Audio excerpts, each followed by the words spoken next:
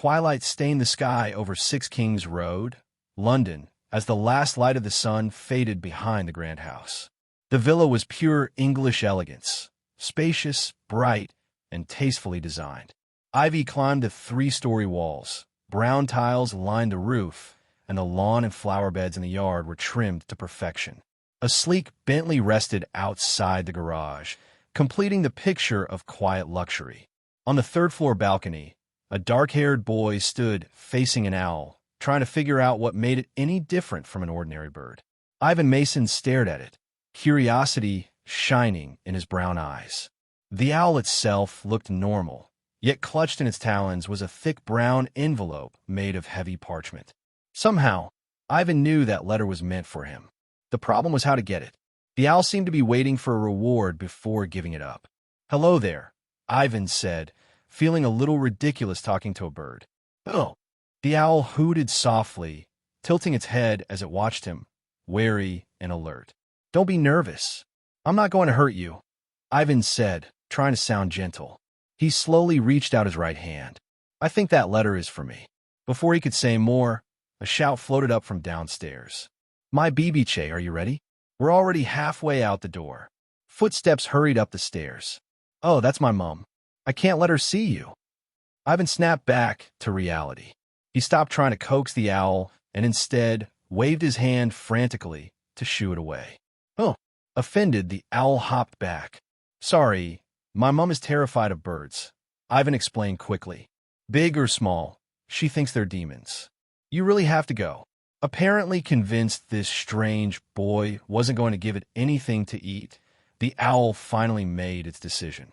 It gave a sharp flap of its wings, swooped in to peck Ivan on the head, and dropped the envelope at his feet before shooting off into the sky. "Ow!" Rubbing his head, Ivan watched it vanish, then hurriedly bent down to grab the envelope before his mother walked in. Written in emerald green ink across the front were the words, "Third floor, 6 Kings Road, Little Surrey, Surrey, Mr. Ivan Mason." This letter and that owl. Ivan squinted at the writing, a strange sense of familiarity tugging at his mind. "Ivan, we have to move. Your father's already waiting in the car." A well-dressed, middle-aged woman entered the room, her tone slightly stern. "It's very rude to be late when visiting someone for the first time." "Got it, Mom." He didn't have time to think about the owl anymore. She didn't notice the envelope as he slipped it into his pocket. Tonight, their family was going to a small gathering at his father's business partner's house. His father's construction company was planning to buy a large number of rigs from them. Normally, Ivan wouldn't have to go, but the other family had a son a year older than him who attended C. Mei Ting High School. Ivan was 11 this year. In a month, he would be going to see Mei Ting as well, so his parents wanted him to meet his future senior in advance. "Mom, you still haven't told me my senior's name," Ivan said as they drove. He tried to focus on conversation, anything to distract himself from the mysterious weight of the envelope in his pocket. He wasn't even sure if he should tell his parents about it yet. Maybe it was just a prank, and there was no need to worry them. "My BB-che, I told you last week. His name is Dudley," Mrs. Mason replied. "Son, I'm sure you two will get along," Mr. Mason added from the driver's seat. "Dudley Dudley, what a name," Ivan murmured. He didn't know someone with that name. Before he came to this world, he had read about a Dudley Dursley in the Harry Potter novels, a spoiled, arrogant boy who made Harry's childhood miserable. The impression he'd left was anything but good. But that was fiction. Even if Ivan now lived in England in the late 80s or early 90s, there was no proof this was the same magical world. "Relax, it's probably just someone with the same name," he told himself. Even so, he couldn't shake the image of the owl from his mind. When his parents weren't looking, Ivan quietly pulled the envelope from his pocket and turned it over. On the back was a wax seal with a shield coat of arms, the letter H in the center, surrounded by a lion, an eagle, a badger, and a snake. Ivan's eyes widened. He clutched the envelope tightly and read, "Hogwarts School of Witchcraft and Wizardry. Headmaster, Albus Dumbledore. Order of Merlin, First Class, Grand Source, CHF, Warlock, Supreme Mugwump, International Confeed of Wizards. Dear Mr. Mason, we are pleased to inform you that you have been accepted at Hogwarts School of Witchcraft and Wizardry. Please find enclosed a list of all necessary books and equipment. Term begins on September 1st. We await your owl by no later than July 31st. Yours sincerely, Minerva McGonagall, Deputy Headmistress. It was a Hogwarts acceptance letter. Of course it was a magic school. Who else would send mail by owl? Dear, there's no need to be so tense, Mrs. Mason said gently, turning to him. Your father says the Dursleys are very kind, and their son Dudley is a polite boy. You like him? Yes, Mum. Ivan answered automatically. I'm not nervous, just excited. For 11 years he had lived as if this was the normal, familiar world he knew. Now, in one evening, the rules had changed. This was a world of magic. At least, before he reincarnated, he had loved the Harry Potter books. He knew the general story, even if he couldn't recall every detail. The real problem was how to explain all of this to his parents. And, if he was right, he wouldn't just be meeting Dudley Dursley tonight. He would also be one step closer to meeting Harry Potter himself. As Ivan mulled this over, his father slowly pulled the car to a stop. Here we are, Mr. Mason said softly. Number 4, Privet Drive. Ivan forced himself to relax and walked into the house behind his parents. The first person he saw was Vernon Dursley in an overly formal suit and bow tie, standing in the hallway, puffed up and pretending to be as grand as a lion. Good evening. Good evening, Mr. Mason, Mrs. Mason. Vernon's greasy smile never reached his eyes. May I take your coats? Thank you, Vernon. Mrs. Mason drew Ivan forward and presented him to the boy beside her. This is Ivan. Dudley, you'll look after him when he starts school, won't you? It will be my pleasure, ma'am, Dudley said, reaching in for a hug. Ivan quickly stepped back out of reach and slipped after his parents toward the living room, saying polite words while quietly studying the house. The room had clearly been dressed up for tonight. The smell of pudding drifted from the kitchen, a cream cake towered on the table, and the oven rumbled with what sounded like a huge roast. None of that was what Ivan was looking for. According to the books, there should be no trace of Harry anywhere on display. The Dursleys wouldn't want guests to know about their odd nephew. Ivan frowned slightly. Right now, that poor boy was probably shut away in some small room upstairs, keeping as quiet as possible so no one would remember he existed. Ivan felt he couldn't just ignore that. I'm sorry, Mr. Dursley. He cut across Vernon's joke about a Japanese golfer. I don't often visit other people's homes, so I'm curious about everything. If you don't mind, could Dudley show me around before dinner? No problem at all. Vernon clearly doubted a child Ivan's age would understand his jokes anyway.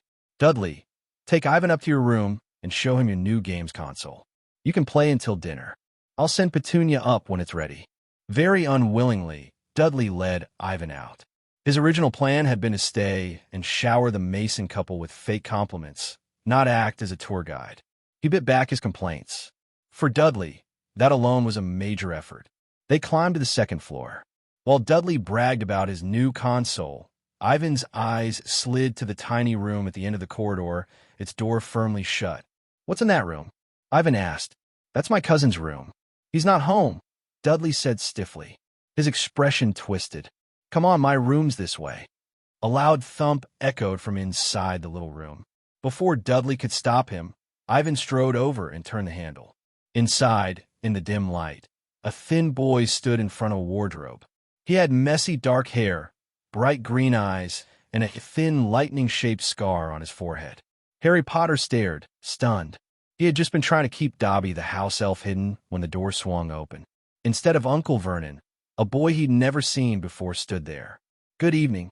You must be Dudley's cousin, Ivan said, stepping in. I'm Ivan Mason. Nice to meet you. He offered his hand, his heart racing with excitement. He was finally face-to-face with Harry Potter. Hello, I'm Harry Potter. It's nice to meet you, Harry replied, a little unsure, but he reached out and shook Ivan's hand. Harry guessed this must be the visitor whose parents Uncle Vernon was so eager to impress, but he wasn't sure if he should be talking to him. He'd been told very clearly to stay in his room, keep quiet, and act as if he didn't exist. For the past 2 weeks, all Harry had heard about was how important tonight's dinner was. If anything went wrong, he didn't even want to imagine how bad it would be afterward. Out in the hallway, Dudley was calling urgently for Ivan to come away. Much as Harry disliked agreeing with Dudley on anything, this time he had to admit the other boy had a point. There was, after all, a house elf hiding in his wardrobe that no muggle should see. Ivan ignored Dudley's whining. His attention had been caught by the birdcage by the window, where a snowy owl sat watching them. A snow-white owl, Ivan breathed. He turned back to Harry. "What's her name?" "Hedwig. She's my pet." Harry quickly pushed the wardrobe door, almost shut. "I've always wanted a pet like that, but my mom's terrified of birds." Ivan stepped closer to the cage, still staring at Hedwig. "Can I feed her?" "Sure, but I don't have anything left," Harry admitted. Since Vernon had banned him from feeding Hedwig, Harry had been slipping her bits of his own meals all summer. "What does she eat?" "There's tons of food downstairs in the kitchen." "Ivan, Mom's calling." "Dinner." Dudley finally gathered the courage to stomp into Harry's room and tug at Ivan. "Well, I can eat first and come back," Ivan said. He followed Dudley toward the door, then noticed Harry hadn't moved. "Harry, aren't you coming?" I'm not. I've already eaten," Harry lied. His stomach growled loudly, but he knew Aunt Petunia would never want him at the table. "Come on. Even if you've eaten, you can still have dessert," Ivan said, grabbing Harry's arm. "Then we can sneak something for Hedwig. She looks hungry." "You can't," Dudley blurted. "He's not allowed to eat with us." "Why not?" "He's your cousin, isn't he?" Ivan asked. "Yes, but..." Dudley struggled for words. "He's not like us. He's a freak." "Freak?" Ivan's face darkened. Harry, flustered, forgot to keep the wardrobe closed properly. In the next second, a small green creature tumbled out of it, with huge bat-like ears and tennis ball eyes. Ivan instantly realized who it was meant to be, though he hadn't expected a house elf to look quite so ugly. "In the presence of Dobby, how dare you insult the great Harry Potter?" the elf shrieked, leaping fully into the room. Before anyone could react, Dobby jabbed his long finger at Dudley. A flash of green light burst across the room, followed by a shrill whistle and an ear-splitting scream. Dudley clutched his backside with both hands, jumping up and down in pain. When he turned, Ivan saw a curly pig's tail poking through the tear in his trousers.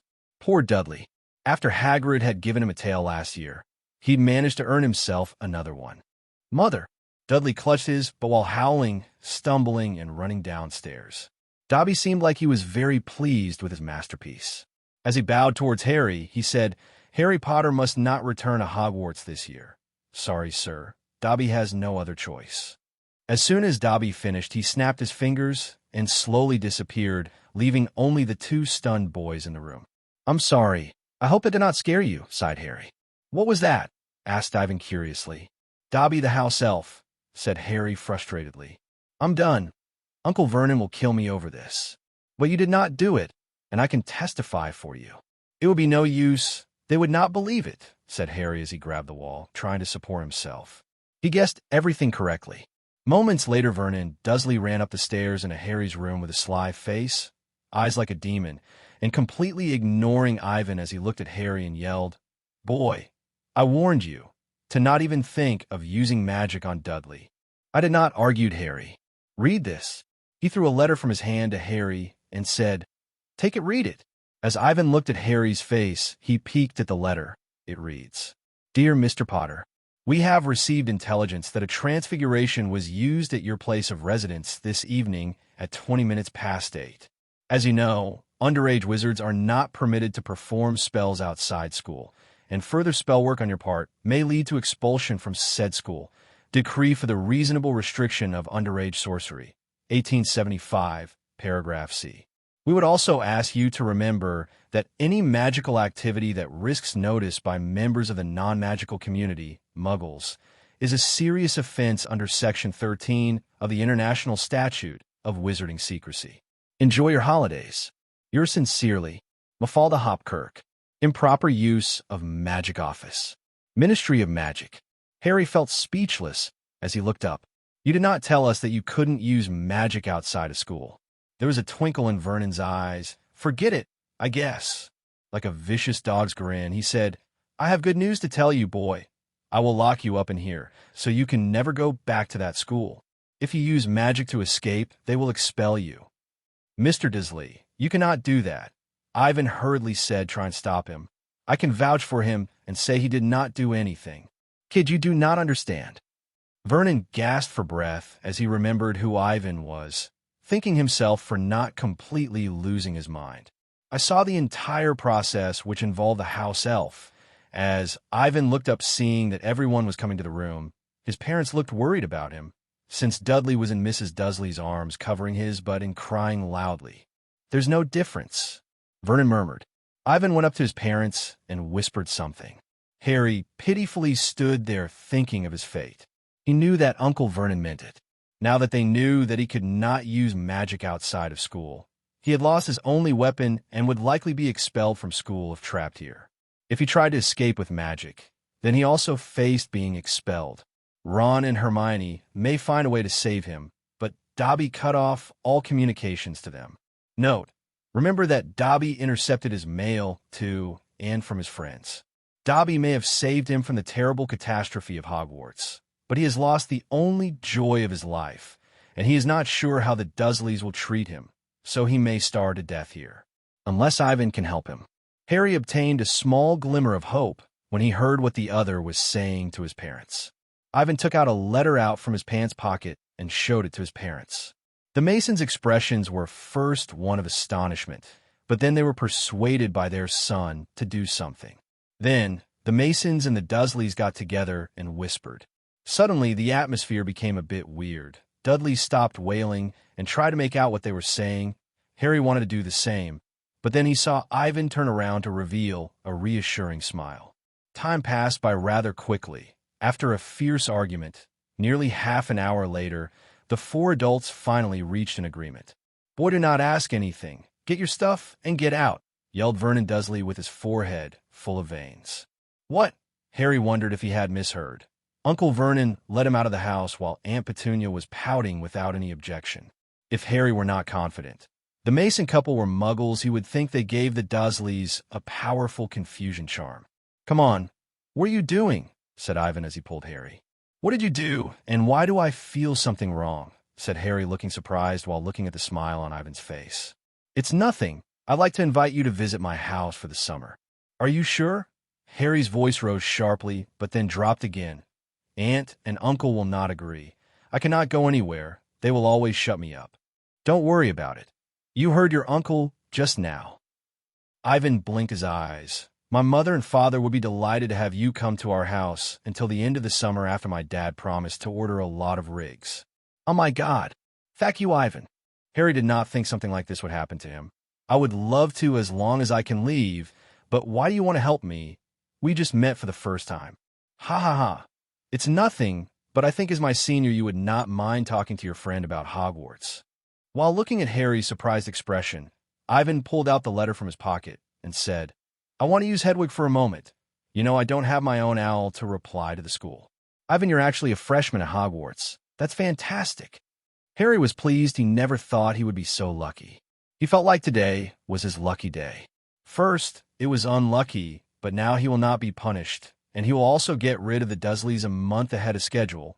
But the luckiest one of all, he actually met a new classmate. "Let's go, unless you want to stay and bid farewell to the Dursleys." For the time being, Harry Potter lived in Ivan's home. Compared to the Dursleys, it is basically paradise. Moreover, the Mason couple soon accepted the fact that their son has become a wizard. Additional, they are also very good to Harry. Every time Mrs. Mason ate, she made Harry's favorite dishes. Here he could finish his summer work without any qualm. And when he's free, he can play video games with Ivan or talk about Hogwarts. Harry loves this feeling. He is free to talk about the magical world. In fact, Ivan likes Harry very much. For a week, Harry gave a general introduction to each class. It can be seen that Harry has a prejudice against Professor Snape, the potions teacher. He has a high talent in defense against the dark arts. Harry also introduced Ivan to Hogwarts castles, secret passages, ghosts, the banquet, Gryffindor common room, Hagrid, his friends Ron and Hermione, and Quidditch, the most popular wizarding sport in the world. "Ivan, you have to come to Gryffindor. It's the best house in Hogwarts. It's where Dumbledore was sorted." After a week, Harry finally summed everything up at breakfast. "Well, After listening to everything, I also feel Slytherin is pretty horrible. Not to mention my parents are muggles, so I shouldn't be sorted into that house. Ivan paused. But I'm not sure. I might not be able to enter Gryffindor. I may be assigned to Hufflepuff. Mother! Dudley clutched his, but while howling, stumbling, and running downstairs. Dobby seemed like he was very pleased with his masterpiece. As he bowed towards Harry, he said, "Harry Potter must not return to Hogwarts this year. Sorry, sir. Dobby has no other choice." As soon as Dobby finished, he snapped his fingers and slowly disappeared, leaving only the two stunned boys in the room. "I'm sorry. I hope it did not scare you," sighed Harry. "What was that?" asked Ivan curiously. "Dobby the house elf," said Harry frustratedly. "I'm done. Uncle Vernon will kill me over this. But you did not do it, and I can testify for you." "It would be no use. They would not believe it," said Harry as he grabbed the wall, trying to support himself. He guessed everything correctly. Moments later, Vernon Dursley ran up the stairs into Harry's room with a sly face, eyes like a demon, and completely ignoring Ivan as he looked at Harry and yelled, "Boy, I warned you to not even think of using magic on Dudley." "I did not," argued Harry. "Read this." He threw a letter from his hand to Harry and said, "Take it, read it." As Ivan looked at Harry's face, he peeked at the letter. It reads, "Dear Mr. Potter, we have received intelligence that a transfiguration was used at your place of residence this evening at 20 minutes past 8. As you know, underage wizards are not permitted to perform spells outside school, and further spell work on your part may lead to expulsion from said school. Decree for the reasonable restriction of underage sorcery, 1875, paragraph C. We would also ask you to remember that any magical activity that risks notice by members of the non-magical community, Muggles, is a serious offense under Section 13 of the International Statute of Wizarding Secrecy. Enjoy your holidays. Yours sincerely, Mafalda Hopkirk. Improper use of magic office. Ministry of Magic. Harry felt speechless as he looked up. "You did not tell us that you couldn't use magic outside of school." There was a twinkle in Vernon's eyes. "Forget it, I guess." Like a vicious dog's grin, he said, "I have good news to tell you, boy. I will lock you up in here, so you can never go back to that school. If you use magic to escape, they will expel you." "Mr. Dursley, you cannot do that," Ivan hurriedly said, trying to stop him. "I can vouch for him and say he did not do anything." "Kid, you do not understand." Vernon gasped for breath as he remembered who Ivan was, thanking himself for not completely losing his mind. "I saw the entire process, which involved the house elf." As Ivan looked up, seeing that everyone was coming to the room, his parents looked worried about him, since Dudley was in Mrs. Dursley's arms, covering his butt and crying loudly.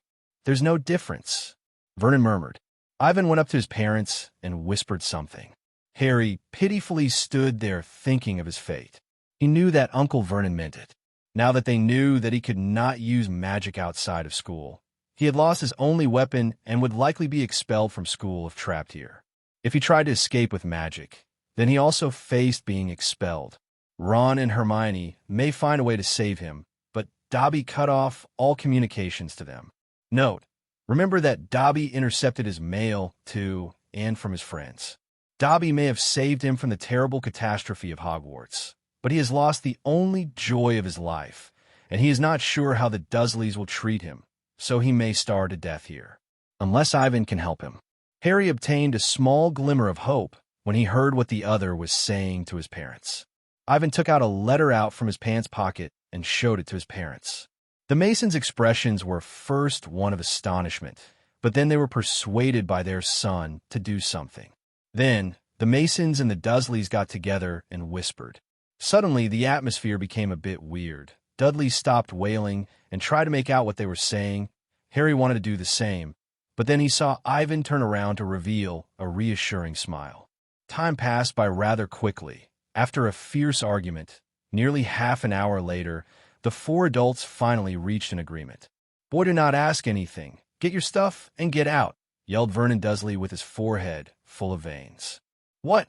Harry wondered if he had misheard. Uncle Vernon let him out of the house while Aunt Petunia was pouting without any objection. If Harry were not confident. The Mason couple were muggles, he would think they gave the Dursleys a powerful confusion charm. "Come on. What are you doing?" said Ivan as he pulled Harry. What did you do, and why do I feel something wrong? Said Harry, looking surprised while looking at the smile on Ivan's face. It's nothing. I'd like to invite you to visit my house for the summer. Are you sure? Harry's voice rose sharply, but then dropped again. Aunt and uncle will not agree. I cannot go anywhere. They will always shut me up. Don't worry about it. You heard your uncle just now.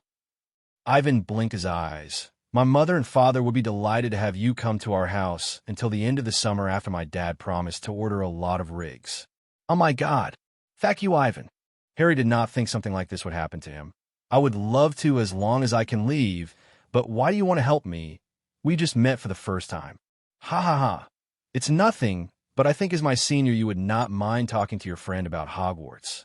While looking at Harry's surprised expression, Ivan pulled out the letter from his pocket and said, I want to use Hedwig for a moment. You know, I don't have my own owl to reply to the school. Ivan, you're actually a freshman at Hogwarts. That's fantastic. Harry was pleased. He never thought he would be so lucky. He felt like today was his lucky day.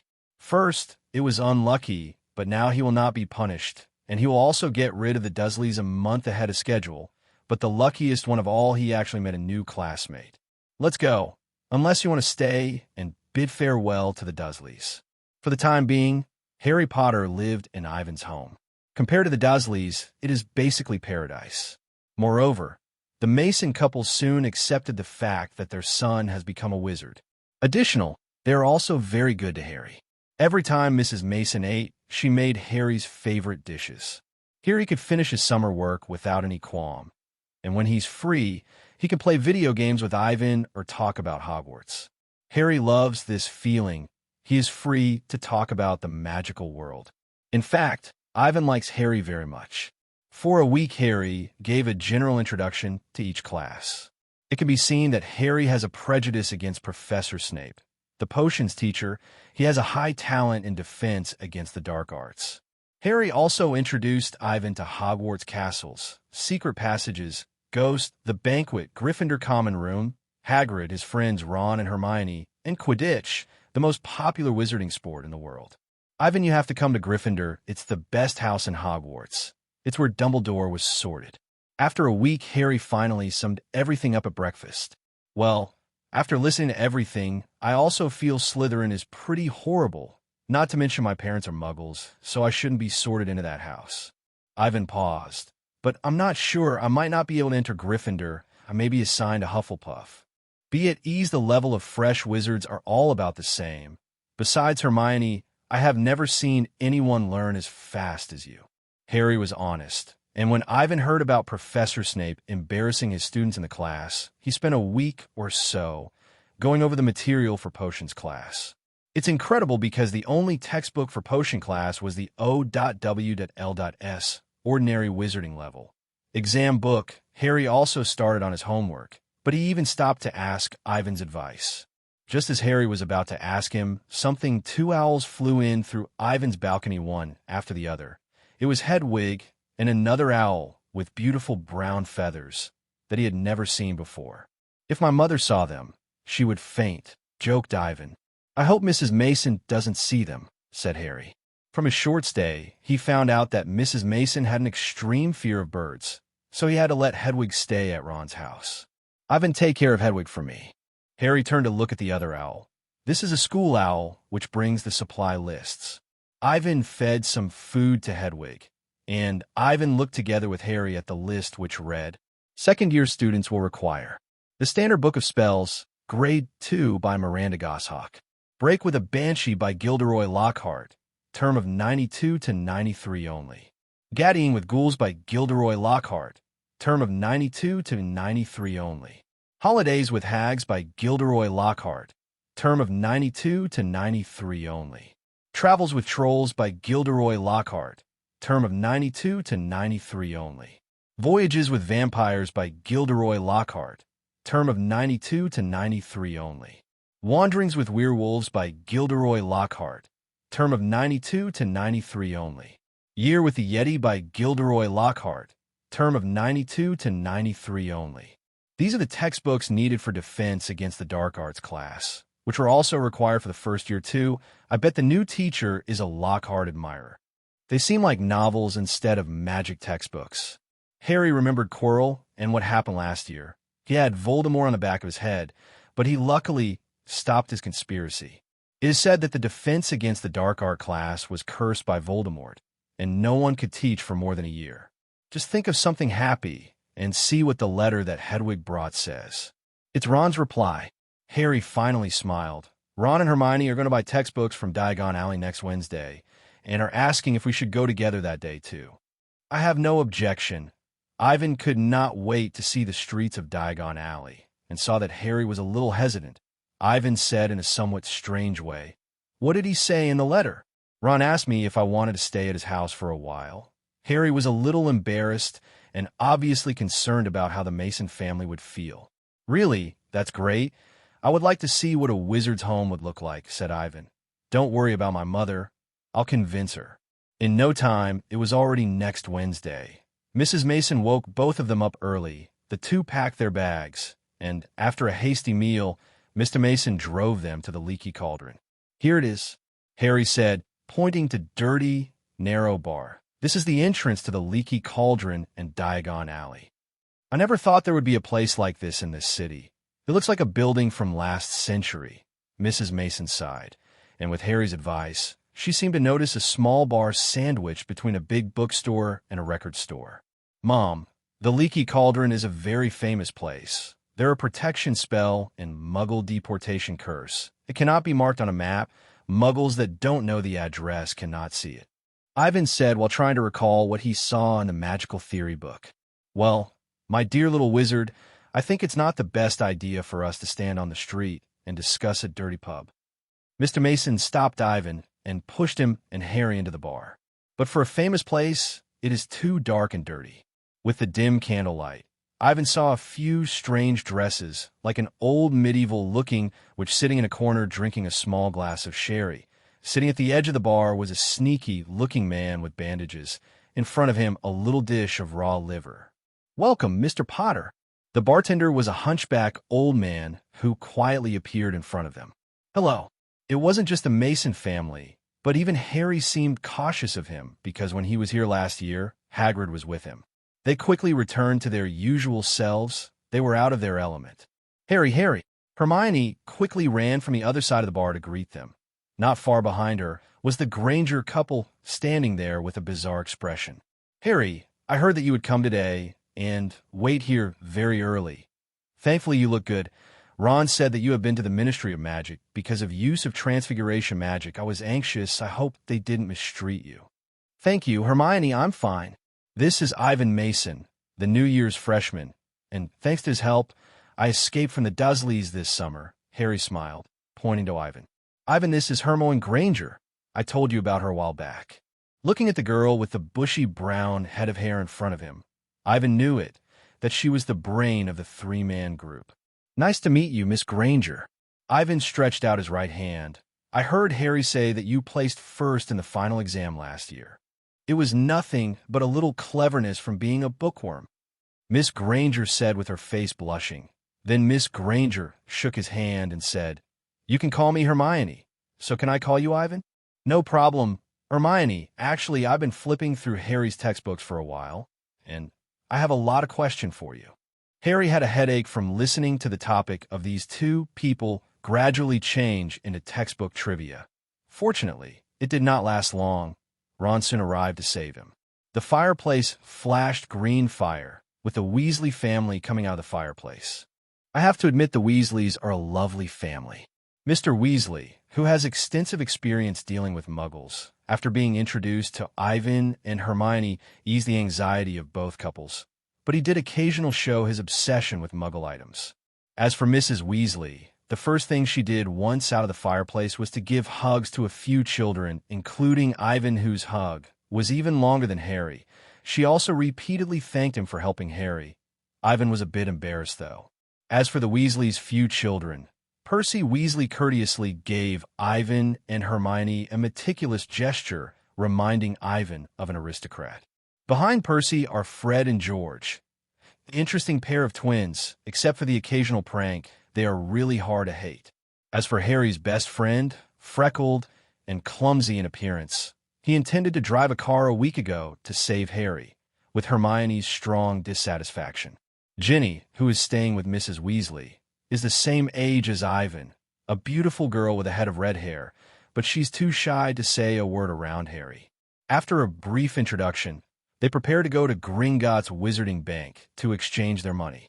This is the first time Ivan sees the goblins. They are not much better than the house elves, but he realized that they are very different to house elves from seeing their cunning eyes flash. They walked up white stone steps into a tall marble hall. About a dozen goblins are sitting behind the long counter, some counting coins, others are inspecting gems. Countless doors lead to different places, with many goblin guides coming and going. Harry and the Weasleys, led by a goblin called a handcar, they're going to withdraw money from their vault. Ivan and Hermione needed to change pounds into the Wizarding World money in the hall. The Grangers exchanged 1-0, and the Masons traded for a large sack of galleons, far beyond the total value of the items on the school's shopping list. After about 15 minutes, Harry and the Weasleys came out from the underground vault. Outside of the bank on the marble steps, Percy was muttering about buying a new feather pen. Fred and George saw their friend Lee Jordan, and as for Mr. Weasley, he insisted on taking the Mason couple and the Granger couple for a drink at the Leaky Cauldron. Ivan looked at Harry. He seemed to have something to say to Ron and Hermione privately, and when he thought about it, Ivan decided to go with Mrs. Weasley and Ginny to buy school robes and wands. In an hour gather at Flourish and Blots, Mrs. Weasley said, leaving with Ginny and Ivan. Also, do not go down Knockturn Alley, she shouted at the back of the twin brothers. Mrs. Weasley, where are we going to buy wands? As you know, this is my first time at Diagon Alley. Ivan said, Dear, we're going to Ollivander's since you and Ginny both need a wand. Mrs. Weasley turned and looked at Ivan with a smile. But we have to seize the moment. There are so many things to buy, and today there is a signature signing of the new book by Gilderoy Lockhart, and we cannot be late. Gilderoy Lockhart. Ivan frowned. I saw the books I needed on my school's list, and I did not know what the new defense against the dark arts professor was thinking. The prices of those books aren't cheap. Yeah, maybe your new teacher is a Lockhart admirer. After all, he's so great, but they're really overpriced to buy 5 Lockhart books at once. Mrs. Weasley looks a little sad. I'm sorry, Ginny. I think you have to buy a lot of second-hand goods this year. It does not matter, Mom. It seems Ginny could not see how depressed Mrs. Weasley was about it. She blinked at Ivan and whispered, My mom is hooked on Lockhart and really adores him. Do not talk nonsense, Ginny. Mrs. Weasley blushed. You have to admit it's really fascinating to be such a great wizard. It is particularly attractive to middle-aged to elderly women. Ivan slapped his forehead, thinking about how big of a liar Lockhart is. He did not have any goodwill toward him. Anyway, sooner or later he will be exposed. He did not want to continue thinking about this topic. What surprised him was Ginny. The little girl was not as shy as she was when he first saw her. As long as Harry was away, she immediately returned to normal, a very talkative and energetic little girl. Along the way, she told Ivan a lot of things about her home. It can be discerned that, unlike Ron, she does not really care about using second-hand items that her brother have used, except for one thing, and that is to use a second-hand school uniform, which makes her very frustrated. The three came to an old small shop while chatting. The signboard on the door was peeling off and says, Makers of fine wands since 382 BC. In the dusty window, a wand was placed all alone on a faded purple cushion.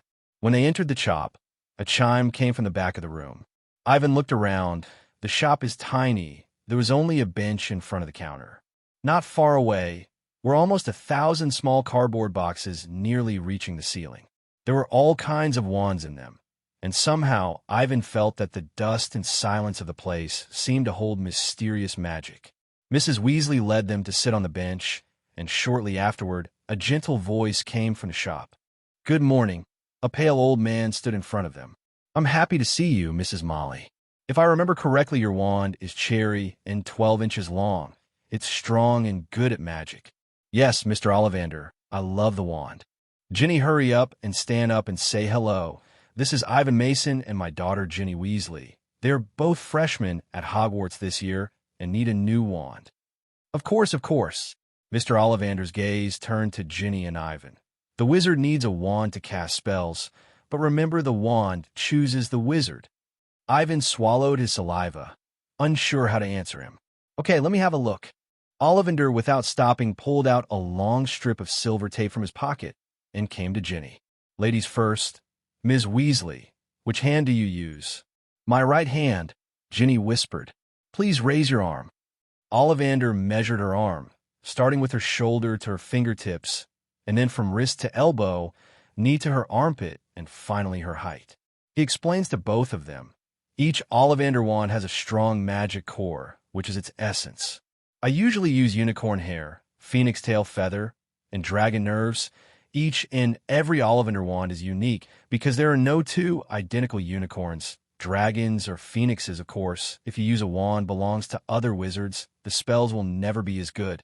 Please remember, the wand chooses the wizard.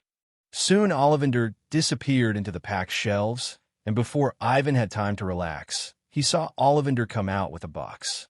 There's no doubt that the Weasleys are favored by unicorns, Ollivander whispered softly. Try this one, 14 inches ebony, unicorn hair, and a little bent. Ginny gripped the wand, but gave it back as quickly as it came. No, I suppose this should be one, 8 inches willow, unicorn hair, and elastic.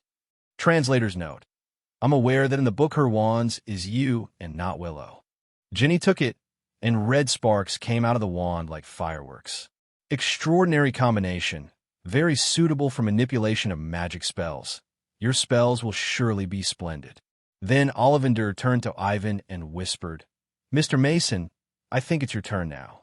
Like Ginny, Ivan uses his right hand. He is measured, but his selection process is not as simple as Ginny's. Ivan tried one after another, but none of them was suited for him. Like Mr. Potter last year, you are a picky customer, but that doesn't matter. We will always find the wand best for the wizard. Ollivander looked very happy. Let me think. Oh, here it is, 14.5 inches, vinewood, thestral hair. This is the last one my grandfather made. He was a very famous wand maker. As Ivan received the wand, heat flowed from his finger. The tip of the wand produced a white halo. Marvelous! Ollivander's voice softened. I do not really like thestral hair, but I have to admit you and the wand are a really fantastic combination. I'm sorry, sir. When there were only him and Ollivander in the shop, Ivan whispered, What is so fantastic about the combination? Ivan was curious about the thestral hair, which formed his wand's core, unlike the other wands made by Ollivander. It is a well-known fact that thestrals are considered a symbol of bad luck. Ollivander stared at Ivan. It's a very rare wand core that can only be controlled by wizards who can control death. Ollivander's voice seemed to slowly drift into his ear after hearing his explanation. Ivan had an impulse to throw his wand away. He did not want to enter school and be considered by others as the Dark Lord's successor. Mr. Mason, you have a powerful positive energy, which is the complete opposite of the thestral hair, so it will produce extraordinary results. Ollivander got close to Ivan's face and whispered in a low voice, Remember, the wand chooses the wizard, Mr. Mason. There is no doubt that you'll achieve extraordinary things. Ivan was horrified with the feeling of having all his secrets seen through. He heaved a heavy sigh after leaving Ollivander's.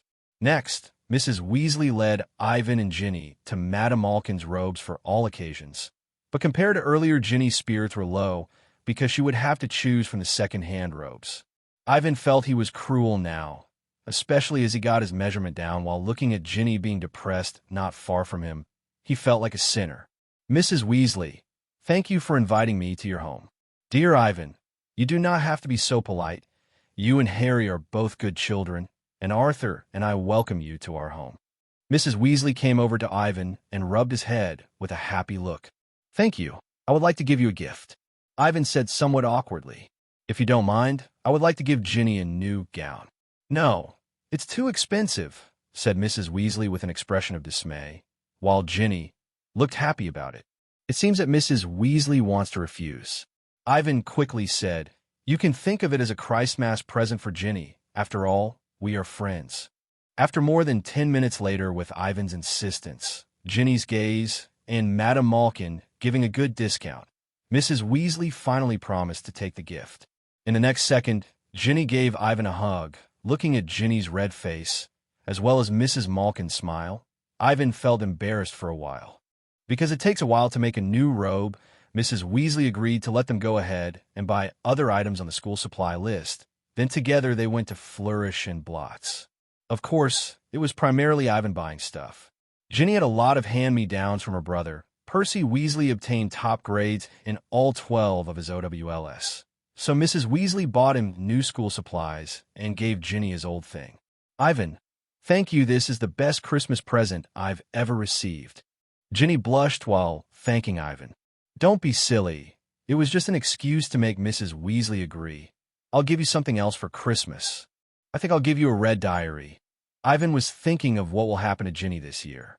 Well, that's not a bad idea. I'll give you a black one. That's what I need. Ivan thought it would be perfect if it had Tom Riddle's autograph in it. They walked along the cobbled streets, and the shops called out to Ivan, and the money in his pocket sounded happy, demanding aloud to spend them. But after browsing through several magical shops, seeing the prices, Ivan became gloomy. Compared to what he wants to buy, the money in his pocket was far too little. But for a Hogwarts student, Ivan definitely hated a colossal sum of money. He wanted to buy a lot of stuff, but they were not on the supply list. It seems I need to find a way to make money. Although Ivan could get more money from his parents, they wouldn't give much money to a child, especially if he wants to buy a lot of things a student shouldn't have. He had an excellent idea on how to make money, but he had to wait until he goes to Hogwarts. Next, led by Ginny, Ivan bought a cauldron, crystal phials, a telescope, and a brass scale. At Slug and Jigger's apothecary, the two purchased a standard dose of herbs, which was used for the first grade potions class. They also bought a magical quill, ink, and parchment. When they passed the magical menagerie, neither of them went in. Ivan thought he wasn't ready to buy a pet because his mother is allergic to birds, and the other pets are a little helpful, but you also have to take care of them in turn. So it is just a much trouble. However, he collected nearly every mailing list of the store of Diagon Alley. He may need to purchase additional material from here while he attended Hogwarts. Ivan knew precisely what he would face in the next few years. He could not slowly learn from textbooks, especially since he is a year younger than Harry. It was horrifying to think about him being left at Hogwarts and suffering under the Death Eaters while the trio was running around in their 7th year. Ivan and Ginny happily chatted along the way, and the two of them soon became good friends. At Gamble and Japes, they met Fred, George, and Lee Jordan, who purchased a lot of Dr. Filibuster's fabulous Wet Start, no-heat fireworks. Percy was looking at a store full of tattered wands, old scales, and spotted cloaks while reading a boring book, gaining the power of a leader. Without disturbing Percy, they passed Florian Fortescue's ice cream parlor. Ivan bought himself and Ginny 2 large chocolate lemon ice creams, and then saw Harry, Hermione, and Ron walking out of Knockturn Alley. Behind them was Hagrid, who was yelling at the 3 of them, "Don't you know Knockturn Alley isn't a place for you to run around? And don't let me see you in there again. You at a Knockturn Alley. You know Mom doesn't let us go there." Ginny's face had a worried expression. "Go away, Ginny," Ron said impatiently. "Wait, Ron." Harry looked at Ivan and hesitated and explained, "We saw Draco go to Borgin and Burke's with his father. It's a shop that specializes in dark magic goods." "Harry," Ron raises his voice. Apparently, he didn't want his little sister to know about these things. "OH, what did you do?" Ivan asked curiously, ignoring Ron's overreaction. "Nothing. We observed them for a while, but they left without buying anything." Hermione turned and looked at Hagrid. "Hagrid, we were following Malfoy, but what were you doing down Knockturn Alley?" "I was looking for flesh-eating slug repellent to get rid of them from the school's cabbage patch." Hagrid looked at Ivan and said in a quiet voice, "You should be Ivan Mason. Thank you for helping Harry out of that house, those damn muggles, if I knew." Before Hagrid finished speaking, Mrs. Weasley was hurriedly walking over with the newly made robes, and behind her was Mr. Weasley and Hermione and Ivan's parents. When Mrs. Weasley saw them, she knew that they had gone down Knockturn Alley. "You went down Knockturn Alley?" "Thank you, Hagrid." "Well, I'm gone." Hagrid was embarrassed about his hand being clutched by Mrs. Weasley. "I'll see you at Hogwarts," said Hagrid to the kids. By the time Hagrid disappeared from sight, Mrs. Weasley had turned around and scolded Harry, Ron, and Hermione, while Mr. Weasley was interested in what Harry said. It seems he was going to sell something, but chickened out at the last minute. Mr. Weasley said solemnly, but with a bit of satisfaction. I really want to get evidence on Lucius Malfoy. Be careful, Arthur, Mrs. Weasley warned him. The Malfoy family should not be offended. Do not bite off more than you can chew. You think I can't fight Malfoy? Said Mr. Weasley angrily. But then his attention was soon drawn to a large crowd outside the door of Flourish and Blots.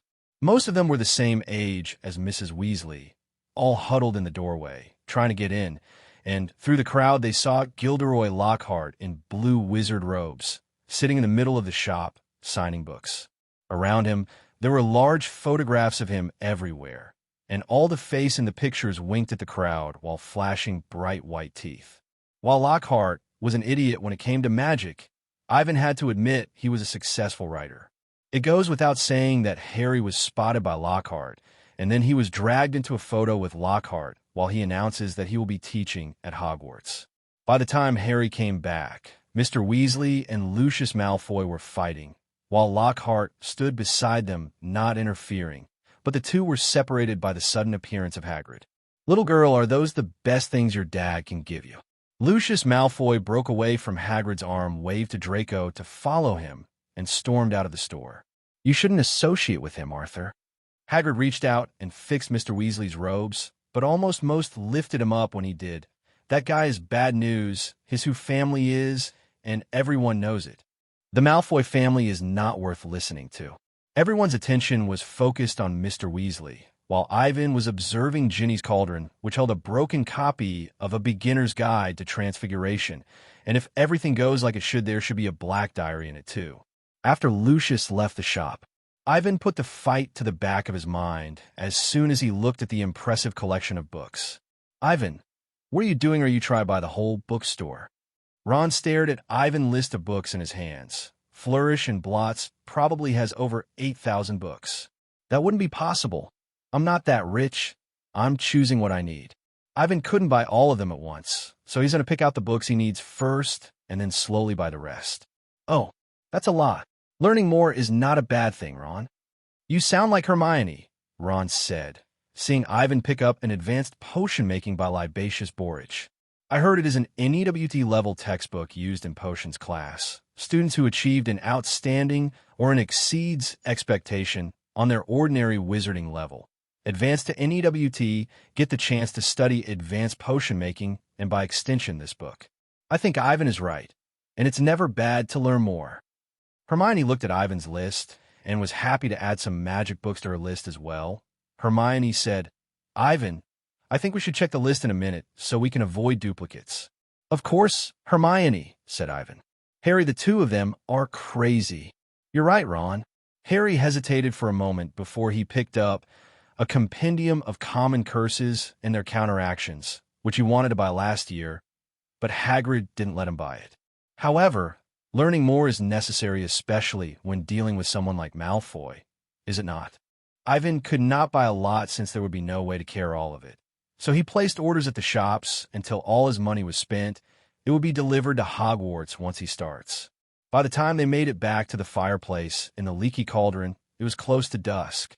After saying his farewells to his parents, Ivan, Harry, and the Weasley family used Floo powder to travel to the Burrow, while the Mason and Granger family went to their home by bus and car. Mr. Weasley was tempted to follow them out to see what a bus station looked like, but after seeing Mrs. Weasley's expression, he had to dispel the idea.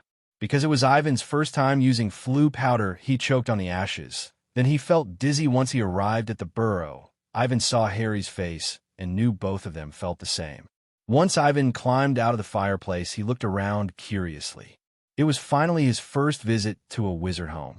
The kitchen was small and packed, but it had a clean wooden table with chairs. On the wall hung a clock. In place of hours on the clock's face were a series of possible locations, including home, school, work, traveling, lost, hospital, prison, and mortal peril, as well as more lighthearted activities like time to make tea, time to feed the chickens, and you're late. Beside the fireplace was a large mirror. Ivan had just passed in front of it, and the mirror suddenly shouted, "Tuck your shirt in, Scruffy." Above the mirror was a bookshelf containing Charm Your Own Cheese, Enchantment in Baking 1-Minute Feasts, It's Magic, and so on. Most of them were domestic magic books. Not far away was an old-looking radio. "All right, kids, go back to your room and put up your stuff." Mrs. Weasley came out of the fireplace and looked at Fred and George and said, "Especially you two. Don't bother me while I'm making dinner." "Yes, Mom. We'll be quiet in our room," said Fred. "Quiet as a house elf," said George. The twins ran out of the kitchen laughing. Percy and Ginny followed them with their belongings. "Come on, I'll show you my bedroom," said Ron, while escorting Harry and Ivan. The three of them walked up the narrow staircase. The staircase twists and turns. The second floor of the staircase has a door adjacent to it. Percy is sitting at his desk with his newly bought quill. Not far from him is a gorgeous brown owl. That's Percy's new owl that Mom and Dad bought him for doing so well on his OWLS. But he refused to lend it to me. In fact, he has been very strange this summer. He has been receiving a lot of letters. "That's not anything strange. Your brother probably has a girlfriend." "Oh my God," shouted Ron when he heard what Ivan said. "But it's Percy who would date him, I mean." "Of course he's ambitious. He always has a plan. He would be a minister of magic, but I think I'll tell Fred and George and see what they think about it. Don't get too excited. It's just my guess," Ivan bluntly said to Ron. When the three made it to the third floor, Ivan says a glimpse at a pair of bright brown eyes staring at them. But in the next moment, the door slammed shut. "Ginny," said Ron, "that's amazing. Her door is never closed." Obviously, she saw Harry and was a little shy. Ivan looked at the door and pondered how to get Tom Riddle's diary from her. "Yes, she talked about you for the whole summer," said Ron while looking at Harry. "Fred said she wanted your signature. Maybe you should give it to her." "Don't be stupid, Ron," said Ivan while walking. "It's not as simple as giving her Harry's signature. She wants to be his girlfriend." "Ivan." Ron looked shocked, while Harry was blushing like a ripe apple, pretending he didn't hear the conversation between Ivan and Ron. "Well, these are only my thoughts." Ivan rubbed his forehead. These two are dull even for their age. No wonder they almost couldn't find a date in their fourth year. They climbed up one more floor and stood outside the twins' room. The door was closed, and there was no sound. The three had no idea what Fred and George were doing. The three finally climbed to the top floor. They came to a door that had paint peeling off with a small sign saying Ron's room. As soon as Ivan and Harry walked and the sloping ceiling nearly touched their heads. It was like walking into a giant stove. Everything in Ron's room was a burnt orange color: bedspread, walls, and even the ceiling. Ron put posters of the Chudley Cannons wearing bright orange robes on every inch of the wall. "Is that your Quidditch team?" asked Harry. "They are the Chudley Cannons. They are ranked 9th in the Quidditch League."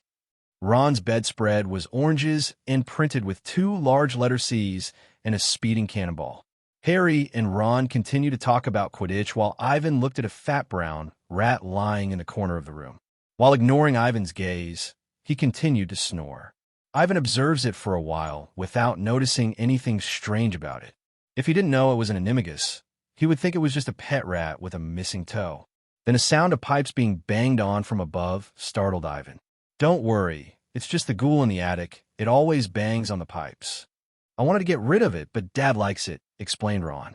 Just like Ron said, the life at the Burrow is captivating. For over a month, Ivan and Harry followed Fred, George, and Ron to clean out the gnomes from the garden, and a few of them went to the mountains to play Quidditch time to time. At night, Harry and Ron were busy completing their summer homework, while Ivan used that time to ask Percy some questions about his studies, since Percy was an excellent in almost every subject, especially in history of magic and magic lessons. Ivan had a chance to talk to Fred and George, but they were still in their infancy. However, after he made a few suggestions to them, they locked themselves in their room, researching and making strange noises at night. For over a month, Harry and Ivan became very familiar with the Weasley family. Mrs. Weasley patched their socks, made them eat 4 times as much each meal, and Mr. Weasley kept questioning them about Muggle life. Except for Ginny, the others quickly adapted to Harry and Ivan in their home. To be more precise, as long as Harry is present, Ginny will always get nervous about touching anything. But when she's alone with Ivan, she is completely normal. Because Ivan and Ginny are the same age, they get along very well. But Ivan still didn't succeed in getting Tom Riddle's diary from Ginny even up to the last day. Ivan hinted at it several times, but Ginny didn't respond. He could not just explain it to her. and he couldn't sneak in her room to find it. Ivan isn't even sure if she has the diary. He isn't in a hurry. There is still time if worst comes to worst. Based on the plot, Ginny will just be in a little trouble. But to be rescued by her hero Harry, it might not be a bad thing. On the last day of summer vacation, Mrs. Weasley made a huge dinner. Everyone was having a great time, eating an elaborate pudding made by Mrs. Weasley, watching Fred and George's laborious fireworks show. These fireworks were apparently improved by them. Orange, red, and blue stars filled the kitchen, bouncing between the ceiling and walls for at least half an hour. 10 o'clock in the evening, after drinking the last cup of hot chocolate, everyone went to bed. Because he and Harry shared the same bed, Ivan could feel that Harry was continually turning over, which made him very uncomfortable as he tried to sleep. The next morning, Harry got up early with a grave-looking face. "Ivan, I dreamed that I became a big snake last night, and anyway, the dream sucked." "Harry, you're just nervous about starting school," sighed Ivan. "I hope everything goes well today," said Harry. Apparently his wish backfired. After eating breakfast, everyone was running around like a chicken with its head cut off. Mrs. Weasley rushed to search for spare sock and quilts. The twins ran into each other on the stairs, while Mr. Weasley ran to the car to put Ginny's suitcase in, but tripped on a chicken in the yard, almost breaking his neck. Everyone got into the car. Mr. Weasley started the car and drove out of the yard. In less than half an hour, they returned 3 times. By the time Ginny got into the vehicle, everybody was already aggravated. When they finally arrived at King's Cross Station, there were only 5 minutes left until departure. "We don't have much time to go through the walls as quickly as possible. Go through, and be careful not to let muggles notice you." Mrs. Weasley looked nervously at the clock and commanded, "Percy first." By the time Percy went through, Mr. Weasley had grabbed his bags and went through, followed by Fred and George. "I'll take Ginny first, then you 3 go," said Mrs. Weasley to Ivan, Harry, and Ron, right before she grabbed Ginny's hand and went through. "Let's go through at the same time on the count of 3, said Ron. "Well, what should we do now?" thought Ivan. He had intended to follow Percy, but who knew the car would be so slow, and Mrs. Weasley would arrange him together with Harry and Ron. "If I'm not mistaken, the wall should be sealed now. Ivan, stay with me and don't be nervous. Just like I told you before, the platform is through the wall. If you're afraid, you can run," said Harry. Both Ron and Harry ran up to the wall with confidence and hit it. Ivan could not bear to see them like this, so he quickly closed his eyes. Based on the way they were running, he knew it would be excruciating. In the next second, he heard them crash into the wall. Ron's suitcase hit the ground heavily while Harry was knocked down, and Hedwig's cage hit the ground. She screamed angrily. Many people stared at them, while a guard shouted, "What the hell are you doing?" "Sorry, we lost control of the trolley," Harry said while moaning in pain. Ivan ran over and picked up Hedwig. Many onlookers shouted that they were animal abusers. "Why can't we get through?" whispered Harry to Ron. "I don't know." Ron walked over and pushed on the wall. "It has never happened before. We'll miss the train." "I don't know why the passage is sealed." Harry looked at the clock and carefully pushed the trolley to the wall, but it didn't go through one bit. "It looks like the wall was sealed with a barrier. Obviously, someone deliberately did it," Ivan said while checking the wall. "With our current level of magic, we won't be able to break it. Who will make us miss the train?" "It must be Malfoy," Ron said. "It's over. The train has already left, and if Mom and Dad can't come and pick us up, do any of you have Muggle money on you?" "The Dursleys never gave me any," said Harry.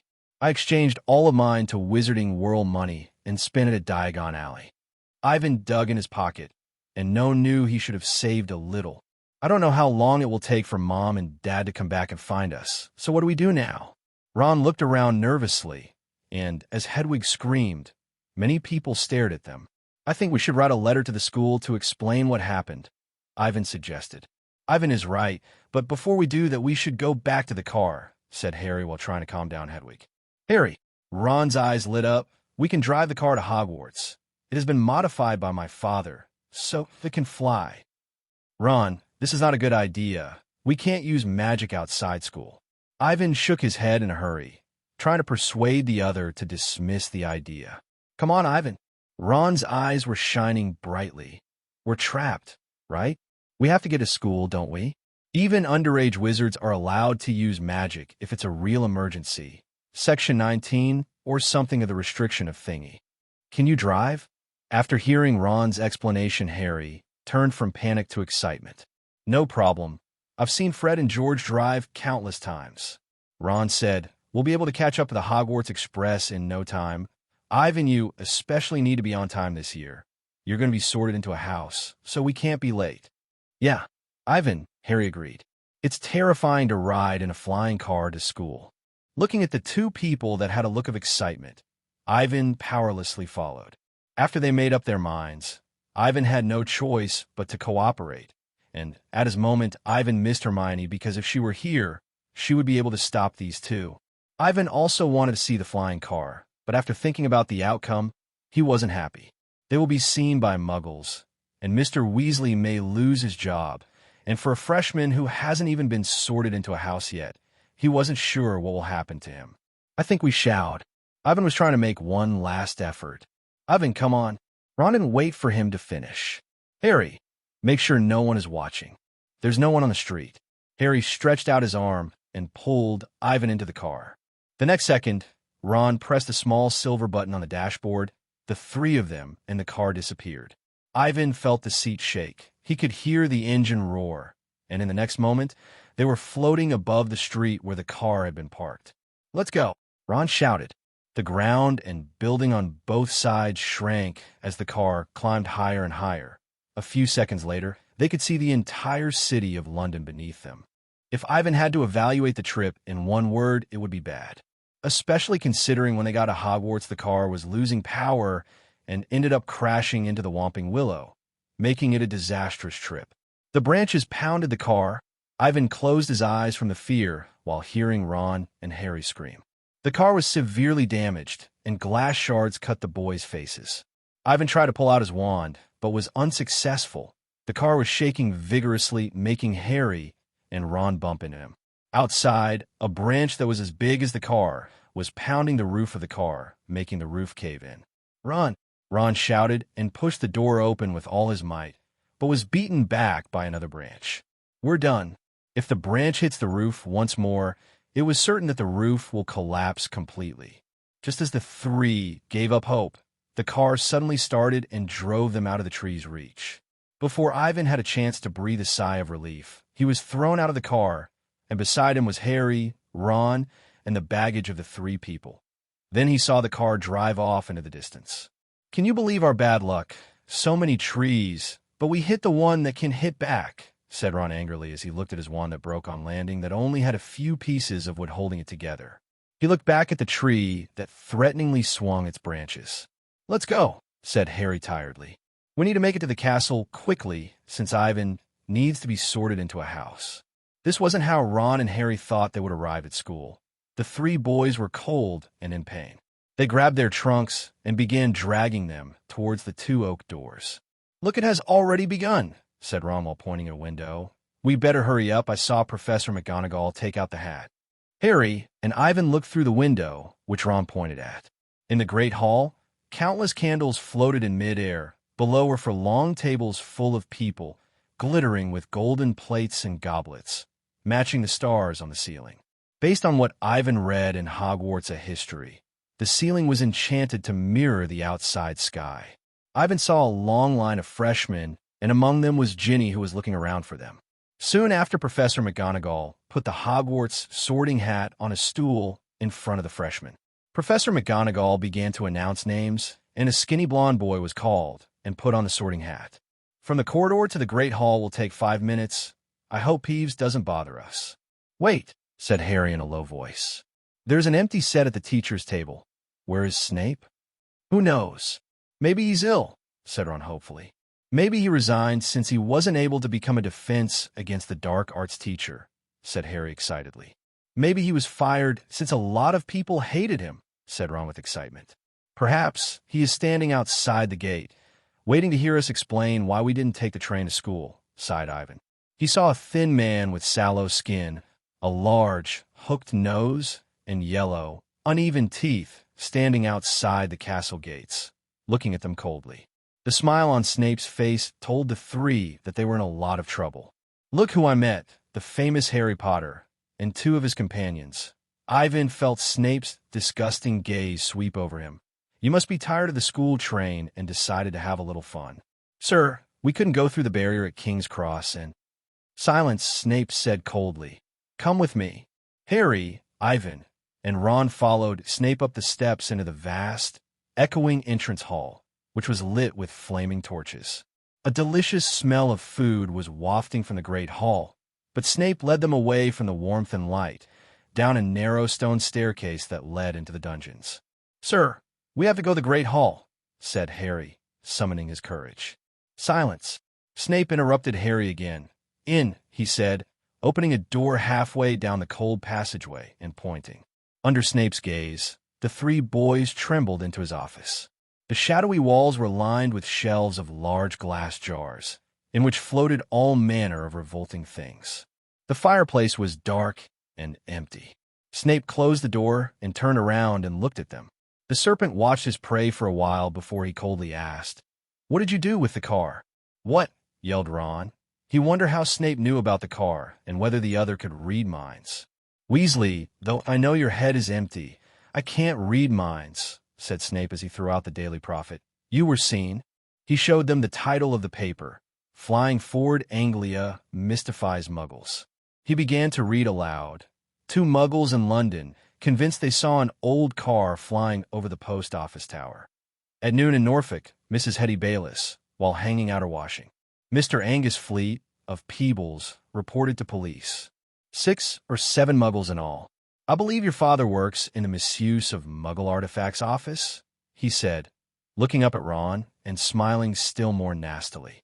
Dear, dear, his own son. Ivan noticed that Harry and Ron had a depressed look and seemed to think that if people found out Mr. Weasley bewitched the car, the consequences would be disastrous. I noticed in my search of the park that considerable damage seems to have been done to a very valuable whomping willow, Snape went on. That tree did more damage to us than we, Ron blurted out. Silence, snapped Snape again, his gaze turned to Ivan. And you, Mr. Mason, I think you will be the first person in history to be expelled on the first day. No, you can't expel Ivan, shouted Harry. Obviously, I have this right. Snape's eyes turned back to Harry and Ron. Most unfortunately, you are not in my house, and the decision to expel you does not rest with me, so I shall go and fetch the people who do have that happy power. You will wait here while I go find someone who can. Harry looked at Snape's back as he left, and tried to comfort Ivan, but could not think of anything to say, and if Snape had gone to fetch Professor McGonagall, head of Gryffindor House, they were hardly any better off. She might be fairer than Snape, but she was still extremely strict. If Ivan were expelled by Snape, he and Ron would be punished the same way by McGonagall, and he wasn't sure where to go after he left Hogwarts. The Dursleys would never welcome him. Maybe he could help Hagrid and become a gamekeeper for the school. Just as Harry imagined what would happen, Professor McGonagall came in with Snape.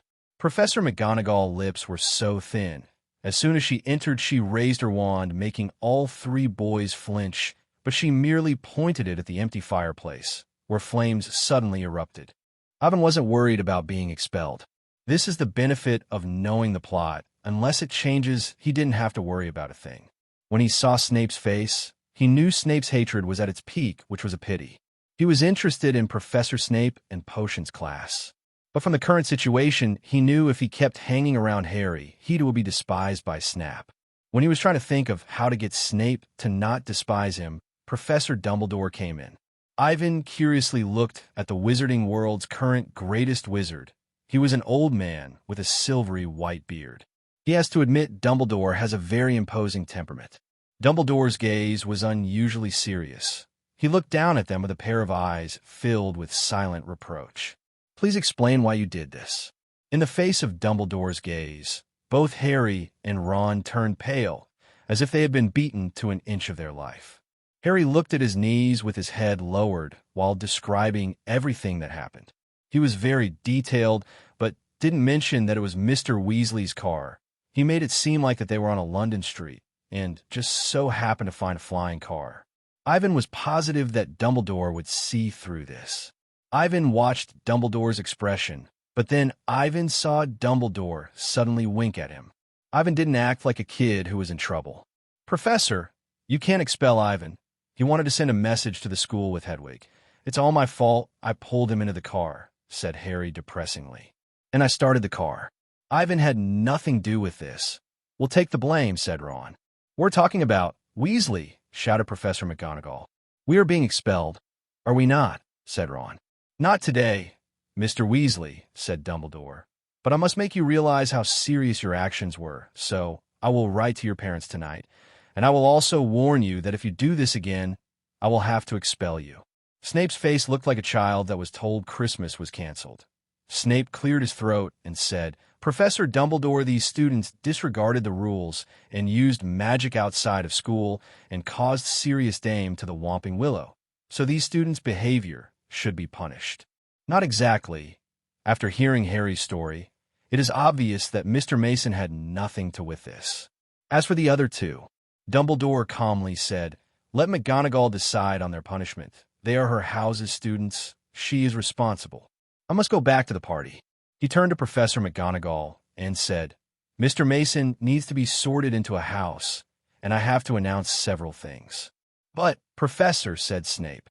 "Come, Severus, there's a splendid custard pie that I need to get back to." Ivan followed Professor Snape and Dumbledore to the Great Hall. Once there, Dumbledore went up to say a few words. The formerly lively, busy hall suddenly became dead silent. Everyone stopped what they were doing and looked at Ivan, who was standing in front of the teachers' seats. They were trying to see his face clearly. Ivan was nervous. The feeling of being watched by everyone was a horrible feeling, and then he heard a wave of whispers around him. "Look, it's the boy who was missing. He's all bloody. Was he just in a fight with a monster? Did you not read today's Daily Prophet? He was in a flying car with Harry." "A flying car sounds cool. I just overheard the ghost talking, saying they hit the Whomping Willow." The chatter went on, and after a while, Ivan quit listening to what they were saying. He saw Professor Snape take out the sorting hat and go in front of a chair. "Ivan Masson," said Snape with a gloomy face. Because Professor McGonagall had not returned yet, he had to take over the sorting ceremony. He pressed the sorting hat onto Ivan's head.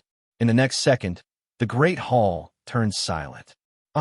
Ivan heard a subtle but sharp voice. "A late freshman can be seen. Very intelligent, very talented. Not bad.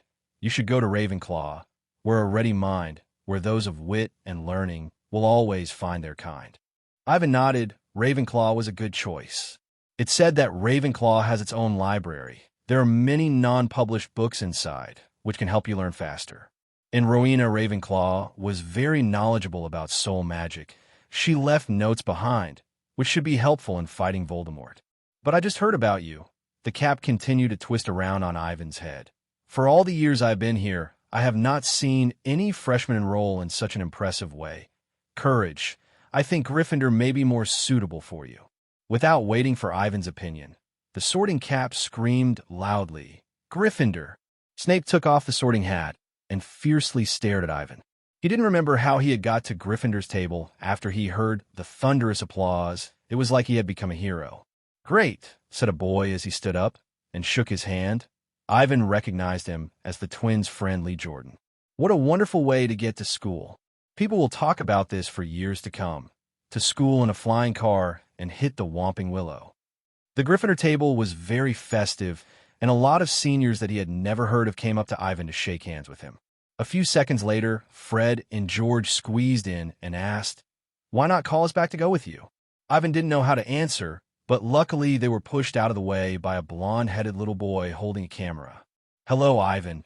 My name is Colin Creevey, and like you, I'm new this year." Colin was quick and a little timid. "I heard you, and Harry Potter came to school in a car, which is awesome. Can I take a picture of you?" Colin took the camera and painted it at Ivan. "No problem." However, before Ivan even posed, the person in front of him changed to Hermione. She looked like the distant Percy, not happy at all. "It's ridiculous how you didn't take the school train." Hermione's tone was almost as severe as McGonagall's. "Did you really fly to school?" "Yes, Hermione," said Ivan as he nodded cautiously. "How dare you?" Hermione began to grumble. Luckily, it didn't last long. The person in front of Ivan changed to Ginny, who gave a heavy sigh of relief. "Ginny, Are you not going to be like Hermione? Don't blame Hermione. When she didn't see you on the train, she was anxious. Ginny asked with a worried look. What about Ron and Harry? They're good, said Ivan as he put pudding on his plate. I'll talk to you later, for now. Let me eat something. You already know I haven't eaten anything for a while. Before he could put the pudding into his mouth, the food in front of him disappeared, as if it never existed in the first place. Dinner had ended. Oh no, said Ivan as he collapsed in his chair. After half an hour, Harry and Ron left Snape's office towards Gryffindor common room. The castle was silent since dinner had ended. I wonder how Ivan is doing.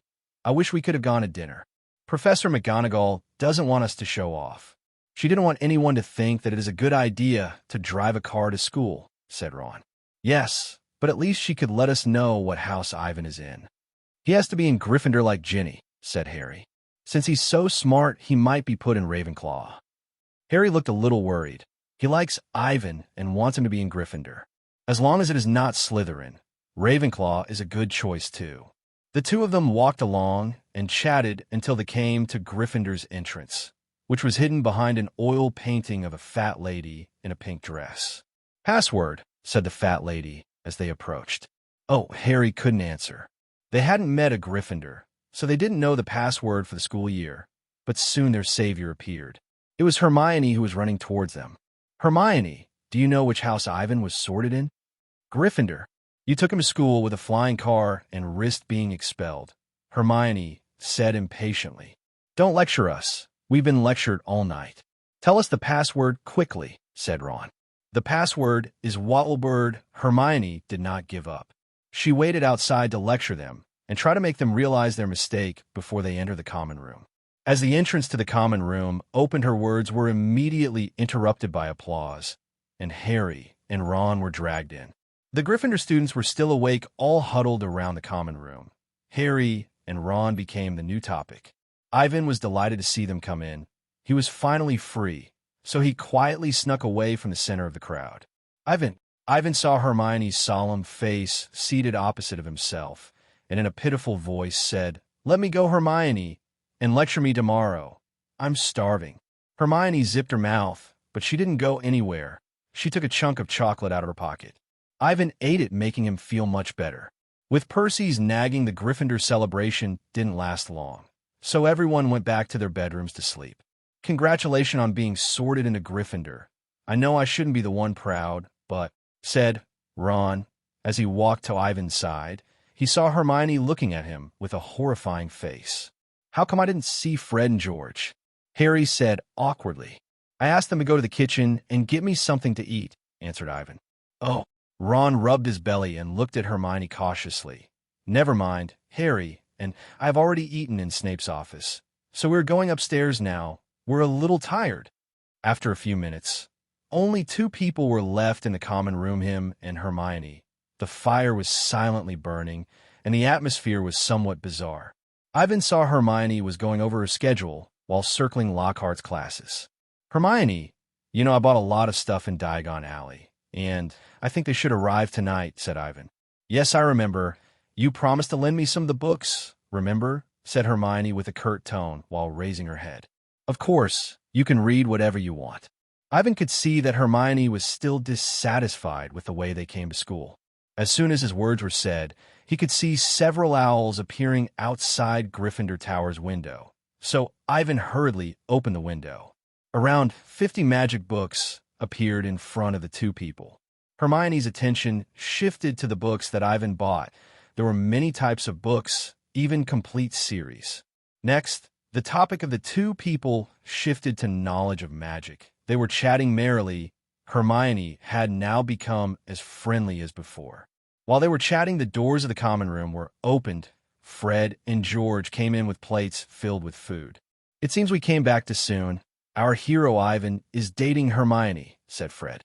And they seem to have moved the school library, said George. You're finally back. I'm starving, said Ivan while hurriedly running over to them.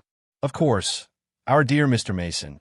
It is our pleasure to serve you, said Fred as he moved away from Ivan and took out some red candles. There is your food, so we shall not disturb you and Miss Granger's candlelight dinner, said George as he stepped forward and lit the candles. Both Ivan and Hermine blushed as Fred and George put the plates in front of them like a waiter at a high-class restaurant. Fred and George looked at the two embarrassed people while smiling. As they were getting ready to turn and leave, they saw something out the window. "Look, what is that?" said the two in unison. With Ivan and Hermione's eyes, they saw something giant approaching Gryffindor Tower. A few seconds later, Ivan could see it was a transport team of dozens of owls. The owls kept falling and looked worn out, so Ivan hurried them in. As the owls landed, the floor trembled a little. "Don't worry, it's something I bought," explained Ivan hastily. The look on the three people's faces was one of surprise. "What is it?" asked Fred and George in unison. "It's a device for printing newspapers that I spent a lot of money on in Diagon Alley," said Ivan as he fed the owls and signed for the package. "What did you buy professional printing equipment?" asked Fred loudly. "Don't tell us you're going to start a newspaper," said George. "Yeah, I'm going to start a newspaper, just like the Daily Prophet. I think I'll name it Hogwarts Magic." Ivan opened the outer packaging of the printing press. A silvery white, complex magic device appeared in front of the four people. Compared to the Muggle printing press, it was completely reliant on magic to operate it, and also had a precise calibration function. Think about all the wizards graduating from Hogwarts. They have countless good memories. Hogwarts is full of secrets, so we can start a newspaper that recalls, explores, and interprets those mysteries, whispered Ivan. "Believe me, we will be successful. Even more successful than the Daily Prophet. We will become the most widely read newspaper in the wizarding world." Ivan turned and looked at Fred and George and said, "I thought about it. The money earned by the Hogwarts Magic newspaper can be used to fund all the students studying magic, and it is my honor to inform both you that you will be my first sponsor, so you can advertise your products in the newspaper to bring people joy." "Oh, Ivan," said Fred and George as they looked at him. "As for you, Hermione, I would like you to be the editor of the newspaper," said Ivan as he turned and looked at Hermione, who looked like she had been petrified. "What?" yelled Hermione. "You will be responsible for the final edit of all articles. If you like, you can share your homework." "No, Ivan." Ivan was surprised to see Hermione shook her head in refusal. "I can't do that. I mean, share my homework. But I'm happy to be the editor of the Hogwarts Magic. In fact, I think your idea is fantastic," said Hermione quickly. "Yeah, a newspaper that's completely ours," said Fred. "Ivan, you're going to go down in Hogwarts history," said George. No one of the four students went back to the rooms. They all had a look of excitement on their faces as they discussed things about the newspaper, identifying the main issues. Due to the lack of manuscripts and the limited manpower, Hogwarts Magic was scheduled for once-a-week release. It will be divided into 10 sections, with news and current affairs covering both basic and in-depth articles on school life, edited by Hermione. As for the source of the news, Ivan will have a few people to collect it, but he decided to rely mostly on the ghosts in the castle.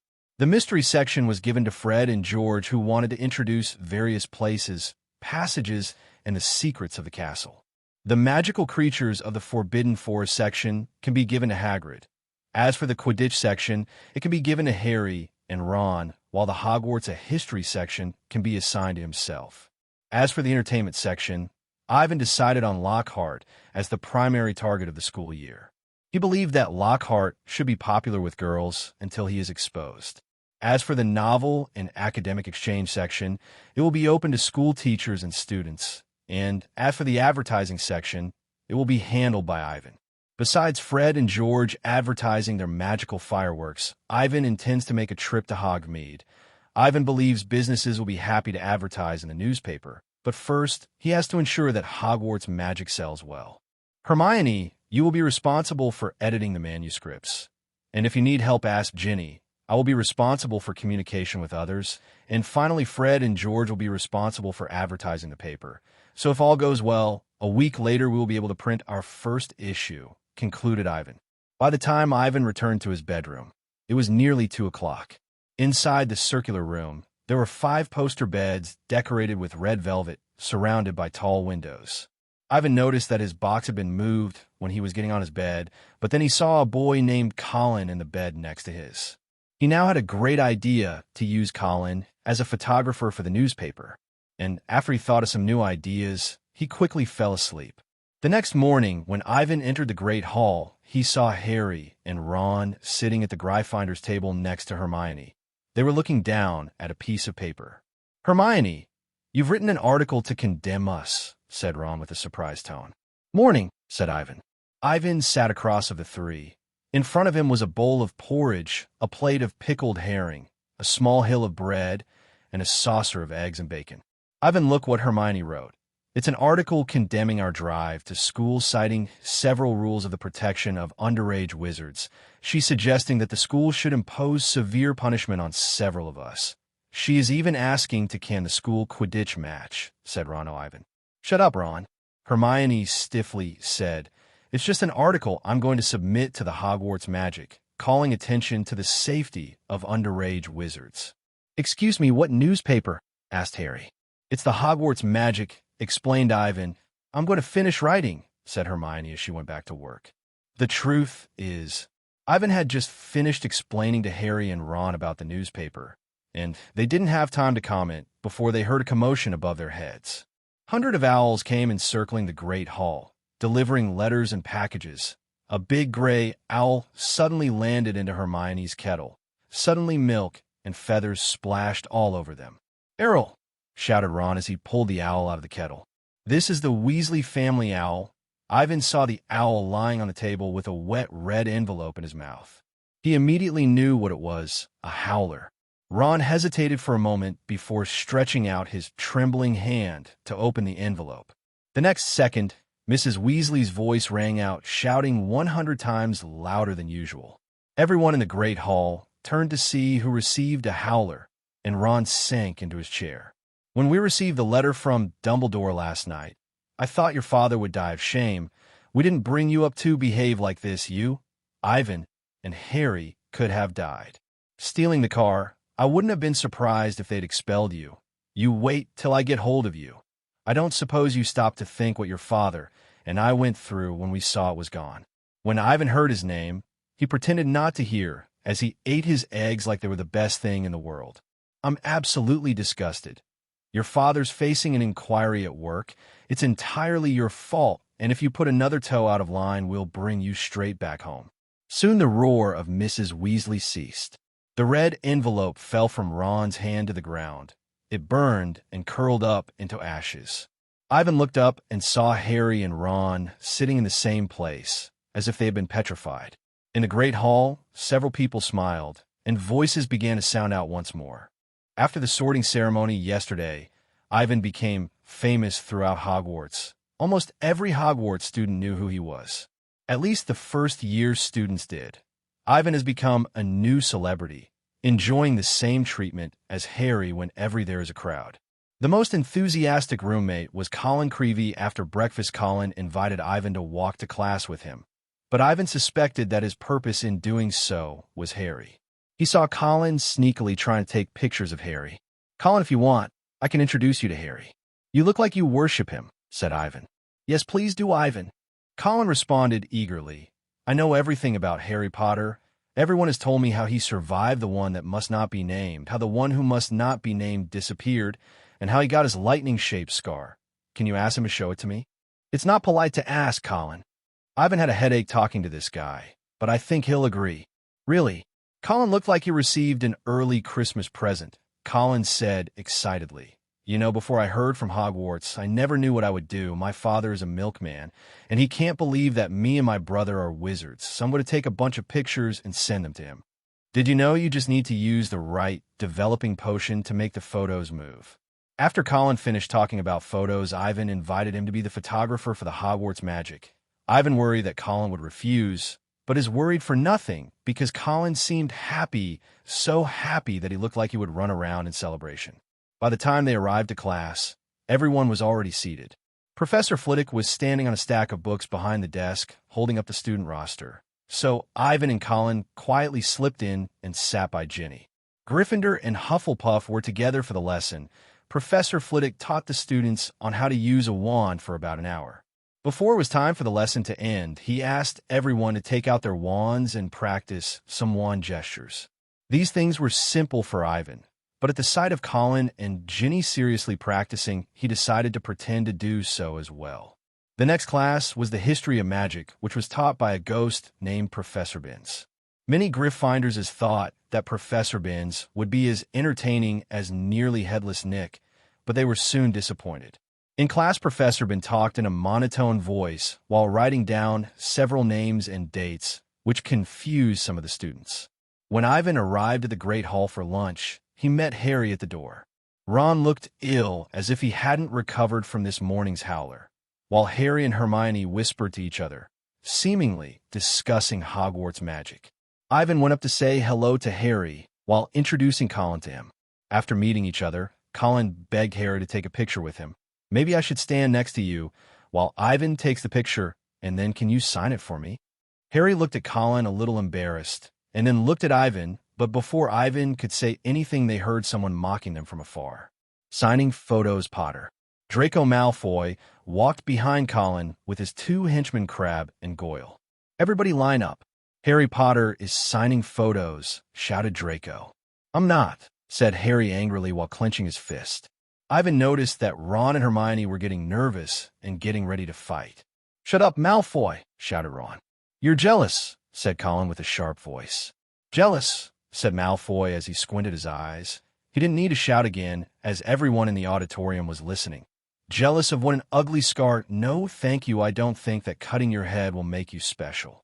After hearing Draco's words, Crabbe and Goyle started to laugh. "Eat slugs, Malfoy." Ron pulled out his wand angrily. He had patched it with magic tape. "Stop, Ron," whispered Hermione. Once Crabbe and Goyle say Ron's wand, they laughed once more and began to crack their knuckles. "Be careful, Weasley," Malfoy sneered. "You mustn't get into trouble again, or your mother will take you out of school if you don't behave." Malfoy mimicked the voice of Mrs. Weasley, which caused a group of 5 Slytherin students to burst out laughing. "Weasley wants a signed photo, Potter," said Malfoy with a mocking smile. "It should be worth more than his house." Harry pulled out his wand angrily. Ivan thought about it for a moment and also pulled out his wand. The Gryffindor and Slytherin students beside them even pulled out their wands. "What's going on? What's going on?" Gilderoy Lockhart ran towards them in a set of green robes. "Who is signing photos?" Harry wanted to explain, but Lockhart pulled him away and said, "Let us go, Harry." Harry was pulled away by Lockhart. He saw Malfoy return to the crowd proudly. "Come on, Mr. Creevey," said Lockhart. "Me and Harry together in a photo with both of us signing them." Colin clumsily took out the camera while taking the photo. Ivan quickly went into the Great Hall. Hermione and Ron followed angrily, while Ron kept talking about Malfoy. Harry was dragged to the sidelines by Lockhart. Harry was wondering what they were saying, and a few minutes later Harry came back with a completely red face and sat next to Ron. "You can probably fry an egg on your face. You better hope that Creevey and Ginny don't meet, because if they do, they'll set up a Harry Potter fan club," said Ron. "Don't be ridiculous, Ron." Harry feared that he would be heard saying Harry Potter fan club. Harry and Ron whispered to each other, while Ivan and Hermione sat on the other side of the table. "He's so handsome, isn't he?" whispered Hermione. "What?" said Ivan surprisingly. As he followed her gaze, he realized who she was talking about. Her gaze was towards the teacher's table, to be more precise, Lockhart, sitting at the table. Order of Merlin, 3rd class, honorary member of the Dark Force Defense League, and 5-time winner of Witch Weekly's Most Charming Smile Award. "Not everyone can receive these awards," said Hermione, while she took out a book called Voyages with Vampires. "We have a defense against the dark art class this afternoon. It'll be his first class at Hogwarts. He's a great wizard, but it's a pity that the first grade has to wait until tomorrow to hear his lessons," said Hermione. Ivan was, in fact, happy he didn't have to go to Lockhart's lesson today. He distinctly remembers what happens in Lockhart's first class, so he didn't want to be attacked by a group of Cornish pixies. "I hope this class teaches Lockhart a lesson, to not take out things he can't control." Soon the 4 parted ways. Harry, Ron, and Hermione went to Lockhart's class, while Ivan went back to Gryffindor's common room, since the first years had no classes at that time.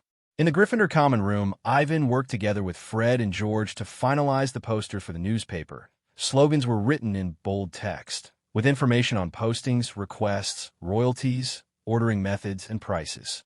To help grow the user base, Ivan decided to give away the first issue of the Hogwarts Magic free, As long as the content is good enough to attract buyers, it will be well worth it. After Fred and George left, Colin invited Ivan to play a game, but he rejected his offer. Afterward, he went to the library to look for information for Hogwarts history section of the Hogwarts Magic. He plans to divide the section into 2 parts. The first part shall be titled Hogwarts: A History, which will mainly focus on prominent historical events that have happened in the school's history. The first story will be about the founders of Hogwarts. It is written about in the book named Hogwarts: A History, but Ivan believes that only a few wizards actually read it. At least Harry and Ron have never read the book. He will also write about stuff not introduced in the book. For the information not introduced in the book, he will talk to Professor Binns. As for the second part of the Hogwarts: A History section, I think I will call it Forgotten Memories. This part is mainly to introduce information about Hogwarts graduates. Ivan has yet to decide who to write about. He wanted to talk about Dumbledore, but he could not find anything related to the headmaster other than what was already widely known. As for another well-known figure, Ivan found a ton of information related to Tom Riddle, but he doesn't want other people to think that they are propaganda for Voldemort. Who should I write about? They need to be famous enough so other students know who they are, but they can't be a dark wizard. For the whole afternoon, Ivan sat in the library flipping through Hogwarts books. Each book was very thick and stacked together and stacked taller than himself. Irma Pants, the librarian, looked at Ivan trying to figure out what the student was doing. She had never seen a freshman like Ivan sitting in the library on the first day of school, reading these boring history books. Around 3:00 in the afternoon, Ginny came to find Ivan. "I heard Colin say you be in the library," said Ginny. "I just received a letter from Hagrid inviting us to his cabin." "Okay, I'm ready to take a break anyway." Ivan stood up while rubbing his eyes and returned the books he had on hand, but he still had not decided on who to write about. When they finally walked out of the castle door and breathed in a breath of fresh air, Ivan felt revived. "Ivan, I heard Hermione say you're going to start a newspaper." "Yes, I am," said Ivan while nodding his head. "Since you reminded me about it, I can take this chance to tell Hagrid about the newspaper and try to make him join. I think he'll be happy to introduce the creatures of the Forbidden Forest." Yeah. Ginny looked at Ivan with a hint of admiration and said, "A newspaper is amazing. I've never heard of a student that started his own before. It's not impossible when you have people helping you. Hermione, Harry, and a few of your brothers are helping me. Since everyone is helping, can I help too? I mean, if you don't mind," said Ginny shyly. Ivan looked at her and decided to tease her. "Ginny, it's not easy to run a newspaper," said Ivan deliberately in a serious tone. "You know, we only need the best wizards." "I think I know what you mean, Ivan," said Ginny as she bowed her head and sulked a little. "Huh." After seeing her look, Ivan couldn't help but laugh a little. "Don't be silly, Ginny. I was going to invite you to help Hermione. So many manuscripts, she can't finish them alone. But you said you only need the best wizards." "Our dear Ginny is the best." While smiling, Ivan said, "Harry is in charge of the Quidditch section, and if you join, there will be plenty of opportunities to meet him." Ginny blushed and nodded her head. Ivan hadn't waited for her to stop blushing before he moved on to the topic of Tom Riddle's diary. But to no avail, soon the two of them came to Hagrid's cabin. When Ivan knocked on the door, he heard a muffled dog's bark, and then came the sound of Hagrid's voice. "Fong, sit." Soon Hagrid opened the door slightly, but all Ivan saw was Hagrid's bearded face. In the next second, a gigantic black hound jumped out of the door. Fong pushed Ivan down and started licking his face. Ginny screamed in horror behind him. "Don't worry, get off, Fong." Hagrid approached and dragged the hound off. Ivan stood up and wiped the saliva from his face. Like Hagrid, the hound is not as fierce as it looks. Ivan and Ginny followed Hagrid into the cabin. The cabin had hams and pheasants hanging from the ceiling. There is also a fireplace where a copper kettle is used to boil water. In the corner stand a massive bed with a patchwork quilt over it. Hagrid poured a cup of tea for them and took out a large basin of rock cakes from the fireplace. Ivan picked up one out of curiosity and tried it while almost breaking his teeth. Ginny just smiled. She apparently knew what these things were. The two had a delightful time, while Hagrid told the two of his impressions of every Weasley. He thought Fred and George was a pain in the rear, but he also praised Charlie Weasley. Then the three talked about Harry. Once again, Hagrid thanked Ivan for saving Harry from the Dursleys. "Poor Harry. Those odious muggles dared to do that to him," said Hagrid while wiping his eyes with a big handkerchief. "He was just a little baby when I took him out of the remains of the house." "Remains of the house," said Ivan, when he thought of a brilliant idea.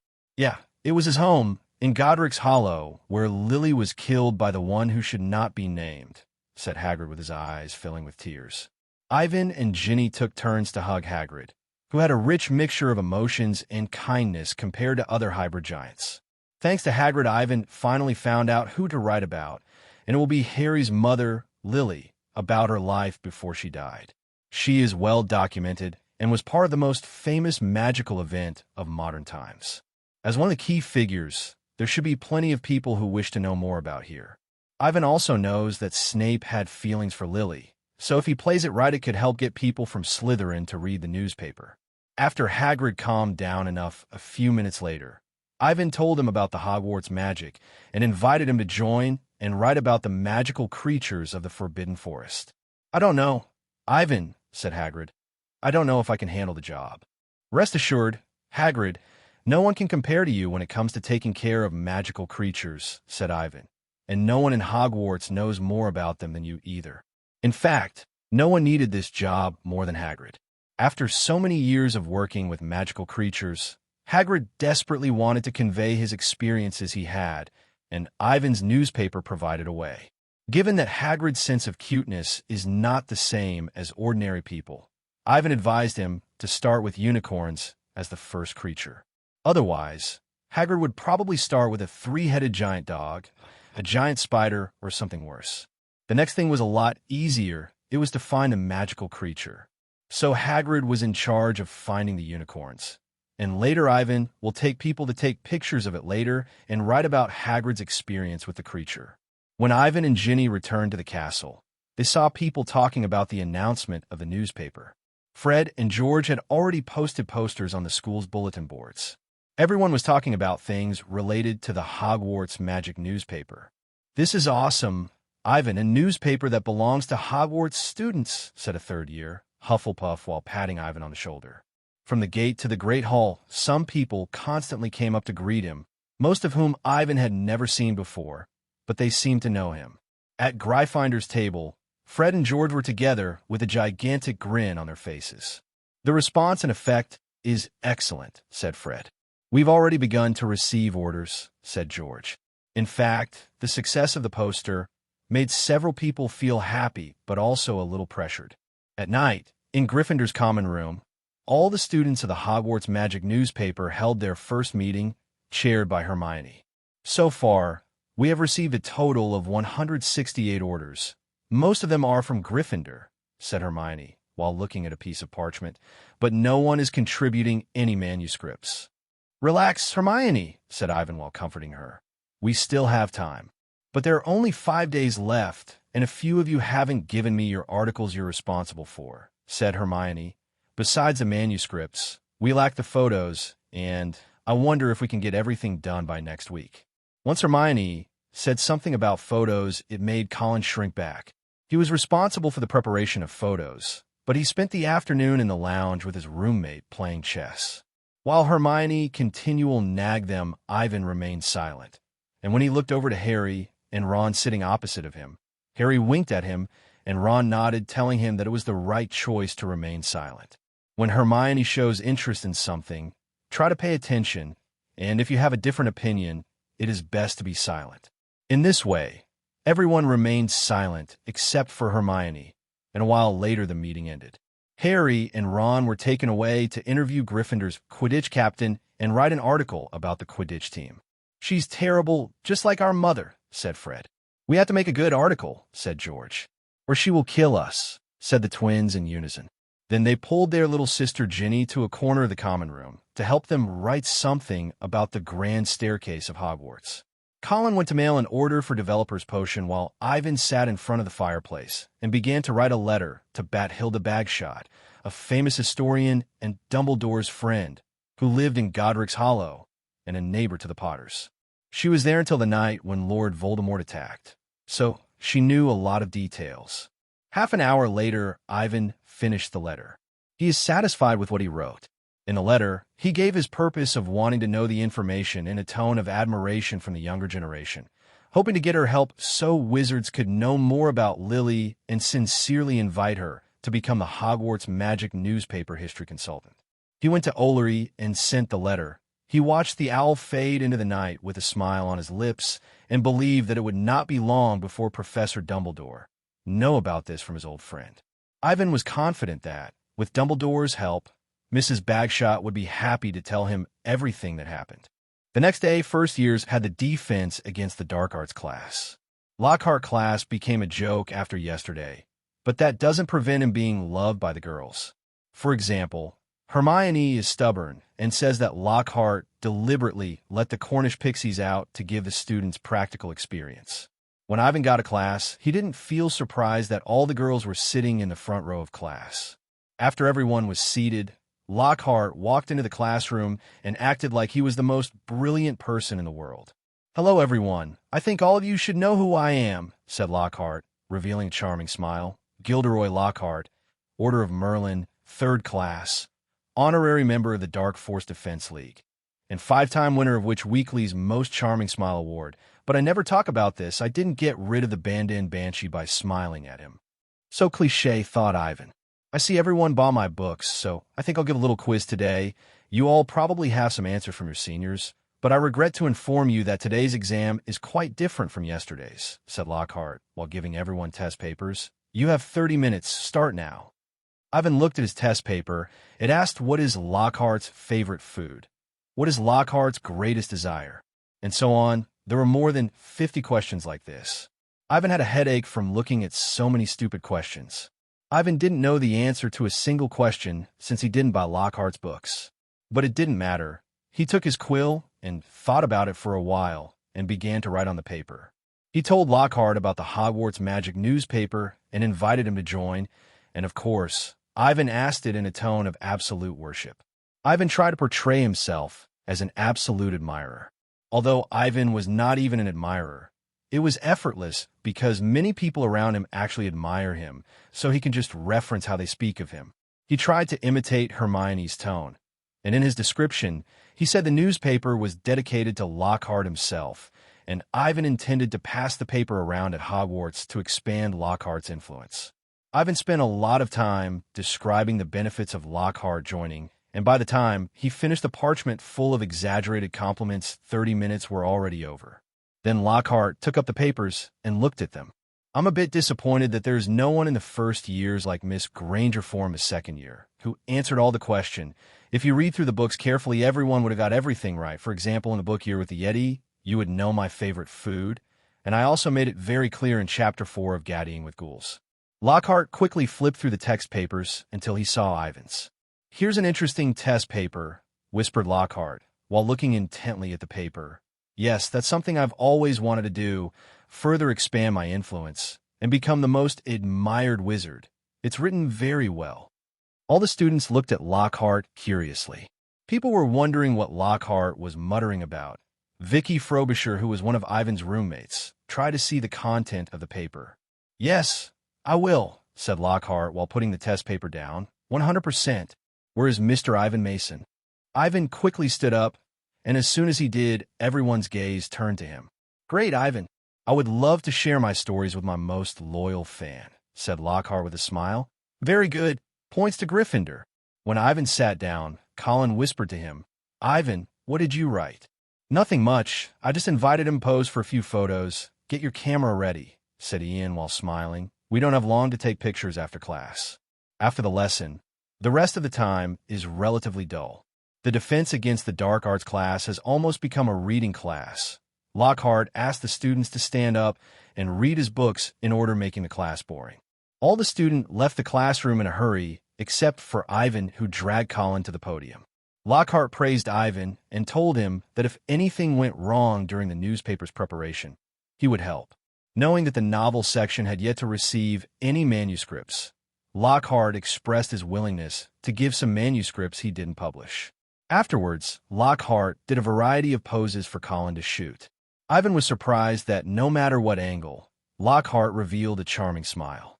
Ivan could only admire this. Because of Lockhart's enthusiasm, they were 5 minutes late for the next class, and when Ivan learned that the next class was Transfiguration class, his heart sank. Unlike other professors, Professor McGonagall was very strict. All freshmen were warned not to cross her and Professor Snape.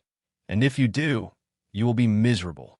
Now that they were late for the first class, Ivan became afraid to go. When the two arrived outside of the class, they saw a strange-looking Ravenclaw girl standing outside. She had straggly, waist-length, dirty blonde hair, very pale eyebrows, and protuberant eyes that gave her a permanently surprised look. She wore a piece of butterbeer cork as a necklace and dirigible plum earring.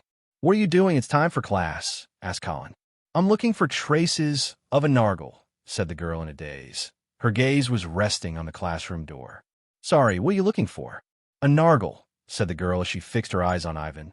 "You are Ivan Masson." "Yes, that's me." "Luna Lovegood," said Luna as she turned to look to Colin.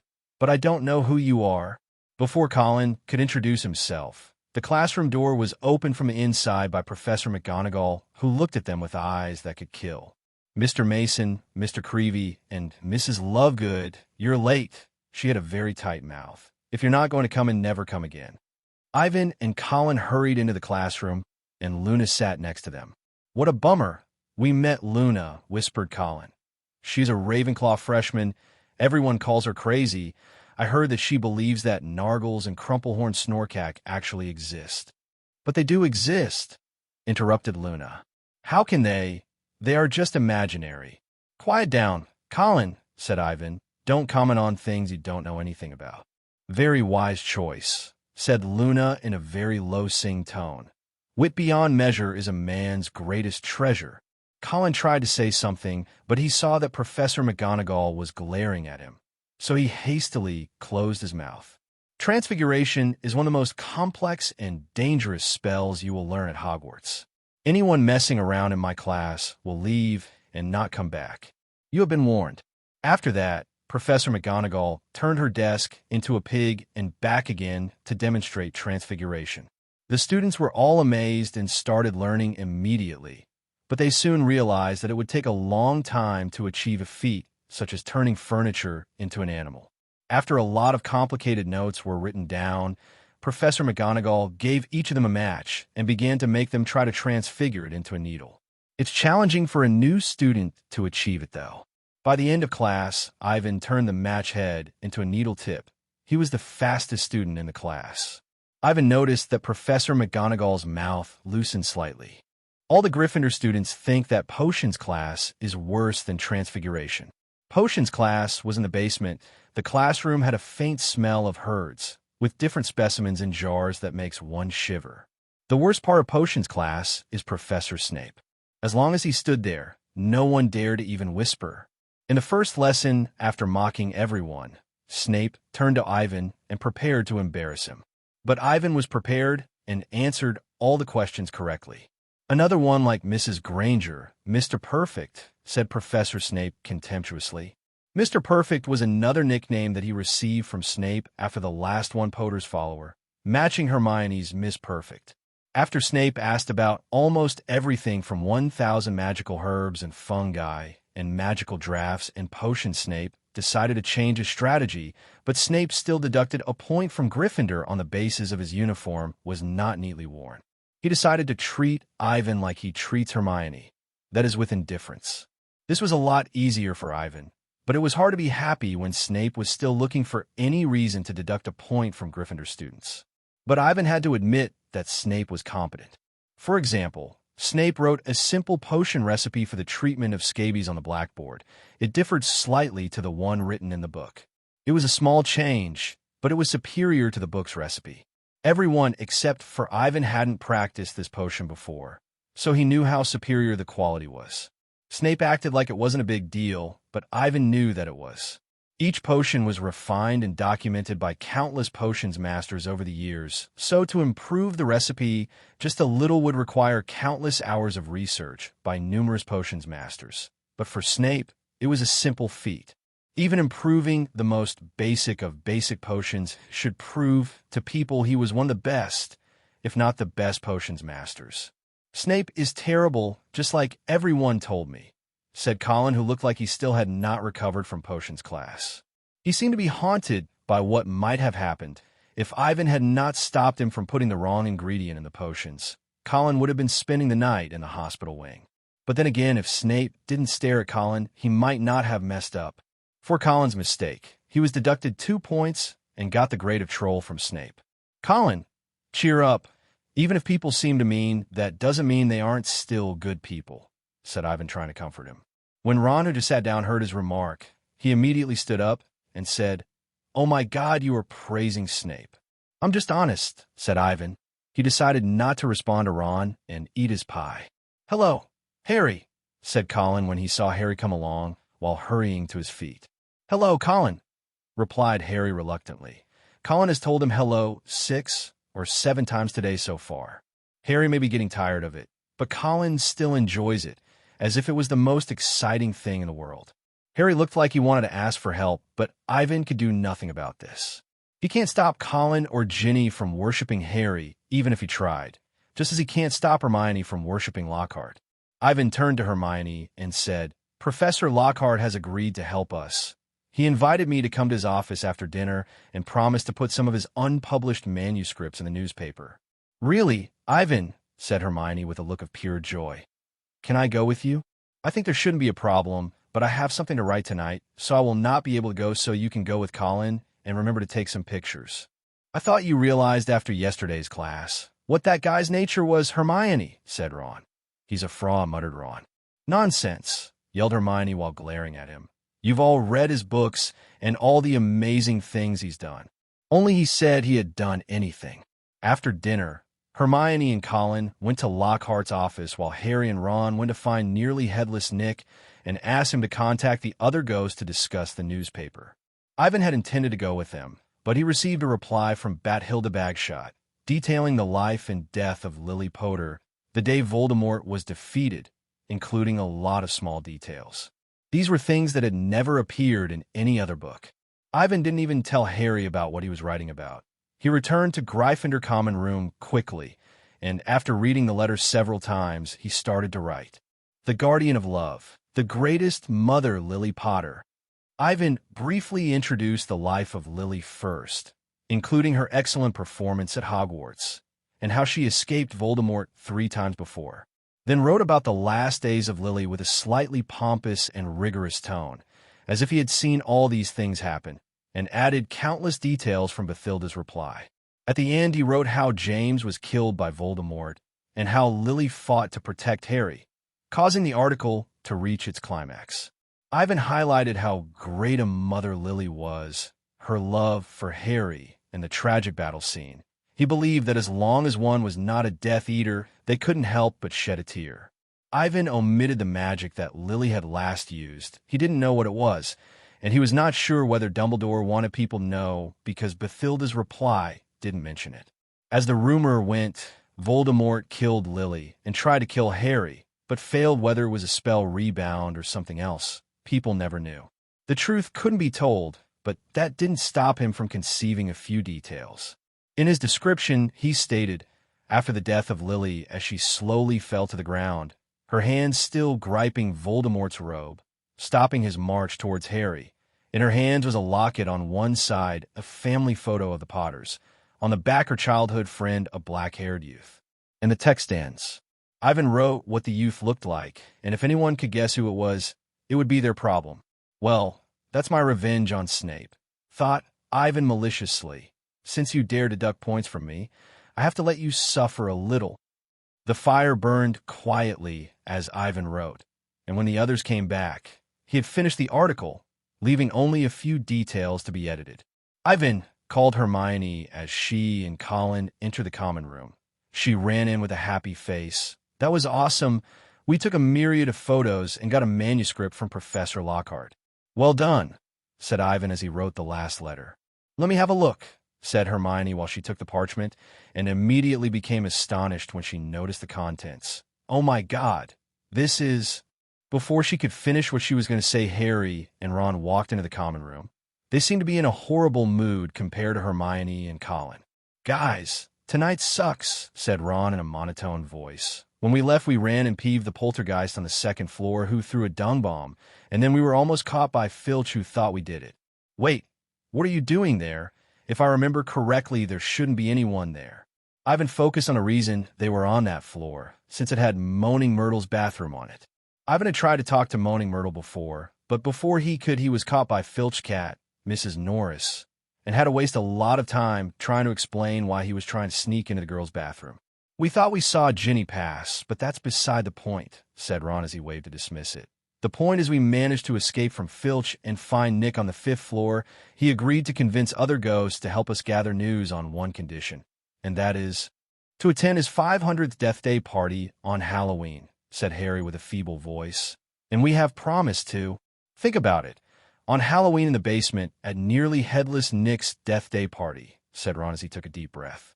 Ivan, Colin, and Hermione, who were sitting by the fire, seemed to feel indifferent to the matter.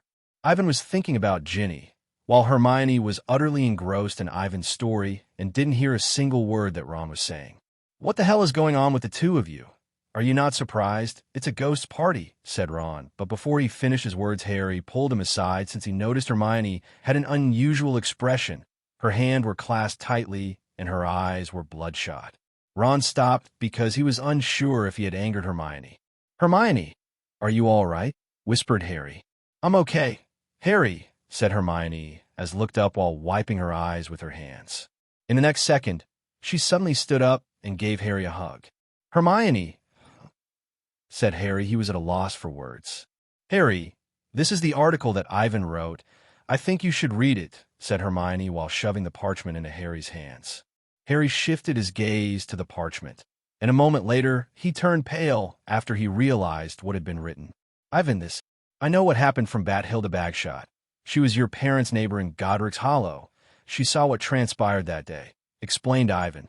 The tension in the air grew, causing everyone to stay silent. Can someone please tell me what the hell is going on? Murmured Ron. So Hermione hastily whispered the details to him. After Hermione finished explaining stuff to Ron, Harry, who looked even paler, now stood there with a look of fear on his face. Harry, Ivan wrote these things about your mother. Didn't you know about this stuff already? Asked Hermione. I never knew. No one has ever taken the time to tell me exactly what happens before, answered Harry with a trembling voice, trying his best to keep his tears at bay. But try as he must, small droplets began to fall to the parchment. I'm sorry, Harry, whispered Ivan. He noticed how much the things he wrote hurt Harry. For over 10 years, Harry had never known his parents, and now to write about their death in detail is a very cruel thing for him to do. It's not your fault, sobbed Harry while rubbing his eyes.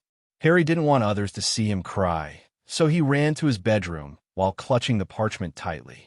Don't worry, I'll calm him down, said Ron as he ran after Harry. Beside the fireplace, there was only a frustrated Ivan, a red-eyed Hermione, and Colin, who was left clueless through the entire ordeal. It's my fault for not consulting Harry before I wrote about his mother.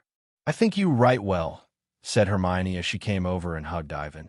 Harry just needs some time to digest this matter. When Ivan heard Hermione consoling him, his mood became somewhat better. He gave Bathilda Bagshot's reply to Hermione, and soon the topic switched to the newspaper content and typesetting. Time went by. Colin sat for a while before leaving, and Hermione stayed until midnight before going back to bed with a large stack of papers. When the fire was about to burn out, only Ivan was left in the common room, but then he saw Ginny sneak in. She looked very embarrassed. She looked like she had been wrestling a troll. Her robe was full of dust. Her face was slightly pale, and she was covered with traces of blood. Ivan's heart sank as he wondered, has the Chamber of Secrets been opened? Ginny, don't worry, Ivan. Fred soon walked in and said, Ginny helped us to confirm a secret passage, but we had a little trouble. Peeves threw a box full of dung bombs, but luckily we ran fast, said George as he walked in. I hope Filch can handle it, said Ginny. Hearing their explanation, Ivan breathed a sigh of relief since he thought Ginny had opened the Chamber of Secrets, but now it seems his worry had been for nothing. After they had eaten some chocolate, they headed to bed. As Ginny was walking up the staircase, Ivan asked, Ginny, do you know who Tom Riddle is? What did you say? Asked Ginny since she seemed not to hear what he said. No, it's nothing, good night, said Ivan, as he went to his bedroom. "Good night, Ivan," said the girl who had unusually bright brown eyes under the candlelight. Ivan slept very soundly that night as he dreamed of various things. He dreamed he was there at Godric's Hollow the night that Voldemort killed Harry's parent. He wanted to help them, but he was powerless. Afterwards, he dreamed about Ginny. The girl fell powerlessly in front of him. Her body was as cold as a corpse. Tom Riddle stood beside her. Tom's face was full of arrogance, mocking his powerlessness in front of true strength. Ivan quickly pulled out his wand, but in the next moment Ivan was sent flying by Tom, and in the next second a green spell was fired at Ivan. Then he suddenly woke up from his dream and sat up. When Ivan woke up, Ivan was drenched with sweat. It was barely dawn outside, so he laid down again. He realized that he is too weak. He isn't Voldemort's opponent. But luckily he had time, and fortunately, they had Dumbledore, the only wizard Voldemort fears. Ivan knew he needed to improve his strength step by step. He couldn't learn advanced magic at the moment. But for now, he needs to figure out how to defeat the basilisk and how to deal with the diary. I know the basilisk is scared of crowing roosters. When he was thinking about how to defeat the basilisk, he heard something coming for the corner of the room. "Lumos," said Ivan, casting a spell and looking for anyone. It was a creature with green eyes wearing a pillowcase, a house elf, and it was tidying up the room. The light from Ivan's wand frightened the house elf, and it let out a suppressed scream and vanished into thin air. Beside his bed was Collins, but through the whole ordeal, he slept like a log. Ivan couldn't sleep, so he decided to think about Voldemort. Perhaps in Voldemort's eyes, he was as humble as a house elf. This feeling was horrible, so Ivan put on his robe and snuck out of bed. This morning at Hogwarts was very quiet. The portraits were sleeping, and not even a shadow could be seen. Ivan walked through the empty castle, wondering why he suddenly wanted to see the sunrise. Ivan walked up the staircase to the top of the castle, to where he had never been before. By the time he climbed to the top floor, he saw one of the entrances to a house's common room. It had elegant arched windows, surrounded by blue and bronze-colored silk, and an eagle-shaped bronze knocker on the door. It was the entrance to Ravenclaw's common room. Ivan approached a balcony, and he could see the beautiful scenery outside the castle. In the next moment, Ivan noticed that someone came here earlier than himself. As a light breeze blew, the sun slowly rose from the edge of the forbidden forest. With the sun shining, Ivan saw a beautiful golden-haired girl sitting on the edge of the balcony. The girl had ethereal qualities that made one think of a fairy. "Good morning, Ivan," said Luna calmly as turned towards Ivan, as if she knew from the start he would appear here. "Good morning, Luna," sighed Ivan as he sat down beside her. "What are you doing here?" "I'm writing an article about finding a horned snorkack, and I'm going to contribute it to your newspaper," said Luna. Ivan didn't know how to respond to her contributing something. He should be happy, but when he thought about the content, how to find a horned snorkack, it let him feel happy and a little unhappy at the same time. "In the morning, it is often easier to become inspired," said Luna, as she put her parchment down and stared at Ivan with bulging eyes. "Are you also looking for inspiration?" "No. You look like you have something on your mind." "Well, yes," said Ivan hesitatingly, and continued. "I am just feeling how cruel reality is. The power of man is too small. Even if one knows everything, one cannot change anything."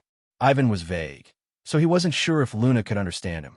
Two people watched the sunrise for a while. Luna said in a peculiar trance-like voice, "Power is never absolute.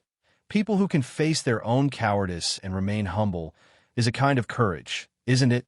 "Yes," said Ivan while nodding. "Courage is important. But I believe more in wisdom than strength or courage," said Luna in a singing tone. "Wit beyond measure is a man's greatest treasure." This is Ivan's second time hearing Luna say this sentence. He went back yesterday and checked the origin. This was one of Rowena Ravenclaw's last words. Perhaps it is a famous saying, but Ivan doesn't know how this sentence is able to help defeat Voldemort. My mother once told me before dying, it is important to choose your own direction, and then no matter how many people oppose you, you must stick to it and pursue your belief. On the balcony, Luna's voice left Ivan in a trance-like state. "Direction," said Ivan, and asked subconsciously, "Your mother?" "Yes," said Luna, She was an excellent witch and liked to do experiments, but one day, one of her spells backfired and died. I was 9 years old. Sorry, Luna. It's okay, Ivan, said Luna. I'm okay since I was loved while she was still alive. Although I do feel depressed sometimes, at least I still have my father. What I want to say is no matter how difficult it is, you will always have someone to help you through it. You're right, I will always have someone to help. Nodded Ivan as he realized this. Ivan has had a profound sense of anxiety since he knew he had crossed into the wizarding world of Harry Potter, always putting himself on the opposite side of Voldemort while ignoring the existence of others. When he listened to Luna, he remembered Harry, Ron, Hermione, and everyone else who in the original story helped overcome Voldemort, even if it was at a high price, but still, in the end, they won. Now that he is here, he must save the lives of those who were lost. Believe in your friends. It might not do anything earth-shaking, but it will change many ordinary things, but essential things, said Luna. I think one of Helga Hufflepuff's quotes is the best. I'll teach the lot and treat them just the same. She seems to be the best of the founders. Thank you, Luna, said Ivan, who was feeling much better. You're welcome to come with me to Ravenclaw's common room, said Luna. We can read The Quibbler, which is a magazine my father writes. It might give you some inspiration. No, thank you. I'm a little hungry. I want to go downstairs and eat some pudding, said Ivan, while shaking his head. Although he was interested in Ravenclaw's common room, he didn't want to read The Quibbler. Luna's words helped Ivan's mentality change, and after breakfast, he began to look on the bright side of things. Harry returned the parchment and agreed to let Ivan publish the article in the newspaper. Ivan noticed that the parchment was full of tears. It must have been a tough night for him. At least Gryffindors never lacked the courage to face hardships. Harry recovered quickly and thanked Ivan for letting him know the details of his parents' death. Ivan gave Bathilda Bagshot's reply to Harry. After herbology class, Ivan followed the first years to flying class. Since he spent the summer at the Weasleys' house, he had learned how to fly a broom, but Ivan had a strong phobia of flying after he told this to Madame Hooch. She told him to stand on the sidelines. It made the Slytherins mad since they wanted to teach Ivan a lesson according to the two houses' rivalry. But now there was no chance, so they had to find another Gryffindor. So they turned their gazes to Colin, but Ivan's classmate Vicky Frobisher didn't let them. They fought on their brooms, leading to a comedic ending. Besides Ivan, all the Gryffindor and Slytherin new students were severely reprimanded by Madame Hooch and deducted 5 points. After seeing Frobisher, he thought of recommending her to join the Quidditch team as a keeper. However, he didn't have the energy to try this, since the release of the newspaper is getting closer. Hermione has now replaced Snape as the most terrifying person in Ivan's opinion. In the next few days, under Hermione's supervision, he spent almost all the time in the library. The two of them reviewed and revised all the manuscripts, so he had to finish his homework after 10 o'clock in the evening. While Harry and Ron complained that Hermione hadn't lent them her homework, but after she glared at them, they shut up. Compared to Ivan, they were lucky enough to just work on an article about Hogwarts Quidditch. Everyone was busy preparing the manuscripts, but Hermione was still dissatisfied with the academic section.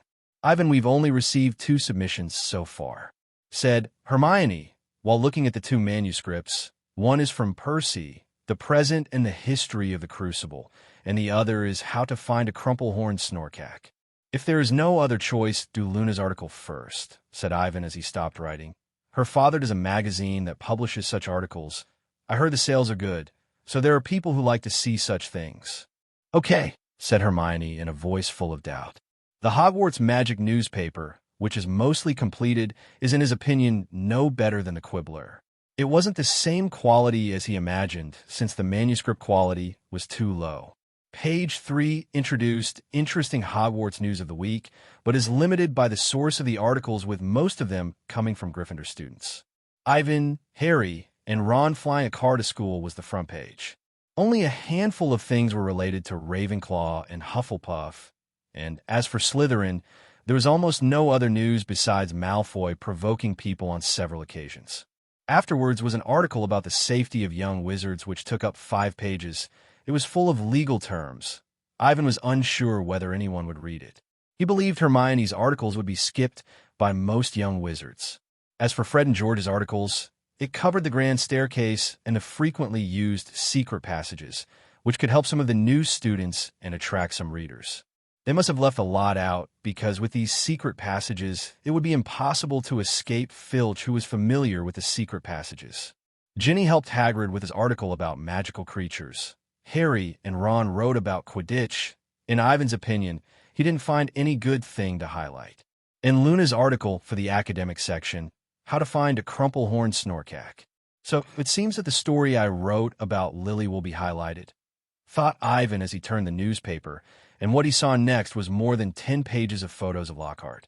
Lockhart in class, Lockhart grading homework, Lockhart at dinner, Lockhart waving his wand, Lockhart helping other professors, Lockhart's smile was everywhere. It made Ivan a little dizzy. After the photos was Hermione's story about Lockhart. Under Hermione's description of Lockhart, it made him seem greater than Dumbledore. Following that was Lockhart's story. Since Lockhart announced to the class that he would publish a story in the newspaper, the girls in class came to him wanting to see the content ahead of time. Although it wasn't ideal, Ivan had to admit that the success of the first issue of Hogwarts Magic newspaper was entirely up to the charisma of Lockhart. Almost done. It looks like everybody did their best. Ivan put the newspaper down and turned to Hermione and said, "I'm going to Hogsmeade Saturday to talk to the businesses there." Hogsmeade. Only third years get to go there, and only on a specific Saturday, said Hermione in a serious tone, and you need a parent or a guardian signature. I don't, Hermione, said Ivan. I learned from Fred and George that there is a secret passage to Hogsmeade.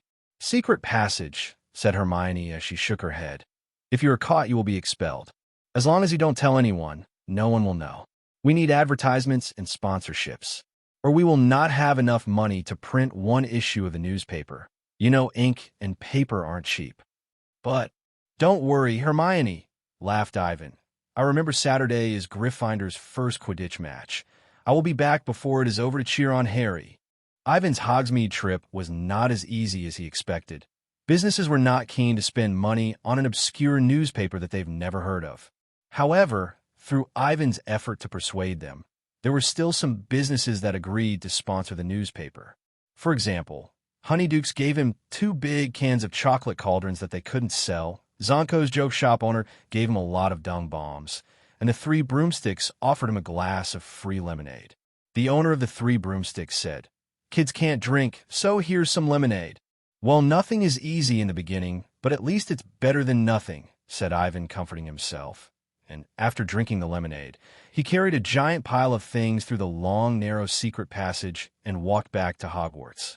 As he made it back to Hogwarts, he saw that Slytherin and the Gryffindor students were on the Quidditch field arguing about something.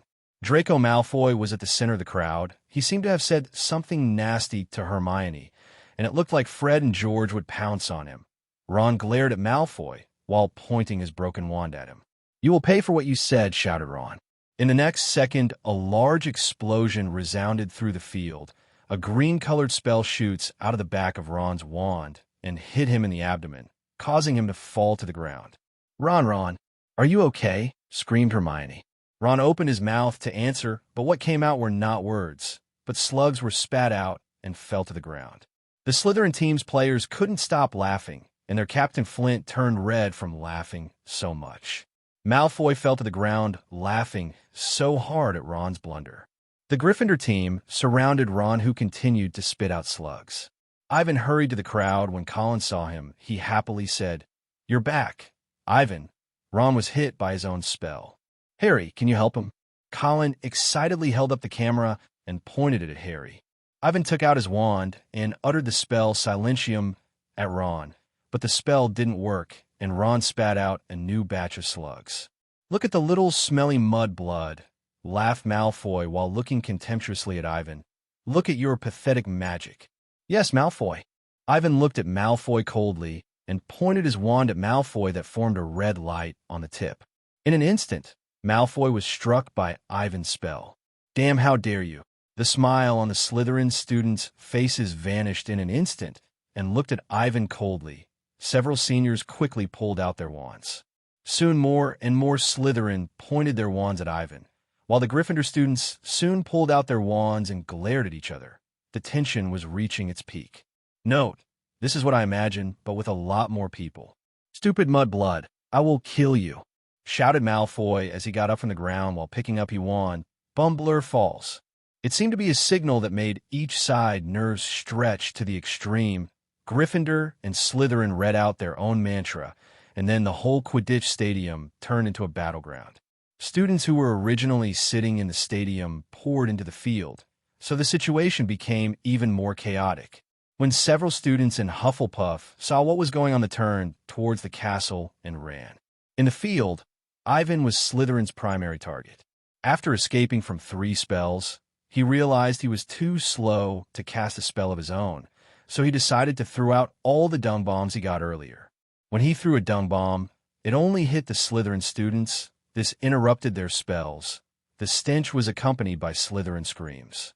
Malfoy was his primary focus, so he is now covered with dung. "Attaboy, Ivan," shared Fred and George.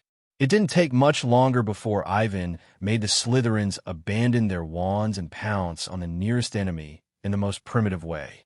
The Slytherin students took advantage of the moment, since no one wanted to be near the dung-covered Slytherins, which deprived the Gryffindors of fighting them. Ivan ran into one of Malfoy's roommates, Blaine Zabini. The two people soon fought, making Ivan's lips to break and causing Ivan blood to pour out.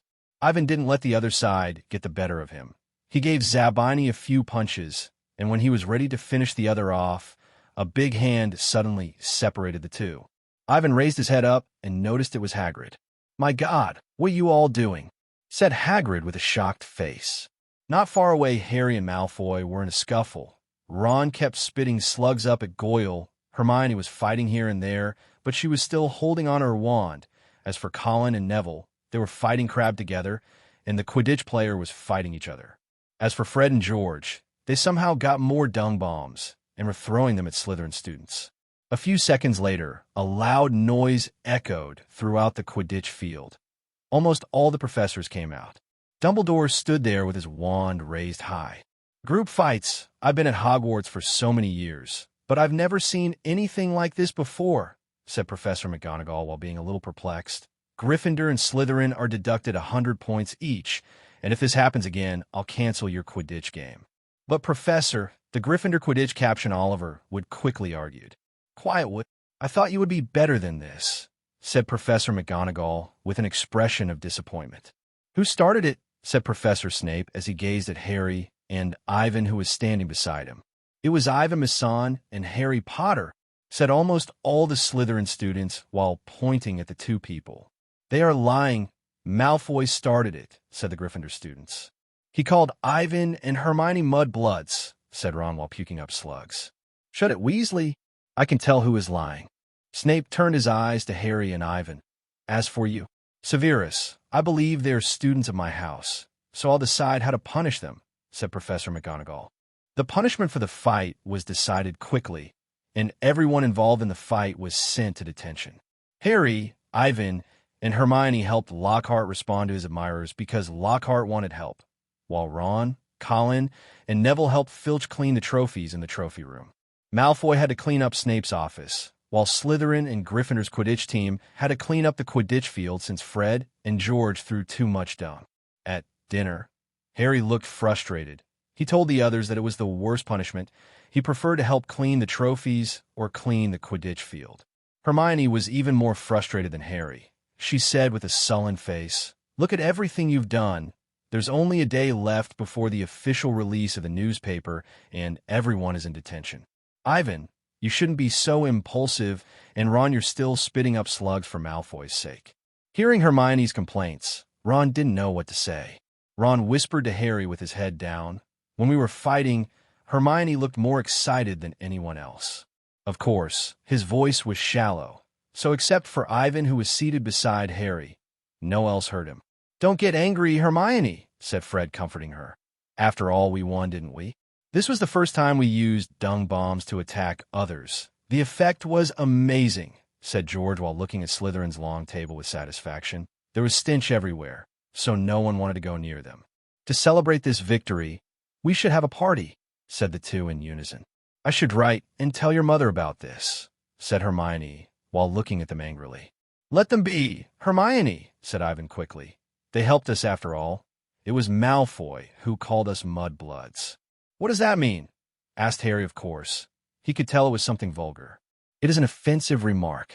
The word mudblood is a pejorative term for people who are muggle-born with no recent magic ancestry. Explained Ron. Some wizards, like the Malfoy family, always feel superior to others because they are so-called purebloods. Discrimination based on ancestry. Ivan added, Voldemort used this reason to slaughter muggles. After hearing the name of he who must not be named, everybody at the table shuddered, especially Ginny. She looked terrified. Let us change the subject. What are we going to do now? Asked Hermione. I have a way to persuade Professor Lockhart to let us leave early. Really, Ivan, said Harry excitedly. Of course, Harry, but you need to be the sacrifice and stay with him. When Harry heard what Ivan said, Harry went back to being depressed. When they arrived at Lockhart's office after dinner, Ivan asked Lockhart to let him and Hermione go back and finish the manuscripts because there was only a single day left until the official release of the Hogwarts magic newspaper, and they still had a lot of work to do. Lockhart very readily agreed to Ivan's request. After all, in Lockhart's eyes, he was the center of attention of the newspaper. Ignoring Harry's pitiful look, Ivan and Hermione rushed to the library with a pile of paper. This will be a lot of work, said Ivan while smiling. We can find Ginny to help us since she shouldn't be in detention. She went to help Fred and George clean up the Quidditch field. There are still traces of dung bombs left. With two brothers like that, I feel bad for her, said Hermione. Well, Hermione, sighed Ivan. Fred and George are good people, and we all like them. I'm not saying they're bad people, but they are just too mischievous, perhaps. Well, Hermione, I just wanted to ask, where are you going to write? Seeing that Hermione was going to go on forever, he changes the subject of the conversation. An article that calls attention to school violence, answered Hermione with a slight pause. But after hearing you talk about mudbloods, I'm going to change it to the legitimate rights and interests of muggle-born wizards. That is my task, so the rest is up to you. Afterwards, Hermione got up and searched for books related to her article. Ivan rearranged the front page and put the fighting incident as the headline. Time passed, and the Gryffindors were still in a festive mood.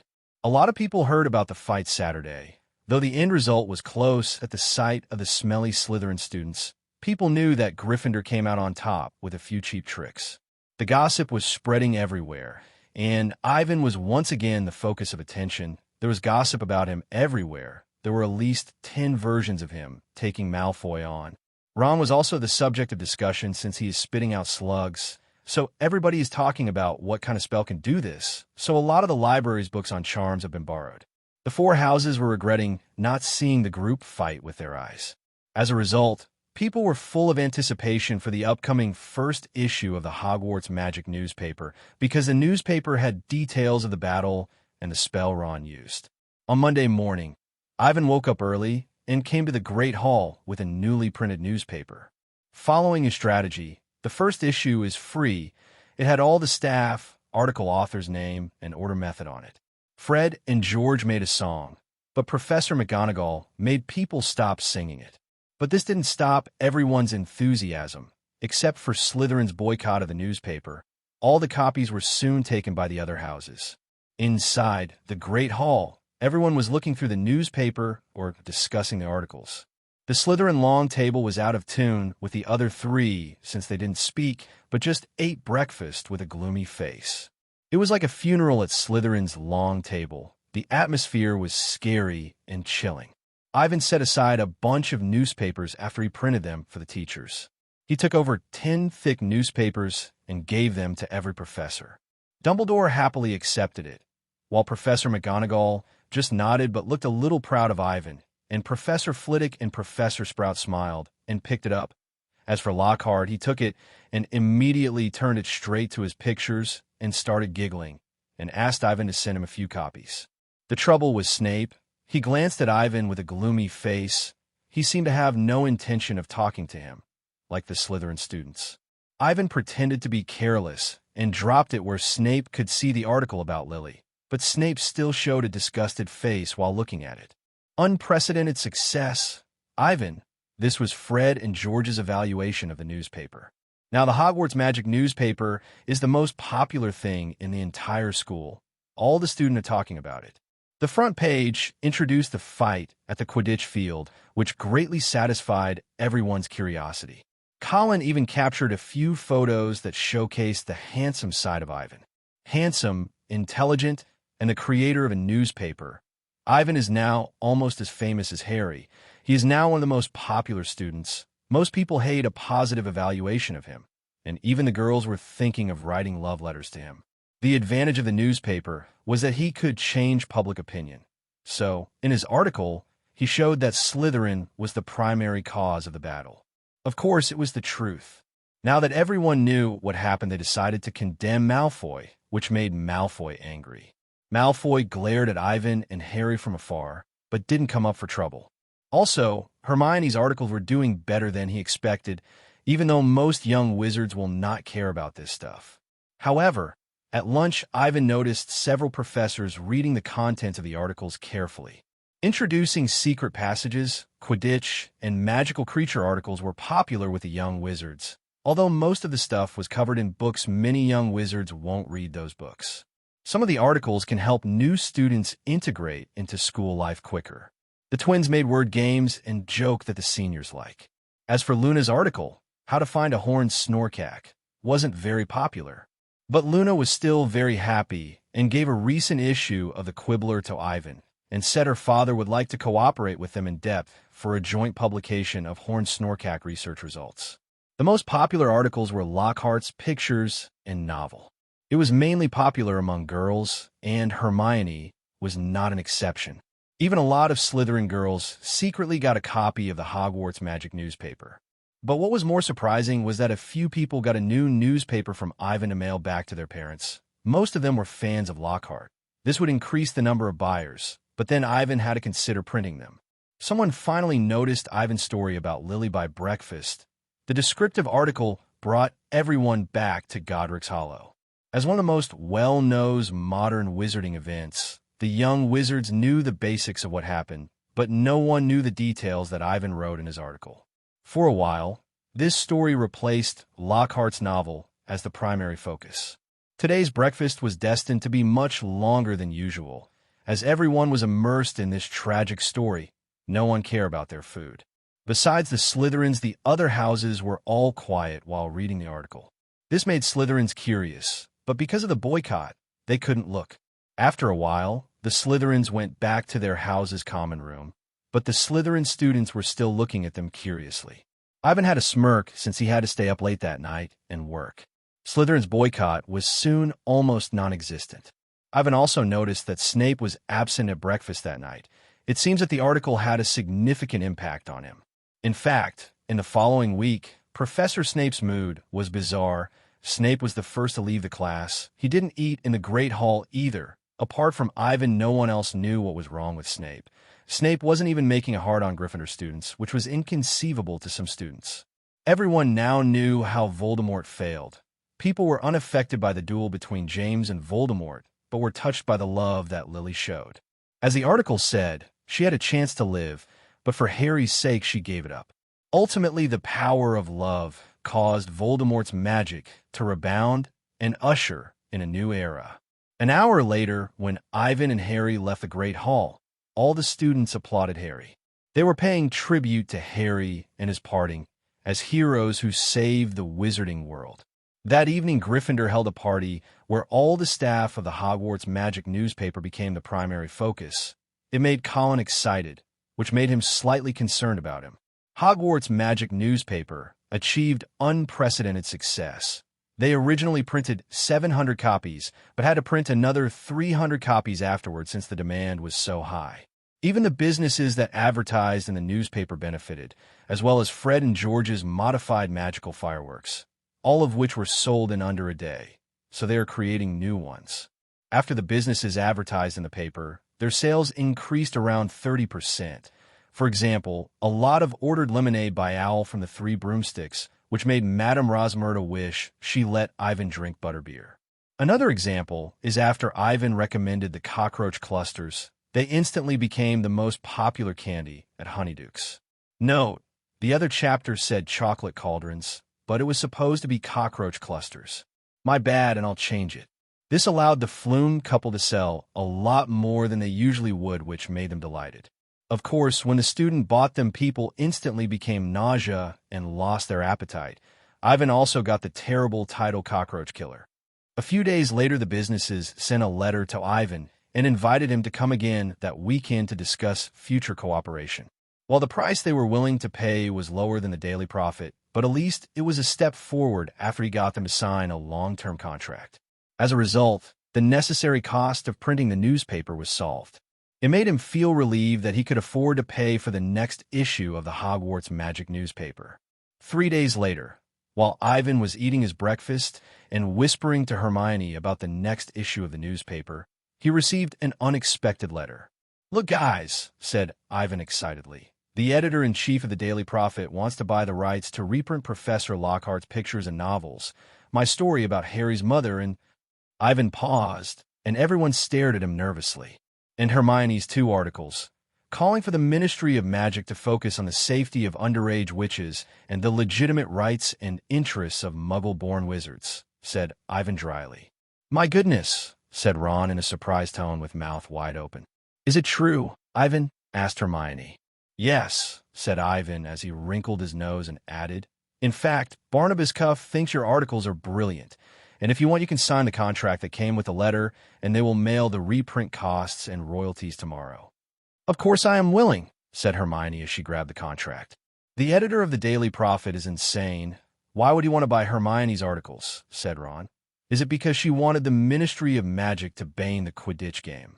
Who knows, maybe he has acrophobia like me," said Ivan as he stood up. "I'm going to go talk to Professor Lockhart and take Colin with me to take some new pictures."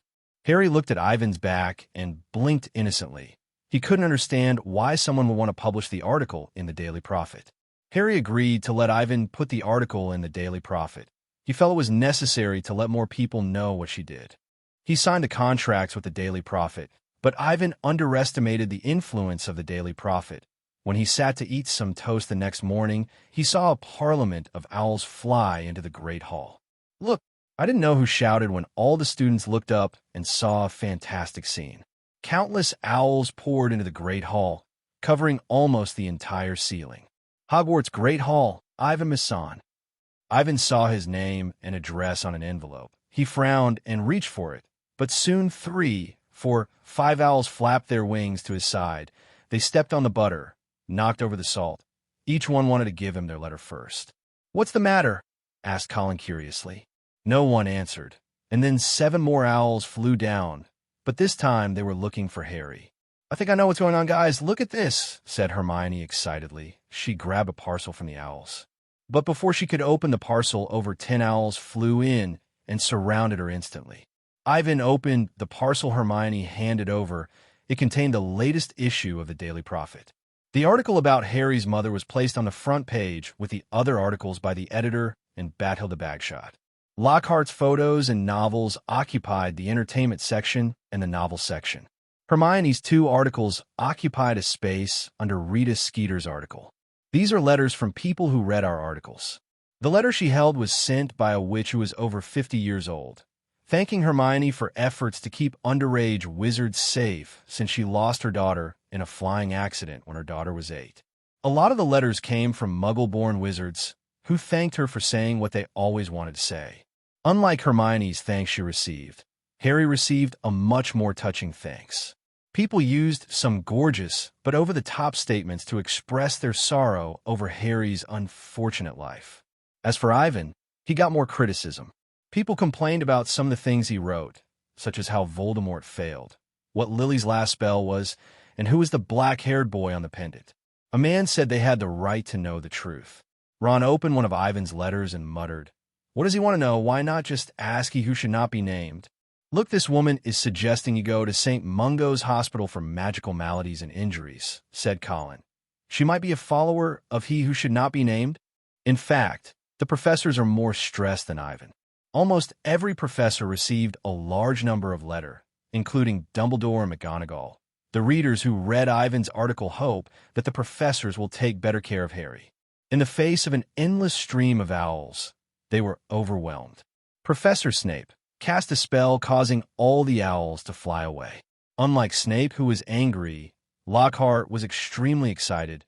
Lockhart received the most letters. He put all the letters in a particular pocket, so that in his free time he can write back to his fans. Anyway, Ivan's articles had an unforeseen result.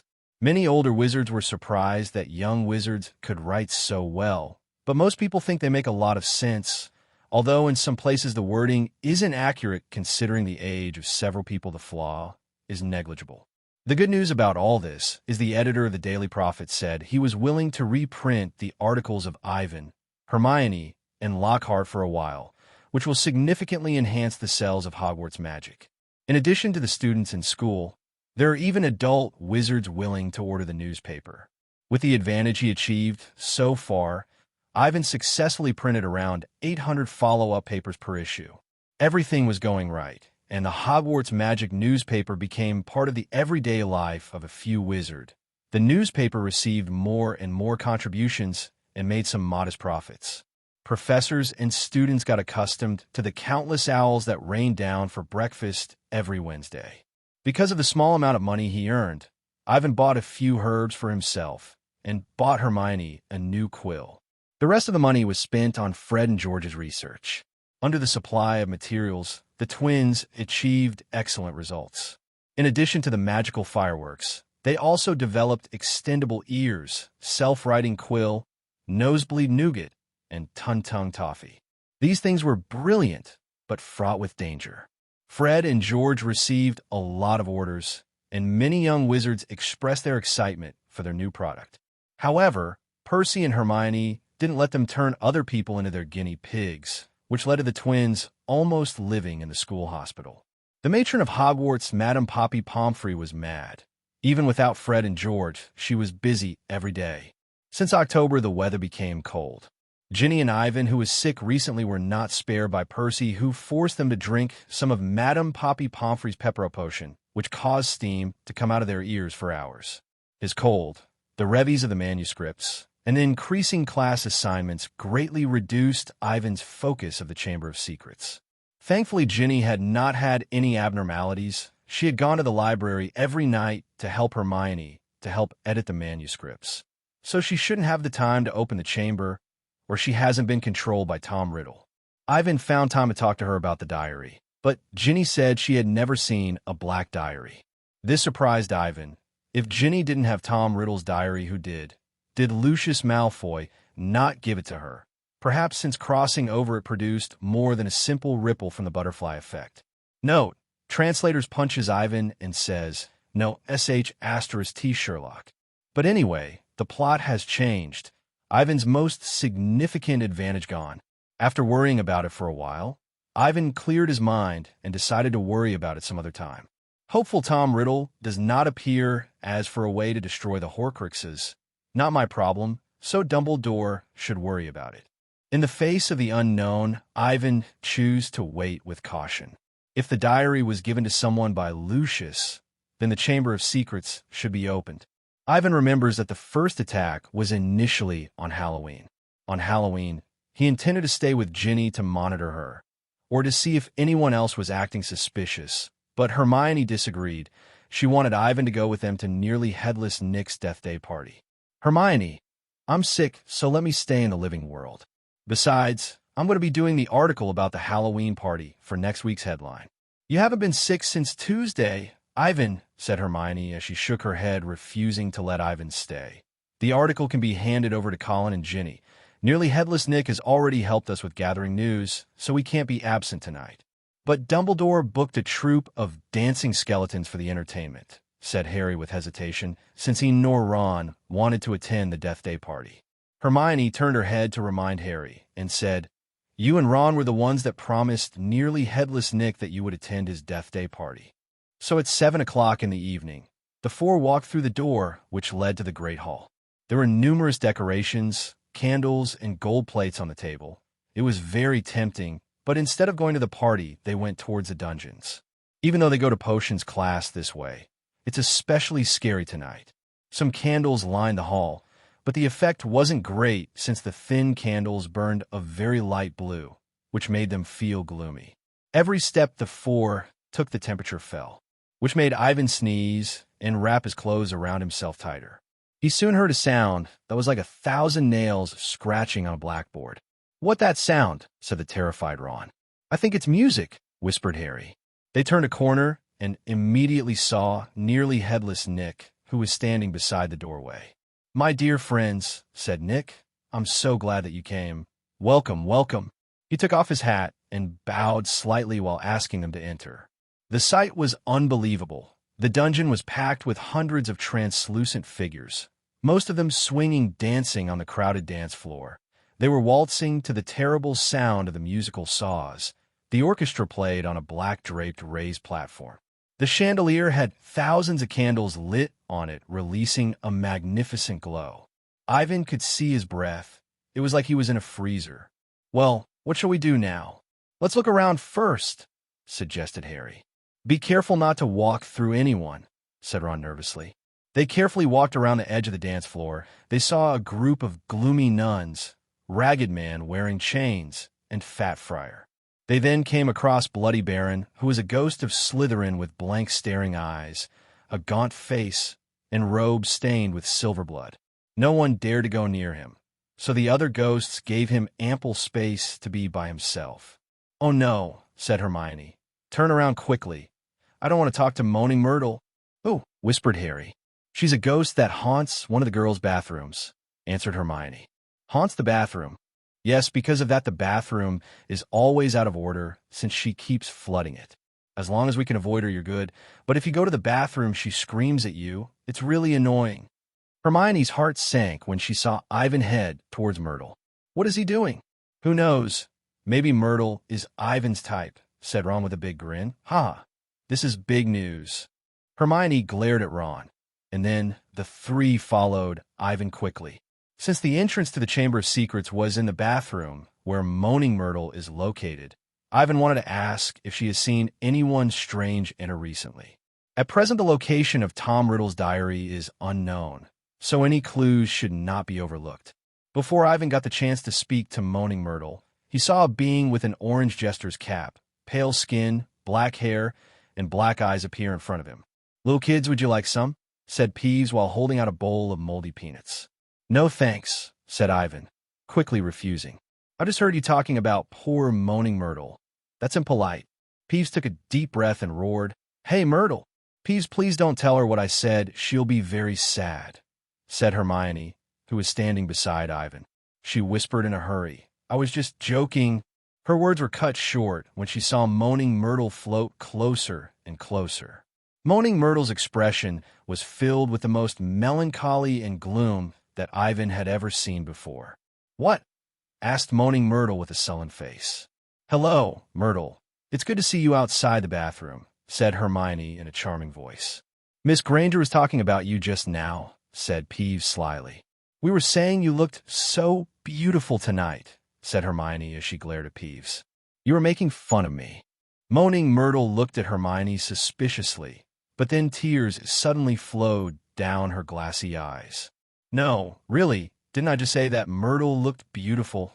said Hermione while elbowing Harry and Ron's side. "Yes, she did. Don't lie to me. You think I don't know what people call me behind my back," said Moaning Myrtle with tears falling from her cheeks. "Fatty Myrtle, Ugly Myrtle, poor sobbing, sullen Myrtle." "You forgot," said Peeves as he laughed. "Enough, Peeves," said Ivan as he quickly interrupts Peeves. Ivan had something to ask, so he couldn't let Peeves mess it up. "We really believe you're beautiful tonight. You're very friendly, unlike the other ghosts. You're the best one, believe me." Hearing Ivan's compliments about Myrtle, Harry, Ron, and Hermione opened their mouths wide in astonishment. "Does he actually like Myrtle?" whispered Ron to Harry, but unfortunately, he was heard by Peeves and Myrtle. "You're lying. Nobody likes me," said Moaning Myrtle as she burst into tears once more and ran out of the dungeon. "No one likes Myrtle. Pimple-faced Myrtle," shouted Peeves as he ran behind her throwing moldy peanuts. "Oh my God," said Hermione. "Ron, you shouldn't have said that. I'm going to go talk to her," said Ivan while looking at Ron angrily.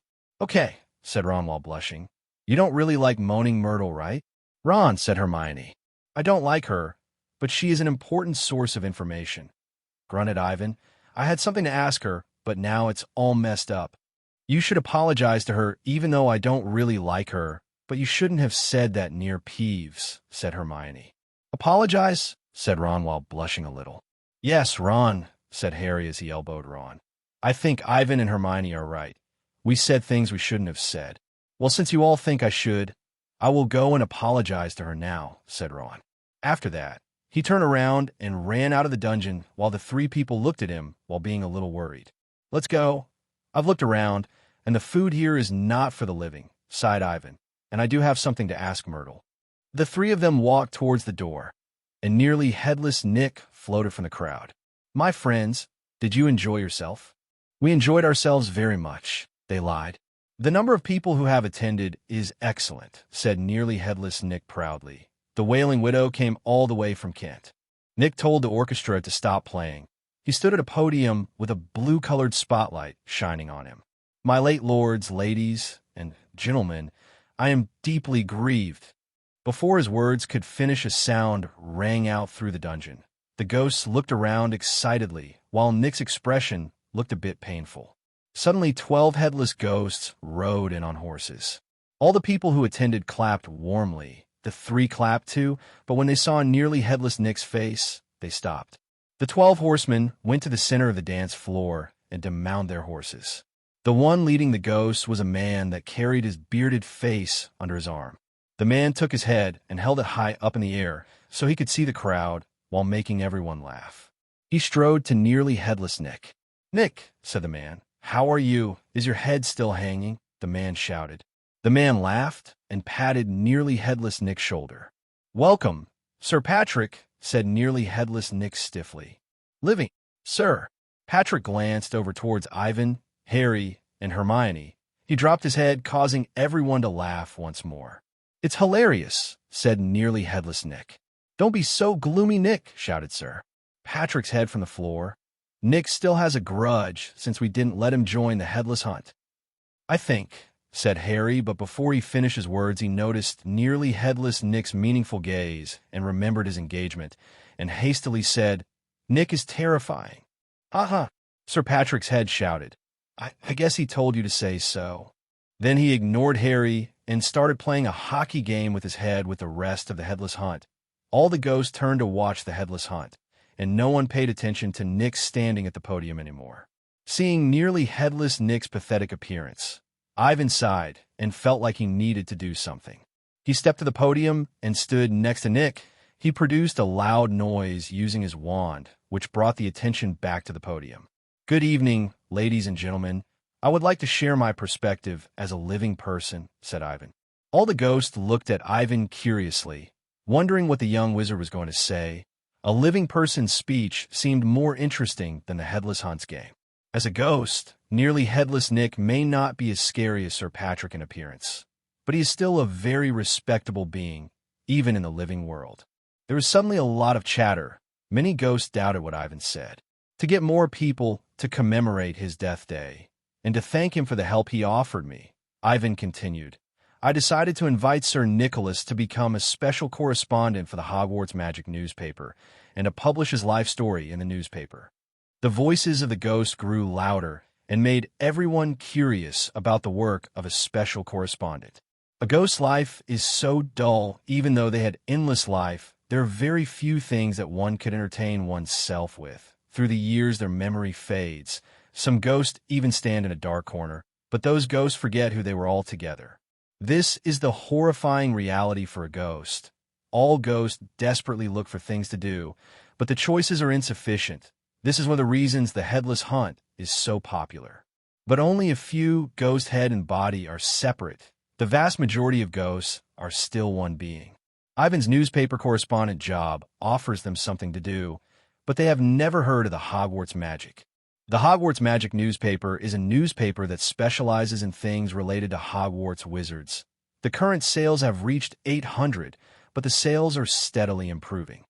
Ivan saw that everyone still had doubts, so he continued to explain, we have been cooperating with mainstream media, such as the Daily Prophet, Witch Weekly, and the Quibbler. For example, the article about Sir Nicholas' life will simultaneously be printed in the Daily Prophet and the Hogwarts Magic. As Ivan's voice faded, The entire room erupted. Nearly Headless Nick's life will appear in the Daily Prophet. This is a great honor for a ghost who has been dead for hundreds of years. Everyone was staring at Nearly Headless Nick with envy. After a minute, Nearly Headless Nick reacted. He looked at Ivan excitedly. He wanted to thank Ivan for everything he did. Ivan believed if Nearly Headless Nick could cry, he would have been weeping long ago. Ivan's words helped Nick win the respect of all the ghosts, put his Death Day party back on track, and no one was paying attention to Sir Patrick and the Headless Hunt anymore. The ghosts congratulated Nick and floated around Ivan, Harry, and Hermione, eagerly asking if there was any vacancy for special correspondence for the newspaper. Ivan thought, the more articles, the better. There were over 1,000 ghosts from all over the UK here. If he could convince them and their friends to help collect new, the news sources of the Hogwarts Magic newspaper would soon be greater than the Daily Prophet. Ivan looked at the enthusiasm of all the ghosts. Ivan even considered looking for someone to write down their life stories. However, this work would be too big and boring. The young wizards simply could not do the job, so he would have to wait to hire specialized staff for this task. Ivan, Harry, and Hermione were the most popular people at the Death Day party. Countless ghosts encircled them. Incredible! I've never seen such passionate ghosts before, said Hermione. Yeah, they're really enthralling, said Ivan as he walked down the hallway. I'm starving. I hope all the pudding hasn't been eaten. Wait, we should find Ron first, said Harry. I wonder if he was successful in apologizing to Moaning Myrtle. It shouldn't be easy, so let's go to the girls' bathroom and see since I have something to ask her, said Ivan as he rubbed his belly.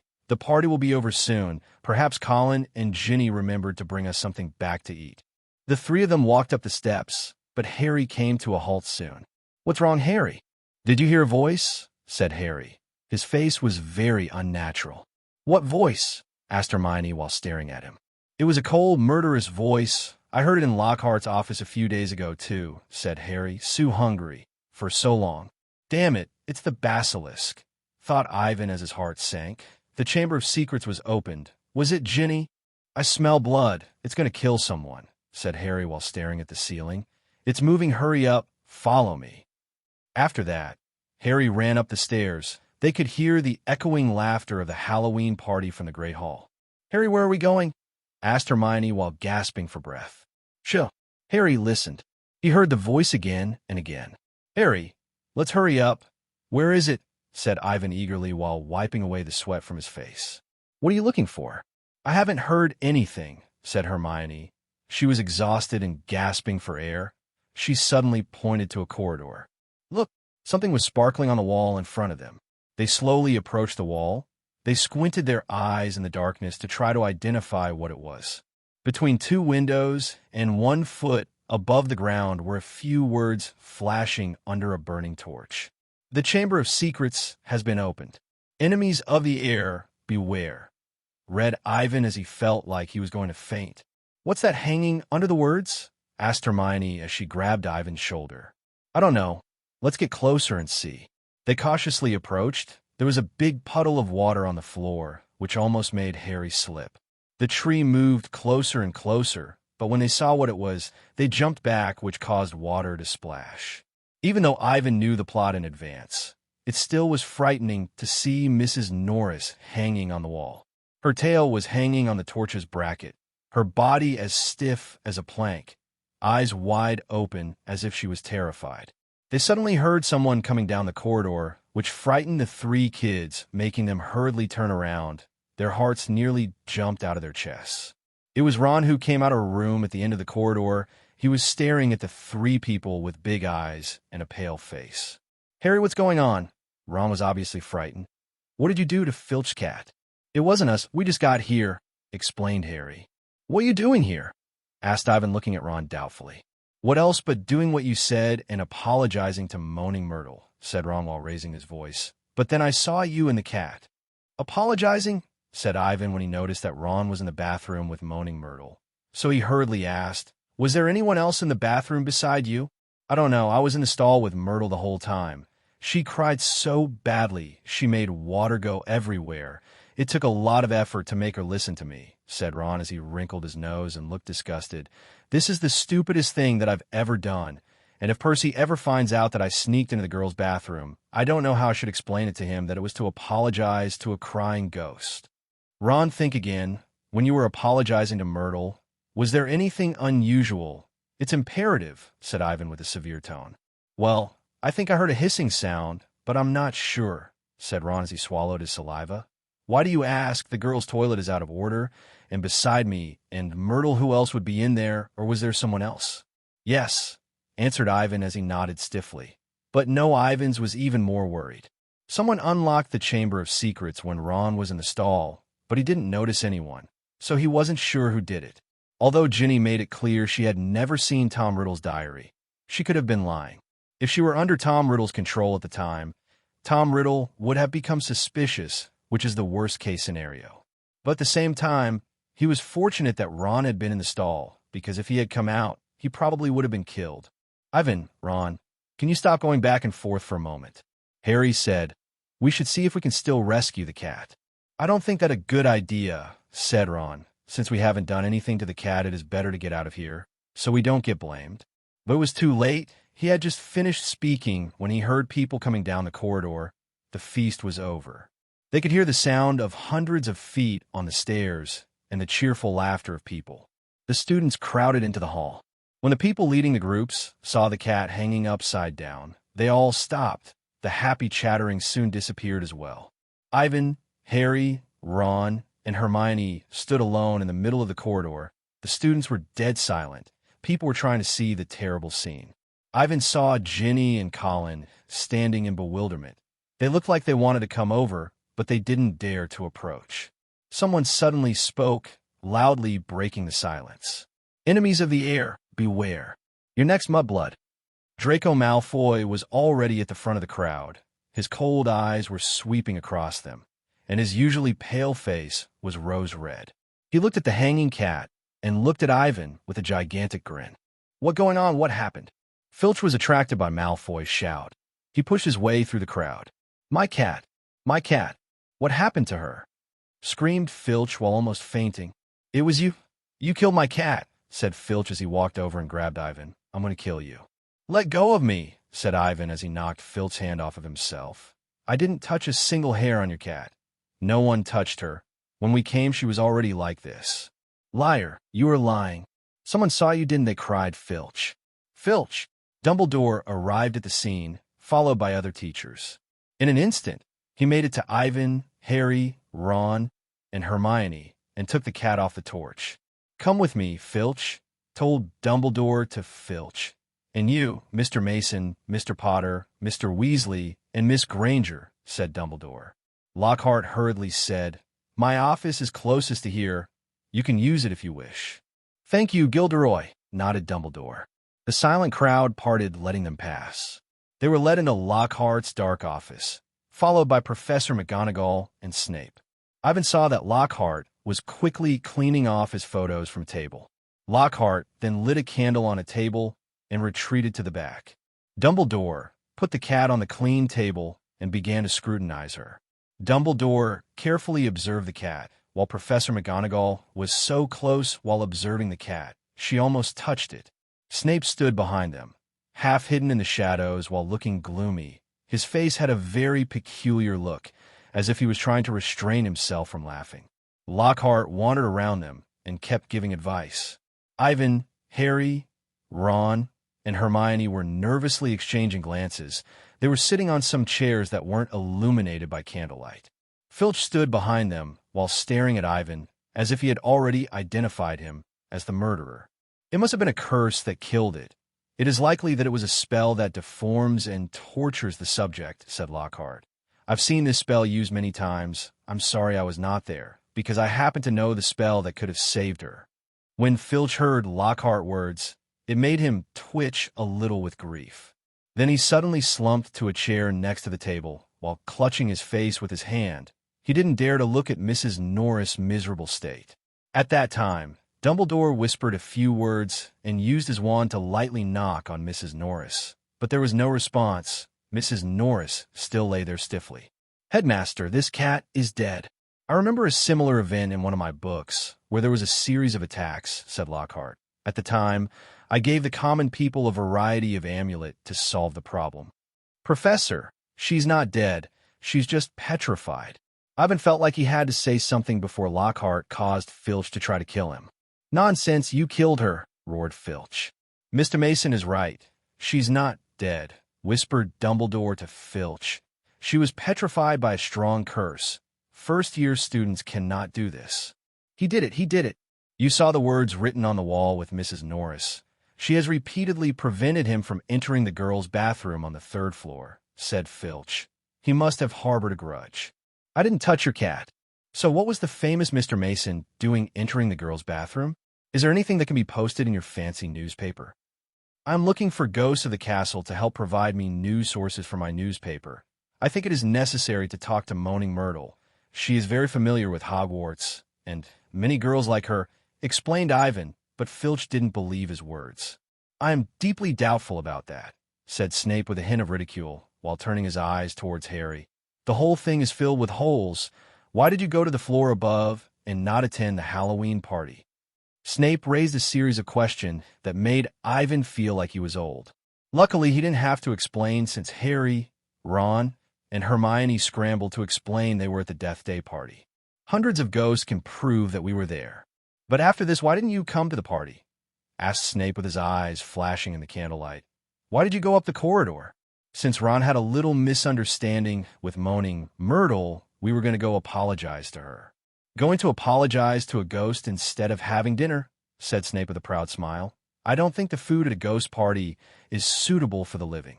We weren't hungry, said Ron loudly, but his stomach growled, which caused Snape's smile to become even more prominent. In my opinion, Headmaster, I don't think they were entirely honest. So we should probably cancel some of their privileges until they are willing to tell us the truth, said Snape. Personally, I think we should suspend Mr. Mason's newspaper and make Mr. Potter leave the Quidditch team until they are honest. To be honest, Severus, snapped Professor McGonagall, I see no reason to make these kids stop their favorite extracurricular activities since the cat wasn't hit in the head with a newspaper or a broom, and there is no evidence that they have done anything wrong. Dumbledore looked at the 4 people with an inquisitive glance. His eyes seemed to see through everything. As long as they aren't proven guilty, they are innocent. Severus, said Dumbledore firmly. Snape and Filch seemed irritated. My cat is petrified, and I want to see somebody punished. We can cure her. Filch, said Dumbledore patiently. Mrs. Sprout recently got some mandrakes, and once they fully grow, we can make a potion to cure Mrs. Norris. I'll make it, interjected Lockhart. I've made it hundreds of times. I can even make in my sleep. Pardon me. I believe I am the school's potions teacher, said Snape. There was an awkward silence with Lockhart feeling a little uneasy. You may go, said Dumbledore to Ivan, Harry, Ron, and Hermione. They speedily left, almost running out. When they left Lockhart's office, they went into an empty classroom and gently closed the door. In the dark, Hermione squinted at Ivan, Harry, and Ron. Explain, gentlemen, said Hermione while she gazed at their faces. Explain what? Asked Ron while looking a little alarmed. Professor Snape is right. You weren't telling the truth, said Hermione. First, Ron, you were in the bathroom while Filch's cat was attacked right outside the door. Why are you suspicious of me? Don't be silly, Ron, said Hermione. Dumbledore said it was an advanced curse that we can't cast. I want to ask you, did you notice anything unusual? I just got done speaking with Ivan about this. I think I heard hissing, but I'm not positive. Myrtle was just crying too loudly. Maybe that is a clue. Hermione turned her head towards Harry and said, Harry, can you tell me what you heard around that time? The voice said it was starving, it wanted to kill. It was just like a ghost the way it went from one floor to another of the castle, whispered Harry. Then we saw Filch's cat petrified on the wall, so it must have been the owner of the voice. But who or what was it? I didn't hear anything at the time, said Hermione as she frowned. Who knows? Hesitated Harry. Do you think I should tell the professors about the sounds I heard? I don't. It isn't a good sign to hear voices, even in the wizarding world, replied Ron without thinking. You believe me, don't you? Asked Harry to Ron. I believe you, but you have to admit it's weird, answered Ron quickly. I know it's weird, replied Harry. The whole thing is weird. You hear a hissing sound in the bathroom, and then Filch's cat is attacked. What did the words on the wall mean? Perhaps we should consider it from another angle. The cat was attacked, but who would feel happy about it? Said Ron. Except for Filch, everyone else will feel happy, answered Harry after thinking about it. And what does it have to do with the Chamber of Secrets? I mean, who would be ecstatic about it? Or who hates the cat the most? Added Ron. I think I might know some information about the Chamber of Secrets, said Ivan after seeing Hermione wasn't involved in Harry and Ron's discussions but kept looking at him, so he had to tell them something. After hearing his words, Harry and Ron turned around and looked at Ivan in amazement. Have you read Hogwarts history? No, said Harry and Ron as they shook their heads. Ivan, you mean? Hermione seemed to remember something. Yes, it should be the secret room Salazar, Slytherin, left behind.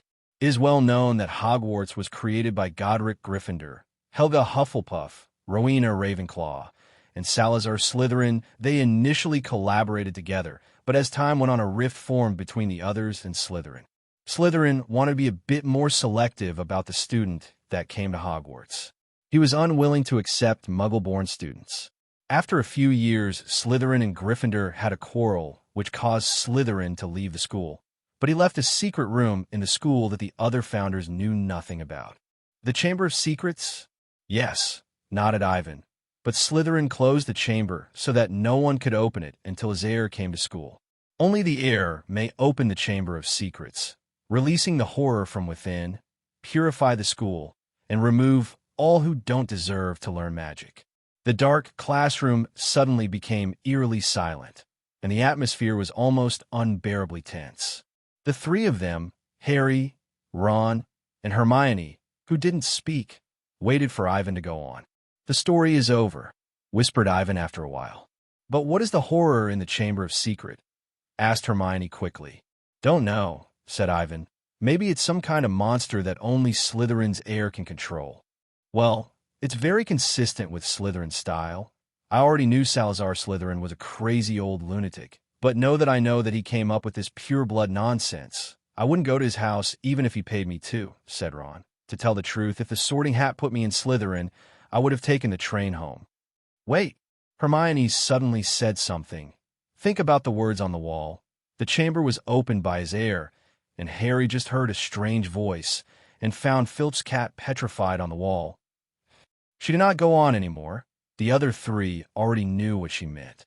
It's impossible for Harry to be the heir. If you want me to say it, the successor has to be Malfoy. All of them are pure blood, so maybe he is a descendant of Salazar Slytherin, said Ron. Hermione, Harry has been with us the entire night. He wouldn't have time to do this, said Ivan. I know that, but it's a little weird that he can hear voices that we cannot, said Hermione as she turned her gaze back toward Ivan.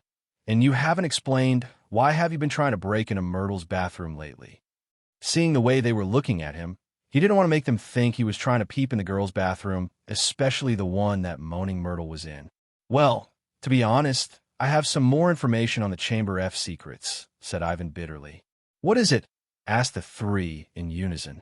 You know, to prepare articles for the history section of the newspaper, I look over the events of Hogwarts chronologically, said Ivan. I saw that in a book there was a newspaper clipping that stated around 50 years ago the Chamber of Seacrest was opened. What? Who opened it? I don't know, it was not written, said Ivan as he shook his head. It stated that a girl named Myrtle Warren died because of an accident, but I'm not sure if her death was related to the Chamber of Secrets. But the girl is... Ivan took out a yellowed newspaper from his pocket, showing them a picture of the girl. It is Moaning Myrtle. Yes, that is her, said Ivan promptly. I just wanted to ask her if she might have noticed anything. After listening to Ivan, the three could not wait to go back and talk to Myrtle. But ever since that day, Filch took a chair and sat in front of the bathroom every night. He seemed to think Ivan would break into it when he wasn't there. In fact, the four of them intend to do so. But even Hermione wasn't allowed to enter since Filch decided that Ivan was the culprit. Even though Filch didn't know why Ivan wanted to go into the girls' bathroom, he would prevent him from entering. For a few days, Filch paced around where Mrs. Norris was petrified and hung earlier. He wanted to scrub it with Mrs. Scour's all-purpose magical mess remover, but it was to no avail. The words were still shining as brightly as they were before. His failure to clean the walls made Filch even more hysterical. Filch secretly hid in the corner of the third floor and stared at every student that came near with two red eyes. He punished people for anything possible. They were breathing too much, or your clothes are too wrinkled. God, I must beat up the madman that did this. But before he gets expelled, I only hope he is able to petrify Filch, said Ron after failing to enter the bathroom again. But when he saw Ginny's face turn pale, he hastily added it was only a joke. Ginny was in a bad mood these days. She seemed uneasy after what happened to Mrs. Norris. Ivan asked Colin if Ginny stayed at the Halloween party, and he said she went out for 5 minutes. It was quick, but it's enough time to open the chamber and let out the basilisk. In the present situation, Ginny was the most likely one to have opened the chamber's secrets. But no matter how Ivan asked, she denied she knew anything about Tom Riddle and the diary. In recent days, Ginny even began to hide from Ivan. Things got a lot more confusing when he forced himself into an infinite loop with the way he kept asking Ginny questions. On the one hand, according to the original plot, Tom Riddle controlled Ginny and opened the chamber. The questions Ivan asked Ginny were somewhat obscure, but they would undoubtedly alert Tom Riddle. If so, the next target will most likely be Ivan. On the other hand, because of the butterfly effect, Lucius may have not given Ginny the diary, but the Chamber of Secrets has been opened, so Tom Riddle is in control of someone in the school. Ivan tried to remember everything he knew about the Malfoy family, but he only could remember a few vague details, and the more he thought, the more confused he became. In the end, he had to give up on his plan to find Tom Riddle. So he had to go back to his original plan. No matter where Tom Riddle is hiding, as long as he can defeat the basilisk, everything is fine. Ivan knew where the chamber is so Harry can open it, but the problem is his strength. It is easy to say, but for a young wizard, it is difficult to defeat a powerful magical creature. So Ivan has to speed up his curse learning, and he also has to learn the standard dueling spells in a short amount of time. Note, coming up, Ivan defeats Tom Riddle by cursing at him. Besides that, he plans to ask Hagrid for a rooster, but he had no way to carry it, so he had to figure out a way to record it crowing. The basilisk is only scared of the rooster crowing, but there isn't a spell to record sound. Ivan had to spend a lot of time researching in the library, which made him look very haggard. In fact, the attacks have had an impact on almost every student. The young wizards were concerned about what was in the Chamber of Secrets, so almost every Hogwarts, a history was borrowed from the library. There were rumors everywhere, people were panicking and gossiping. By the time the latest issue of Hogwarts Magic came out, it immediately sold over 1,300 copies because Ivan and Hermione analyzed the Chamber of Secrets. The paper was based on reliable historical facts, and Ivan added some of his guesses too, but everyone wasn't satisfied. They wanted to know who was the heir. The students then began to suspect Harry. On Halloween, the 4 people who found Mrs. Norris petrified were Harry, Ron, Hermione, and Ivan. Hermione and Ivan were out because their parents were muggles. Ron's home is full of wizards, but they're all Gryffindors, and Ron is just too weak, so the only one left is Harry, who defeated Voldemort. In the minds of young wizards, only the most powerful dark wizard can defeat the Dark Lord. At dinner, Ivan saw Justin Finch Fletchley hurriedly avoid Harry and say Slytherin descendant, and so on. It made a few people feel bad. Harry secretly pulled Ivan, and the 4 people left the Great Hall and went to the 3rd floor. Luckily, this time, Filch wasn't here. When they were about to open the door, someone came out of it. It was Penelope Clearwater. She looked at the eyes of the 4 people and turned and hurriedly ran away. "She must think we're going to do something bad," muttered Ron while taking the lead to the bathroom. At this time, a person's voice suddenly shouted out. "Ron, what are you doing?" said Percy with an expression of utter astonishment on his face. "That's the girls' bathroom," gasped Percy. "What are you?" "Nothing, I just wanted to take a casual look," shrugged Ron. "We're going to look for clues, you know." "Looking for clues?" said Percy. "I don't think there would be any clues in a girls' bathroom, so get out of here now," said Percy toward them, urging them to go quickly. "Others are eating, but you come here and try to enter a girls' bathroom." "Why can't we come here?" "You don't know anything," said Ron as he stopped and stared angrily at Percy. "I know what you're thinking. Listen, we didn't do anything to that cat. I told Ginny the same thing, but she still thinks you're going to be expelled. I've never seen her so sad where she cries all of a sudden. You should think of her. Freshman students have been distracted by this incident, said Percy. Ivan is a freshman too, but I haven't seen him upset about it, said Ron with his ears turning a bright red. But you don't care about Ginny. You just worry that I'll spoil your future as a prefect. Gryffindor loses 5 points, said Percy stiffly as he used a device to take away points. I hope this will teach you a lesson, not to engage in any detective activity, or all right, Mom. Percy strode away with his neck as red as Ron's ears. Ron, you shouldn't quarrel with Percy. He is just concerned about us, whispered Ivan. Do you think I'm bothersome? Said Ron as he turned around and looked at Ivan. First it was flying to school, then the slugs, apologizing to Myrtle, and until now trying to enter the girls' bathroom. You are all right. The wrong is always mine. Ron, Ivan didn't mean it like that, said Harry hastily. I'm fed up, exclaimed Ron. The madman could only attack a cat, so let him go and attack. After that, he ran towards Gryffindor Tower. Harry and Hermione froze momentarily before they hurriedly chased after Ron, leaving Ivan alone in front of the bathroom. After the incident, Ron seemed to have made up his mind not to speak to Ivan or Percy, and avoided them as much as he could, which embarrassed Harry and Hermione. As time went on, no one mentioned Moaning Myrtle anymore. The talk of the Chamber of Secrets was getting less and less. Everyone came to think just like Ron. No matter who the heir was, if their only ability was to petrify a cat, then they had nothing to worry about. Hermione spent most of her time reading books.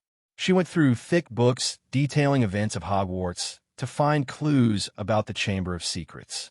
Ivan used his spare time to practice curses in a room where no one was present. It was getting closer and closer to Harry's first Quidditch match, so Harry's Quidditch practice increased significantly. Every day after dinner, he would be taken by Wood to the Quidditch stadium. Thanks to Malfoy's sponsorship, the Slytherin's Quidditch team's brooms have all been upgraded to the Nimbus 2001s, which is far better than Gryffindor's broomsticks. Since they were unable to get the same broomsticks, Wood decided to increase the team's training intensity. They flew in almost every weather condition imaginable. He hoped to narrow the gap between the two teams caused by the broomsticks. Since the fight between the two teams, the conflicts between the two houses have grown larger. So many of the Gryffindor and Slytherin students are hoping for a big fight. The upcoming Quidditch match is just adding fuel to the fire. The day before the Quidditch competition, there was a fierce confrontation between the two houses, but ever since the first large fight, every professor in the school has become very vigilant and stopped it before anything major could happen. In the blink of an eye, it was Saturday morning. Ivan and Colin went to the auditorium to have breakfast. Ivan could feel the depressing atmosphere around the Gryffindor Quidditch team. Would let all the players eat as much as they could, but he didn't eat anything himself, and when everyone had finished, they went to the Quidditch stadium. Because of Ron, Ivan didn't go with them, but waited until 11 o'clock and went with the school teachers and students to Quidditch Stadium. Ivan was in the stadium next to Colin and Ginny. The game soon begun. The dazzling figures flew through the air. From the very beginning of the game, you could see which team was more dominant. In less than 10 minutes, Slytherin scored 3 consecutive goals. Fred and George's broom lagged behind their opponents, never coming close to the ball. All of our brooms are too slow, and no one but Harry can keep up with Slytherin, said Colin feebly. I hope Harry can catch the snitch soon, said Ginny while being a little disturbed at how many goals the Slytherins are scoring. The situation gradually became more beneficial to Gryffindor as it begun to rain. Wood's training worked, and because the Slytherins lacked practice in different weather conditions, the Slytherin players became slower. Everyone soon saw a crazy bludger that seemed to be attracted by some magnetic force towards Harry. The bludger tried its best to try to knock Harry out of the air. Ginny screamed while grasping Ivan's arm tightly. To avoid the bludger's ferocious attack, Harry had to rise fiercely. He turned, rotated, twisted, flew in a zigzag route, but nothing he did worked. The bludger kept following him without going after other people. With Fred and George protecting him, Slytherin scored 2 more points. The Slytherins must have done something to the ball, shouted Ron as he stood up and waved his fist in anger. Ivan, what should we do? Asked Ginny. Don't worry, Ginny, said Ivan while comforting her and turning to make his way through the crowd. Someone should be controlling the bludger. I'm going to take a look. This should be the house elf Dobby's handiwork. Ivan didn't know where Dobby was, but one thing was for sure, he must have been hiding somewhere in the vicinity. Ivan wandered around the stadium, looking far and wide until he found the horrendous creature near Ravenclaw's bleachers. Before he could stop Dobby, he saw Wood calling the team together in a huddle. "What's going on?" asked Wood. "Where were you when the bludger prevented Angelina from scoring?"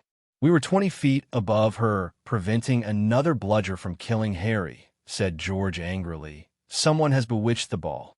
But since we practiced last night, the bludger has been locked up in Mrs. Hooch's office since this morning.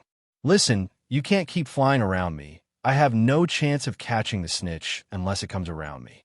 Harry saw the Slytherin team sneering at him and said, "Fred and George, go deal with the other bludger and let me deal with the one chasing me." "Don't be silly, Harry," said Fred. "It will knock your head off. It's all about you." George looked at Wood angrily and said, "Catch the snitch or die in the game. You must be crazy for telling Harry such a thing." "What now?" said Wood while looking at Harry, Fred, and George. "Oliver, be sensible," said Alicia Spinnet angrily. "You can't let Harry deal with that thing alone. We should ask for an investigation." "If we stop now, we will be disqualified," said Harry as he shook his head. "We can't lose to Slytherin because of a rogue bludger. We practiced for this game for 3 months." "But let me deal with the bludger. I think I can solve the problem," said Ivan as he ran over. When the Gryffindor Quidditch player heard him, they turned their heads and looked at him. "Ivan, what are you going to do?" asked Harry eagerly. "You just need to worry about catching the snitch. Leave the rest to me," said Ivan. "Come on, Harry. I've already written the article about Gryffindor winning, and you can't let me replace it." "Well," said Wood while looking at Ivan and Harry with a firm expression. "Fred, George, you both heard them. Let Harry deal with the bludger." With Mrs. Hooch's whistle, the game resumed. Ivan knew he had to hurry. He pulled out his wand while rushing to Ravenclaw's bleachers. Ivan ignored Luna, who stood up and greeted him. Ivan shouted "Stupefy," which caused a red light to fly out from his wand. When Dobby heard Ivan shout, he turned his head while looking a little surprised. Dobby stared at him for a second, but he vanished before the spell hit him. "Damn it," said Ivan as he clenched his fist, since he forgot that house elves could freely apparate within Hogwarts. At that time, there was an exclamation within the stands. Ivan hurriedly up and saw that Harry caught the snitch, but was hit by the wandering ball from behind and fell to the ground. Ivan saw Harry fall into the mud. The rain poured down on Harry's face. His arm dangled in a bizarre angle. Ivan hurried to the center of the field. He didn't want to see Lockhart use a spell that gets rid of the bones. By the time he crossed the crowd, Lockhart was standing in front of Harry. "Don't worry. Leave it all to me, children," he said in a comforting tone. "It's just a simple spell that I've used countless times." As he spoke, he rolled up his emerald green sleeves. No, said Harry weakly. But it didn't work. Lockhart was already casting the spell. A second later, he pointed his wand to Harry's arm. It was too late to stop it, so Ivan had to cast a spell to save Harry. "Protego," shouted Ivan. The next second, a red light flew out from the tip of his wand, and the light blue spell struck Harry. Perhaps this time his training was adequate, or maybe Lockhart was terrible at casting spelling. In short, everyone saw that Lockhart's spell rebound. The light blue bolt flew through the air and hit Percy, who was standing beside Lockhart. Percy fainted, and the people around him gasped. They saw that Percy's left arm, which had been struck by the spell, was limp and boneless. "Oh my God, his bones are gone." Lockhart looked equally panicky. Yes, sometimes that happens. It must be some reaction to the Protego spell that Ivan cast, and my spell. But don't worry, which classmate can carry him to Madame Pomfrey? She can help him." Fred and George gave Lockhart a deadly stare before they carried Percy to the school infirmary. Ginny was pale, with tears in her eyes. In the school hospital, it only took a second for Madame Pomfrey to heal Harry's bones, but when she saw Percy's arm, she looked unhappy. "What did you do to him?" "Poor boy. All of his bones are gone, and I need to regrow them." "I'm sorry, Percy. I didn't think this would happen." "It was an accident." "Ivan," said Percy as he shook his head. Ivan, Harry, Hermione, and the Weasley family all gathered around Percy's bed, and though Gryffindor won the Quidditch game, No one was happy. "It's all Lockhart's fault," said Fred. "It's not his fault. It was Ivan's Protego spell and Lockhart's spell that produced an awful effect," said Hermione as she defended Lockhart. "Everyone knows that Protego only bounces back the spell," said George. "But why are you still defending Lockhart, Hermione? If Harry or Percy wanted to remove their bones, they would find a better way," said Ron aloud. "Everyone makes mistakes," said Hermione as she blushed. "Lockhart was only trying to help." "He wasn't helping. If it weren't because of Ivan, Harry would be laying in this bed now." "Keep quiet, children," said Madame Pomfrey while she was carrying a giant bottle of Skeelgrow. "You should let him rest. Regrowing bones is an excruciating process," said Madame Pomfrey as she poured Percy a cup and handed it to him. Everyone looked at Percy's pained face as he drank the potion. Ginny hurriedly helped him swallow it. By the time Percy felt better, Madame Pomfrey had made them leave. The Weasleys had insisted on spending more time with Percy. But Madame Pomfrey disagreed, with so many people staying with him. Finally, Ivan, Harry, and Hermione went back to the common room. "Don't worry, Ivan." Harry patted Ivan on the shoulder and said, "It's not your fault. Percy was just unlucky." "Harry, Professor Lockhart just wanted to help you. The problem was the crazy bludger. Someone must have bewitched it," said Hermione. "But who is?" "I think I know." Ivan pulled them to an empty classroom and explained, "It's the house elf Dobby. He bewitched the ball." Ivan told him what he saw, and then Dobby suddenly appeared in front of them. In the dim classroom, the three stared at Dobby's tennis ball-sized eyes. "What are you doing here?" said Harry while being a little bit surprised. "Harry Potter went back to school," whispered Dobby sadly. "I repeatedly warned Harry Potter. When Harry Potter missed a train, why did you not go home?" "Wait, how do you know I missed the train?" asked Harry suddenly. Dobby's lips trembled, and he looked suspicious. "Did you do it?" said Harry slowly. "You sealed the wall and wouldn't let us through." "Precisely, sir," said Dobby as he nodded his head. "I waited inside, and when I saw Harry, I sealed the entrance. Afterward, I ironed my hands." He held 10 long fingers with bandages on it for the three people to see. "Why do you have to iron your hands?" said Hermione in a surprised tone. "Because Dobby must punish himself." Dobby thought Harry Potter was safe. Dobby never dreamed that Harry Potter and his friends would find a way to go to school. Dobby shook himself back and forth and kept banging his head, which made Ivan wonder about Dobby's IQ. Hearing that Harry Potter was back at Hogwarts made Dobby burn Master's supper. "Master gave me a flurry of whips unlike ever before, sir." "You almost got Ivan, Ron, and me expelled," snarled Harry. "You'd better go away before I strangle you." "Dobby doesn't care," said Dobby with a faint smile. Dobby has become accustomed to the threat of death, more than 5 times a day at home. "Wait, who's threatening you?" said Hermione as she frowned. "Dobby can't reveal Master's name. Dobby can't reveal secrets of the Master's family." Dobby blew his nose on a corner of his dirty pillowcase while looking miserable. "Why are you wearing that, Dobby?" asked Harry curiously. He wasn't as angry as before. "This symbolizes a house elf's slave status," said Dobby. "Slave?" said Hermione as she frowned even more. "Yes, Dobby is only free when his master gives him clothes to wear. People at home are cautious not to give Dobby as much as a pair of socks because if Dobby is free, he would be free to leave home forever." "Why did you attack Harry with a bludger?" asked Ivan. "What do you mean by that, Ivan?" Harry became angry once more. "Were you trying to kill me with the bludger?" "I would never kill sir," said Dobby. "Dobby was trying to save Harry Potter's life. You are better hurt than staying here." "Dobby wanted to hurt you enough, so you would go back home," said Dobby with a little fear. But Dobby failed. Harry Potter's friend attacked Dobby with a spell, so Dobby had to suspend the magic. "Luckily Ivan attacked you," said Harry angrily. "Otherwise, I would most likely be sent home." "I wish Harry Potter knew," said Dobby with tears rolling down his face onto his tattered pillowcase.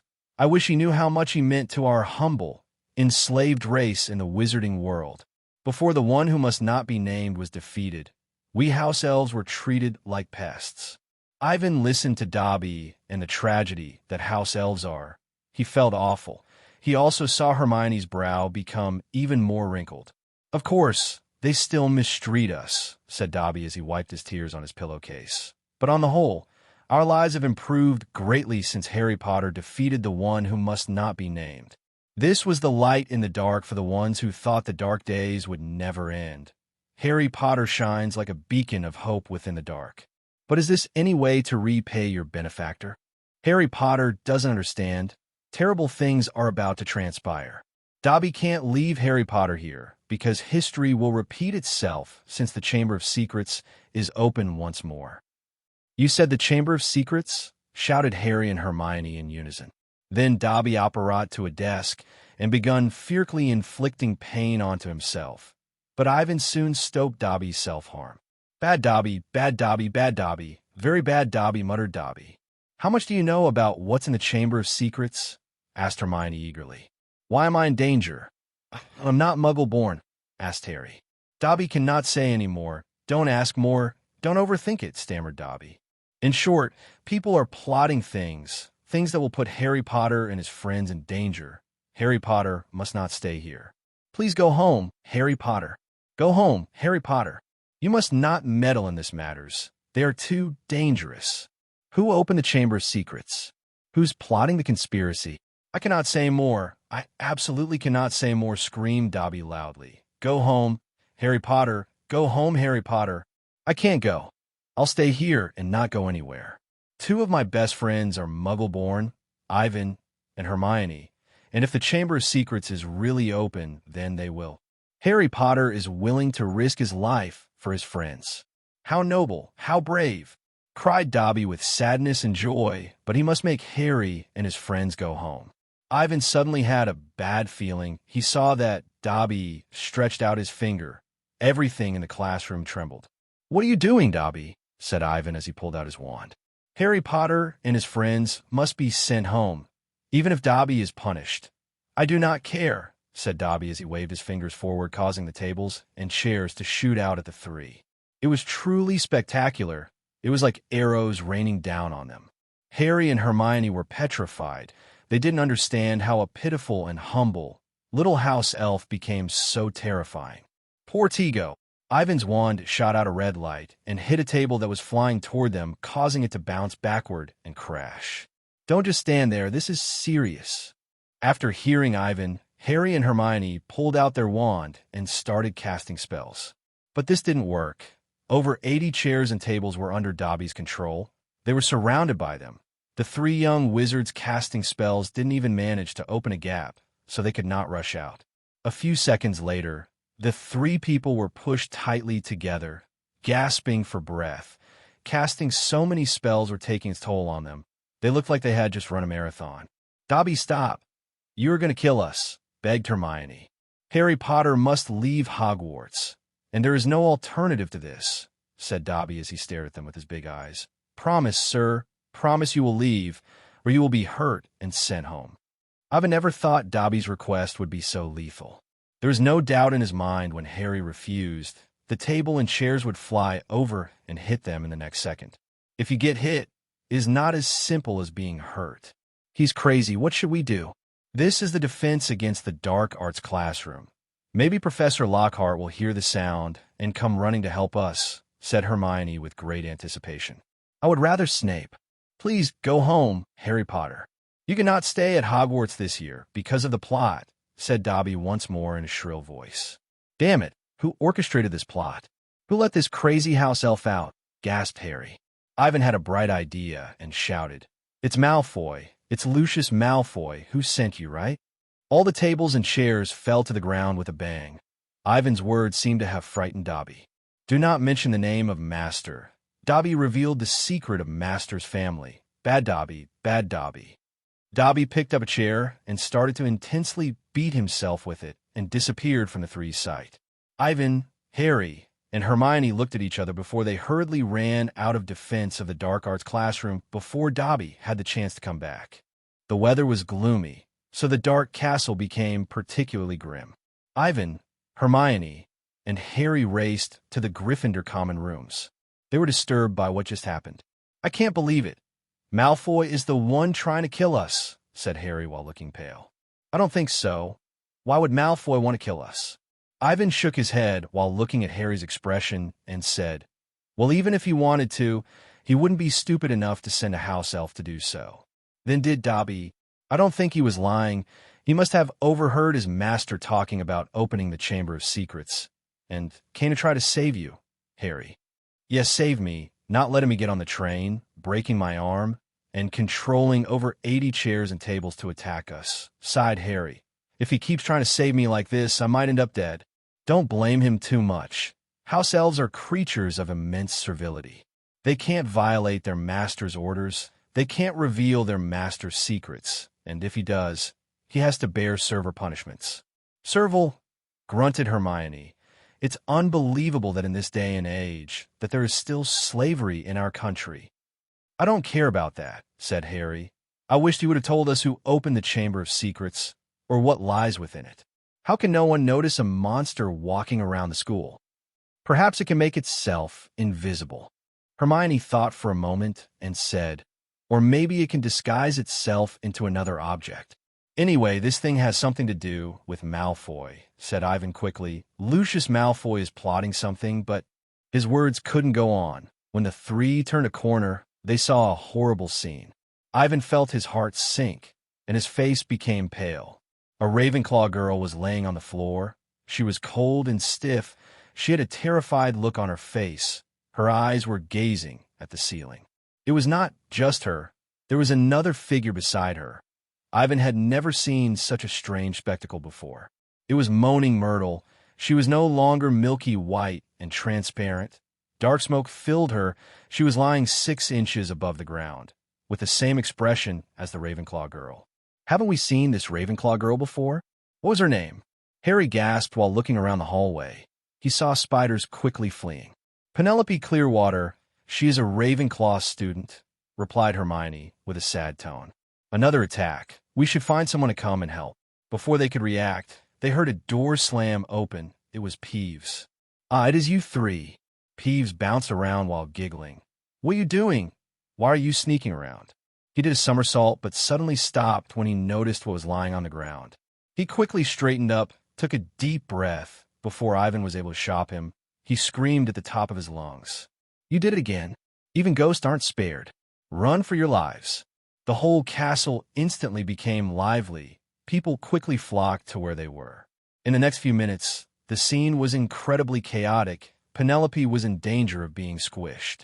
People stood in Moaning Myrtle's body while squeezing Harry, Ivan, and Hermione to the wall. In the next moment, the teachers came and regained order.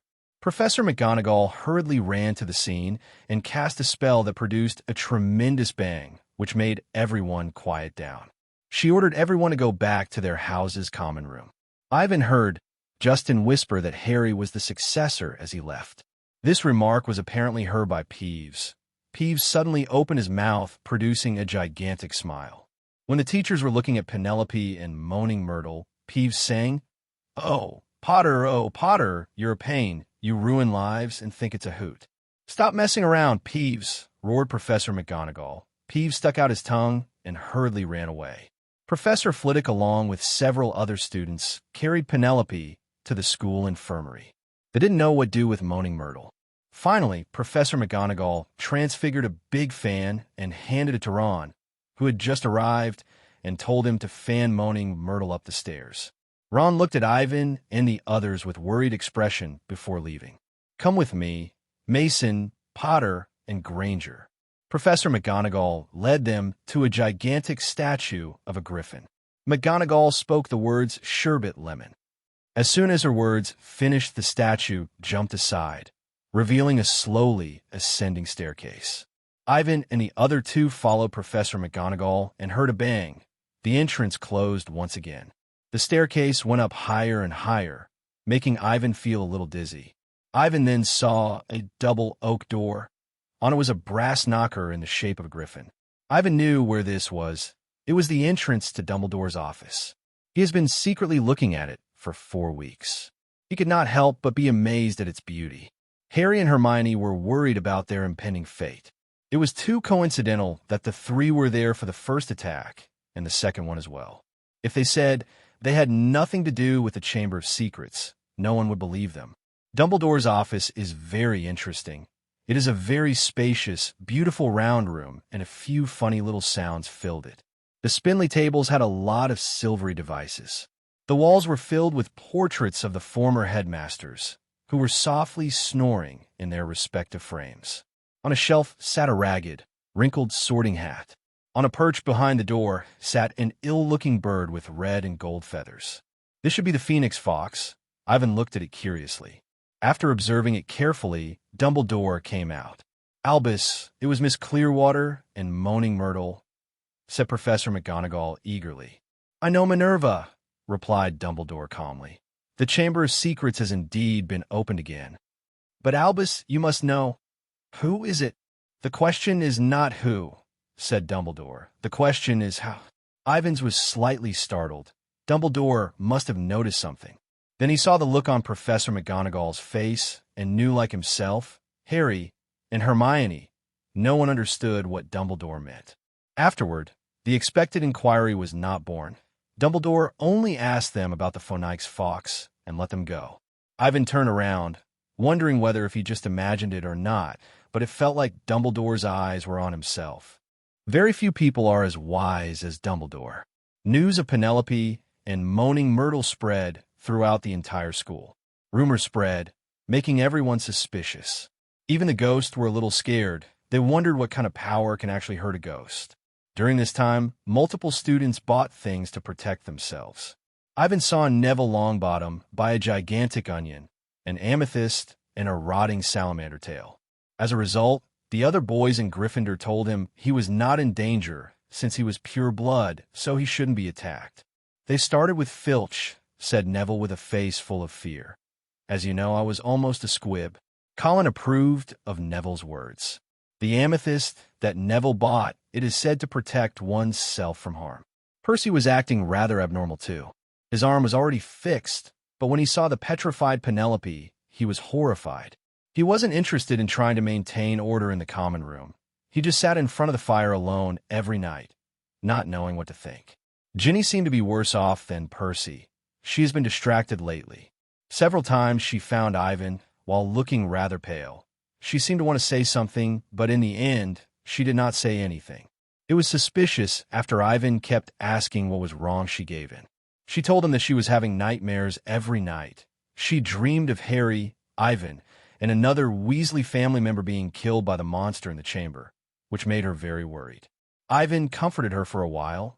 He was unsure if Ginny became like this because she noticed she had been controlled by Tom Riddle. He was told that Ron, Ginny, and the twins left the hospital soon after he left, but they went their separate way, so he did not know if she went to the bathroom of the third floor during that time or not. The situation is so bad that the first years are now always grouped together. It was like they were afraid if they acted alone, they would be attacked. No one except Colin wanted to be with Ivan. No matter where he went, someone was always pointing at him. He received the same treatment as Harry and Hermione.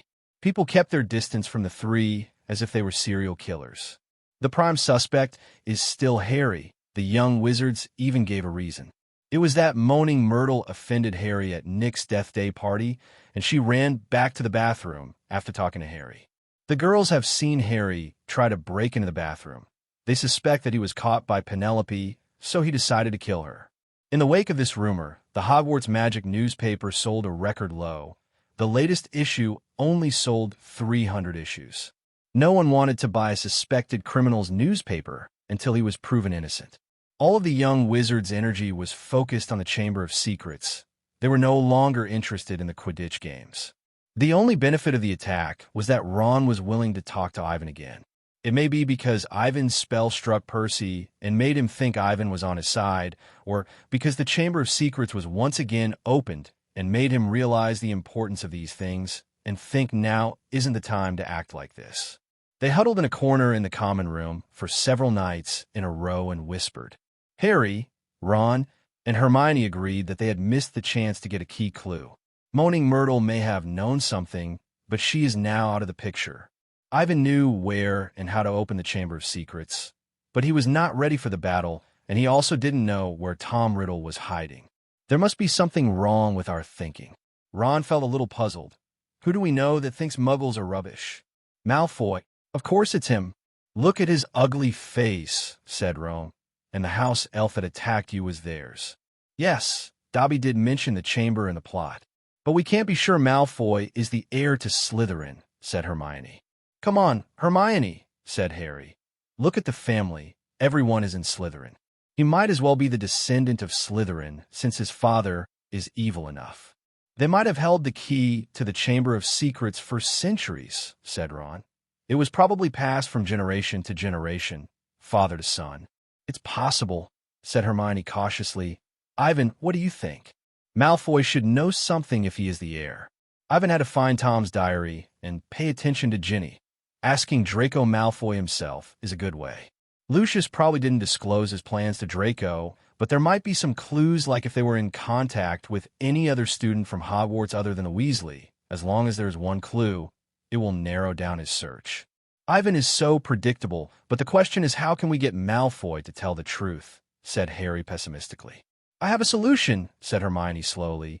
She hurriedly looked to make sure no one was eavesdropping and lowered her voice. Of course, it's not easy. It's very dangerous. We're going to violate at least 50 school rules. Don't be so secretive if you want to tell us, said Ron impatiently. We need to enter Slytherin's common room and ask Malfoy a few questions without letting him recognize us, said Hermione calmly. That's impossible, laughed Harry and Ron. No, it is possible, said Ivan as he narrowed his eyes. As long as we make Polyjuice Potion. What is that? Asked Harry and Ron in unison. Polyjuice Potion, said Hermione while being a little surprised. How did you know, Ivan? I have read about it in books that this kind of potion can turn you into another person. Note, the funny thing is he is not lying. Yes, we can turn into Slytherin students. Malfoy will not know it was us and might tell us everything, said Hermione. He is probably in the Slytherin common room bragging. It is a pity we can't hear him. This potion seems a little peculiar, Ron said while frowning. What if we become Slytherin students and never change back? The effect will vanish after a while, said Hermione a little impatiently. Snape said the potion is written in a book called Most Potenti Potions in the library's restricted section. But it shouldn't be a problem. Professor Lockhart should be willing to sign a note to let us get it. That guy will sign anything, whispered Ron. The problem now is the raw materials. We should be able to obtain those from Snape's personal collection. Hermione, that is too risky. Snape is not Lockhart. We can't easily get it from him, hesitated Harry. But this isn't a problem. We can use the profits from the Hogwarts Magic newspaper to buy the herbs. And we can use the third floor's girls' bathroom to concoct the potion. Oh no, said Ron feebly while Harry's face looked grave. It is the safest place since Filch is no longer guarding it. After the 2 attacks, no one is willing to approach the corridor. In addition to making potions, Ivan was prepared to risk it. He will be right by the entrance of the Chamber of Secrets. No matter who Tom is controlling, as long as they want to enter the Chamber of Secrets, they must go through him. Ivan also wants to see, will it be the same as the original plot, and will he find Tom's diary there? Hermione got the potion book the next morning, and Ivan ordered the herbs that afternoon. That night, they gathered in the girls' bathroom on the 3rd floor. There was no moaning, it was very peaceful. Moaning Myrtle was no longer present in the bathroom anymore. Ivan looked around and saw a tiny snake on the side of Copper Faucet. That faucet is broken. Hermione turned the thick potion book to the page of the Polyjuice Potion and checked the formula for the herbs she had just acquired. It's the most complicated potion I've ever seen, muttered Hermione, pointing to the ingredient list with her fingers. Fluxweed, knotgrass, lacewing flies stewed for 21 days, leeches, horn of bicorn, lacewing fly, boomslong skin, and a piece of a person's hair you want to turn into. God, Ivan, how much did you spend on these things? They aren't cheap. 300 galleons. This is all the money the newspaper recently made. Shrugged Ivan. I was going to use the money to buy a Christmas present for everyone, but there are more important things. You're saying all these herbs are worth 300 galleons? Said Ron while being a little distressed over the price. Yes. Ivan was also a little distressed. Well, we have everything we need for the potion, except something from the person we want to turn into. What do you mean, something from the person? I will not drink it if it has crab's toenails in it. Hermione seemed to not hear him. Ron turned to Harry, speechless. and Harry's face was the same as his. "The question now is, how long will it take to concoct the potion?" asked Ivan. "Well, you need to boil the lacewing flies for 21 days. 21 days. Malfoy will take out half of the Muggle-born students by then," said Ron. "Then do you have a better idea?" Hermione snapped the book and glared at Ron. "What about the house elf that has been causing Harry trouble? What if we make Malfoy a horrible meal when he is at home for the holidays? That makes him stay at home for the entire term." Ron's voice was getting smaller and smaller as Hermione looked at Ron angrily. "We aren't sure if it's Malfoy," said Ivan as he shook his head. "Besides, the herbs have already been bought, so there is no turning back." "You're right, Ivan." Ron, seeing Hermione about to argue with him, hastily agreed. "It is bad to waste galleons, but please don't use toenails, okay?" The people discussed the plan once more, and after confirming that there were no omissions, they started preparing the materials according to the recipe. Time gradually passed by. The atmosphere of the school was still a little grim. Ivan stopped by Lockhart's class during one of his classes. He had been asked by Lockhart to act as a creature he wrote in one of his books. It was a new teaching activity recently created by Lockhart. "Ivan, your performance was marvelous. I'm happy to be of help, Professor. What else do you have for me to do?" "My next class is Professor McGonagall's Transfiguration. I shouldn't be late," said Ivan. "Is that so?" said Lockhart, while showing off his iconic smile. "I'm hoping to start a dueling club in the wake of the current events at the school." "Dueling club?" "Yes. You know I have more experience with dealing with magical creatures than the other professors," said Lockhart. "I'm not bragging, but I don't mind imparting some of this experience on you to help you improve your fighting power." "Excellent idea. What do you need me to do?" "I'll put the message on the bulletin board, and you can advertise in the paper. That's about it," said Lockhart. Lockhart wanted to put on the front page, but he didn't want his name published. He said it was to keep it mysterious and give everyone a big surprise. Thinking about it made Ivan have a wry smile. What can't Lockhart teach us? How to get rid of bones, thought Ivan. But he readily consented to the other party's request after thinking that there wasn't anything worth promoting. Perhaps it would be a chance to redeem the newspaper's ever-lowering sales with the dueling club's influence. The school will start a dueling club. Read the article. In the latest issue of the newspaper, Ivan pasted a big question mark. Following that was a list of possible teachers for the dueling club, their strengths and past achievements. After a lot of publicity, this issue of the Hogwarts Magic newspaper sold like it did before the second attack. Under the wording of Ivan's article, most people thought that the teacher would be Dumbledore. It was shocking because Professor Dumbledore hadn't used magic in public for many years. He used it slightly before Voldemort's downfall. Needless to say, it excited many young wizards. Many adult wizards who ordered the paper wanted to come to school to have the opportunity to learn from the greatest wizard of the modern ages. It was exciting just thinking about it. The editor of the Daily Prophet wrote him shortly after he heard the news of the dueling club. He wanted to send some to interview the dueling club. However, it was rejected, which made students even more curious. Most people thought it would be Dumbledore. Because of Ivan's propaganda, the dueling club, which was originally supposed to be in a small area of the dungeon, had to be moved to the Great Hall because of the number of students. At 8 o'clock in the evening on Wednesday, the students returned to the Great Hall after they rested in the common room after dinner. The long tables vanished and were replaced by a magnificent stage illuminated by hundreds of candles floating above. Soon the ceiling once again became as dark as a moonless night. Ivan, who knew the truth, was dragged by Colin and Ginny from the library to the Great Hall. In their words, "I hope Ivan will guide them on defensive spells so that all the freshmen will know that Ivan's spells are the best of his peers." Everyone was squeezed together, each holding this wand while being excited. "When is the headmaster coming? What do you think he will teach us?" "Don't be silly, Ron." Because of how loud the crowd was, Hermione had to raise her voice and shout. "It can't be. Professor Dumbledore hasn't taught in years. Besides, if it was him, there was no need to be mysterious. He is just a gimmick. Not Dumbledore. Wasn't Flitwick a dueling champion when he was young? Maybe he will be the one to teach us," said Hermione, while being unsure. "Ivan must know. He wrote the article." Harry and Ron hurriedly went to Ivan, who was near Colin and Ginny. Neville also joined in with a look of anticipation. Don't look at me like that. I thought when you saw the article you could figure out who it was. Wait a minute, you don't mean... Before Harry's words finished, they turned into a groan as he saw Lockhart go onto the stage wearing a radiant purple robe. Yes, it's him, said Ivan, and he seems to have brought a special guest with him. The lively atmosphere of the great hall suddenly became a bit grim when they saw who was beside Lockhart. It was Snape, who was dressed in his usual black clothes. Lockhart was supposed to show them how to fight, but he picked the wrong opponent. After the count of 3, Snape waved his wand, producing a dazzling red light.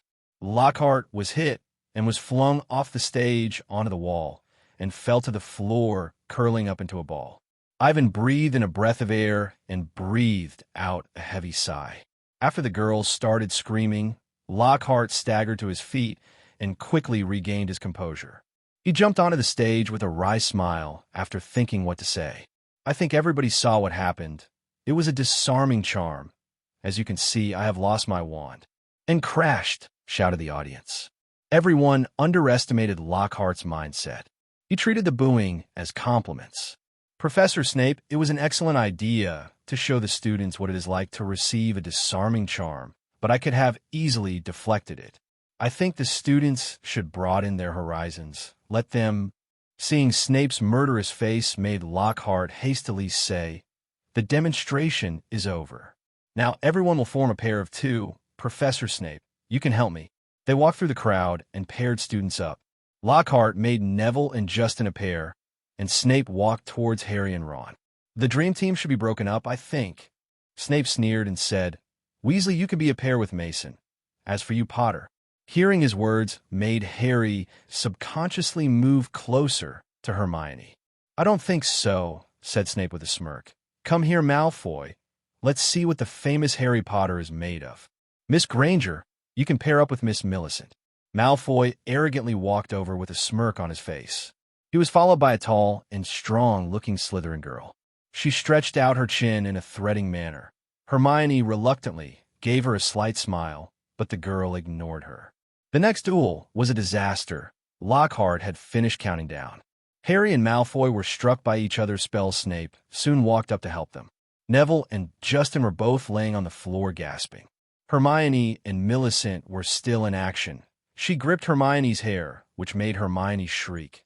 Their wands were both laying on the floor, forgotten in their brawl. Harry jumped up and pulled Millicent away. The worst duel was Ivan and Ron's. Ivan let Ron destroy himself. Ron produced the same spell as Snape, but instead of the intended result, it was Ron flying away, but it was less powerful than Snape's. In the next second, something unexpected happened. A dark blue light flew out from Ron's wand. It was a spell that Ivan had never seen before. The glow made it seem like it is evil.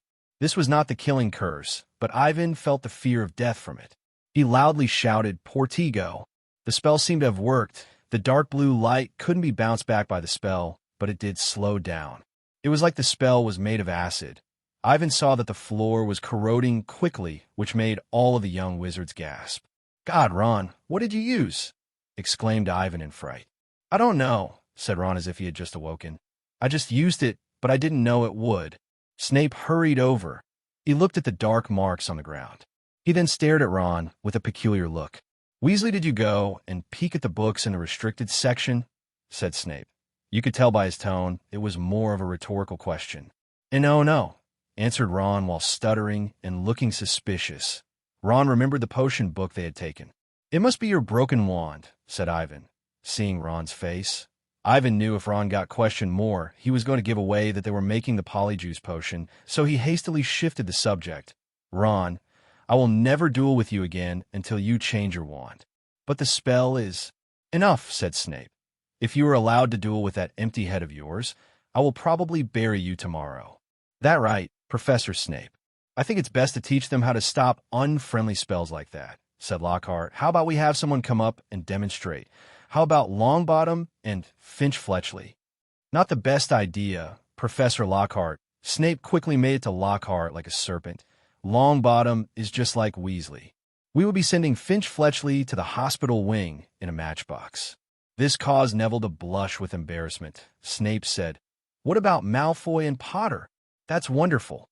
Lockhart motioned for Harry and Malfoy to come to the center of the stage. People retreated to make room for them. Harry and Malfoy were standing on opposite sides of the stage. Lockhart and Snape imparted some combat knowledge to their respective students. Lockhart didn't know what to say to Harry. He waved his wand and dropped it to the floor. Next was as Ivan remembered. The long black snake came out of Malfoy's wand and landed on the stage with a loud thud. It then raised its head and was prepared to attack. The crowd screamed and stepped back. Snape had intended to frighten Harry a bit, but Lockhart had made it worse. He cast a spell which sent the snake high into the air, which caused it to land in the crowd. It was furious. It went straight to the closest person, which was Justin. It raised its head while exposing its fangs and got into an offensive posture. Everyone then heard Harry speak to the snake in a hissing voice. This made everyone hold their breath and become motionless. The auditorium was deadly silent. The snake stopped, and Harry looked up at Justin while grinning. After seeing his gaze, everyone took a step back. Justin's face was full of rage and horror. "What are you playing at?" shouted Justin in horror with tears rolling down from his eyes. He then turned and ran out of the Great Hall. Ivan hurried up with Ron and dragged the confused Harry off the stage. Nobody cared about the dueling club anymore. Ivan, Ron, and Hermione pulled Harry out of the Great Hall. They were followed by Colin and Ginny. People were moving out of the way quickly like they were afraid Harry was going to get them. Harry looked slightly puzzled. He didn't know what was going on. No one explained anything to him as they dragged him to the empty Gryffindor common room. Then Ron pushed Harry into an armchair and said, "You're a Parseltongue. Why didn't you tell us?" "I'm a what?" asked Harry. "Parseltongue. It means you can talk to snakes." "I know I can. This is the second time I've done it," said Harry. "I did one time in the zoo when I accidentally let a big snake out and my cousin Dudley. It's a long story, but I bet a lot of people can do it." "They can't," said Ron while frowning. "It's not common, Harry." "Yes, it is bad," said Ginny, who was sitting by Ivan. "What's so bad about it?" asked Harry. "What's wrong with everybody?"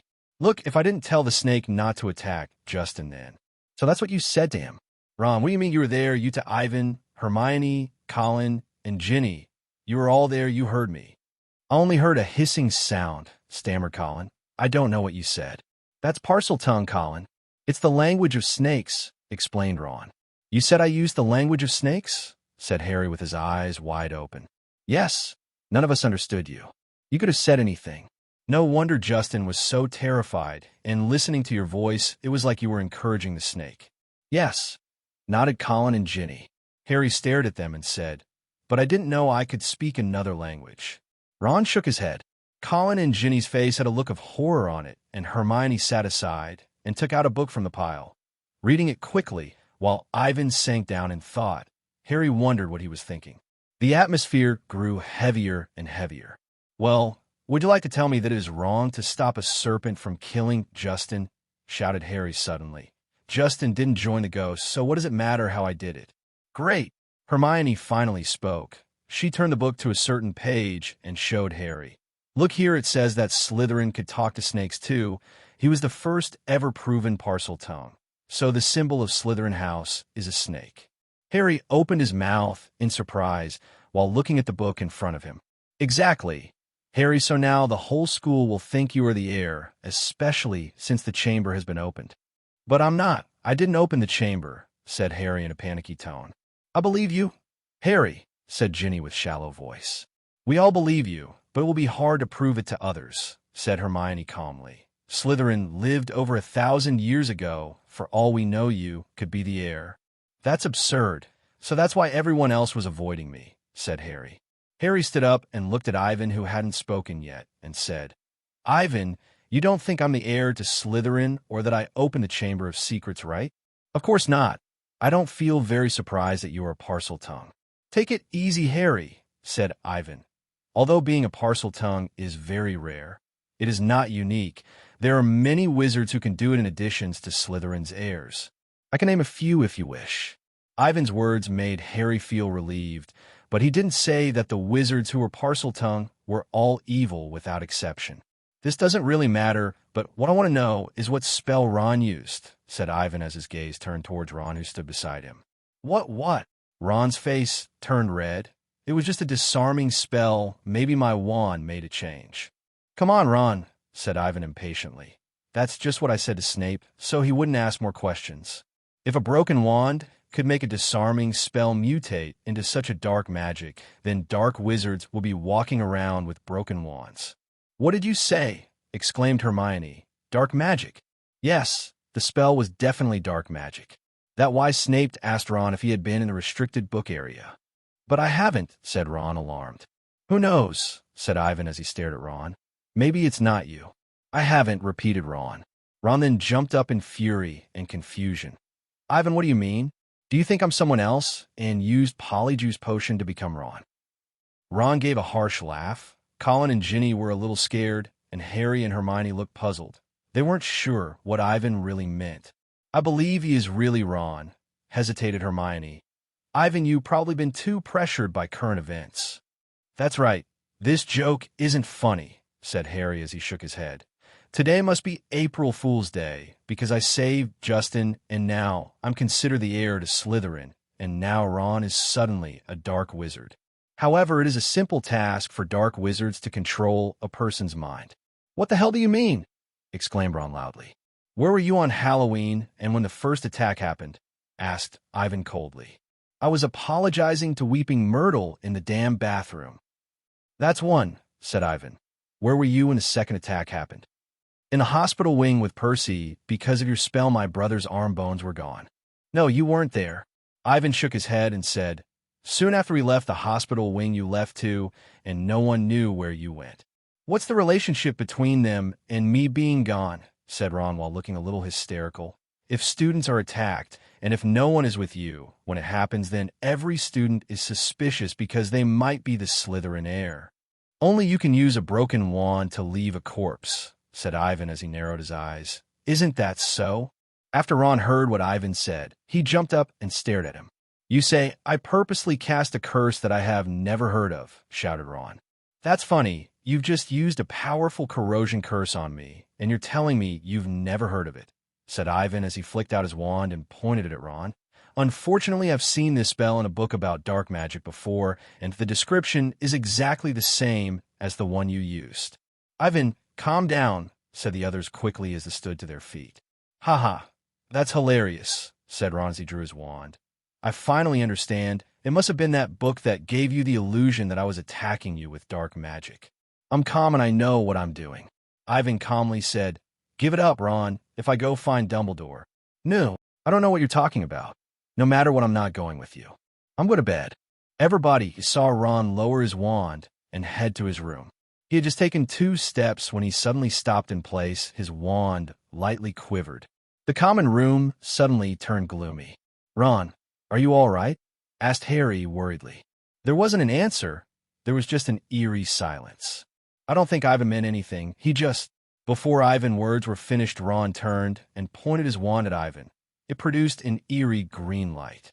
But before the spell was fully cast, Ivan subconsciously fired a spell, interrupting it. Ron slowly fell down, making everyone else dumbfounded. After a few seconds, Ginny's scream echoed in the common room. She quickly ran towards Ron. Ivan, what did you do? Said Harry while panicking. You attacked Ron. He attacked me first. You should have seen the green light that his wand was producing. What was it? Asked Hermione eagerly. If I'm not mistaken, it was the killing curse. He was trying to kill me, said Ivan as he recalled the green light, which made him think of the Avada Kedavra curse. An unforgivable curse. That's impossible. Hermione gasped while the others were confused. Hermione, what do you mean by an unforgivable curse? I have read in books that there are 3 unforgivable curses: the killing curse, the Cruciatus curse, and the Imperius curse, explained Hermione.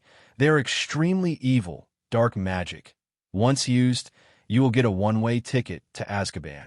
Azkaban, said Colin with a trembling voice. Ivan said Ron was about to attack him with the killing curse. I don't think it was Ron. Something must have been controlling him.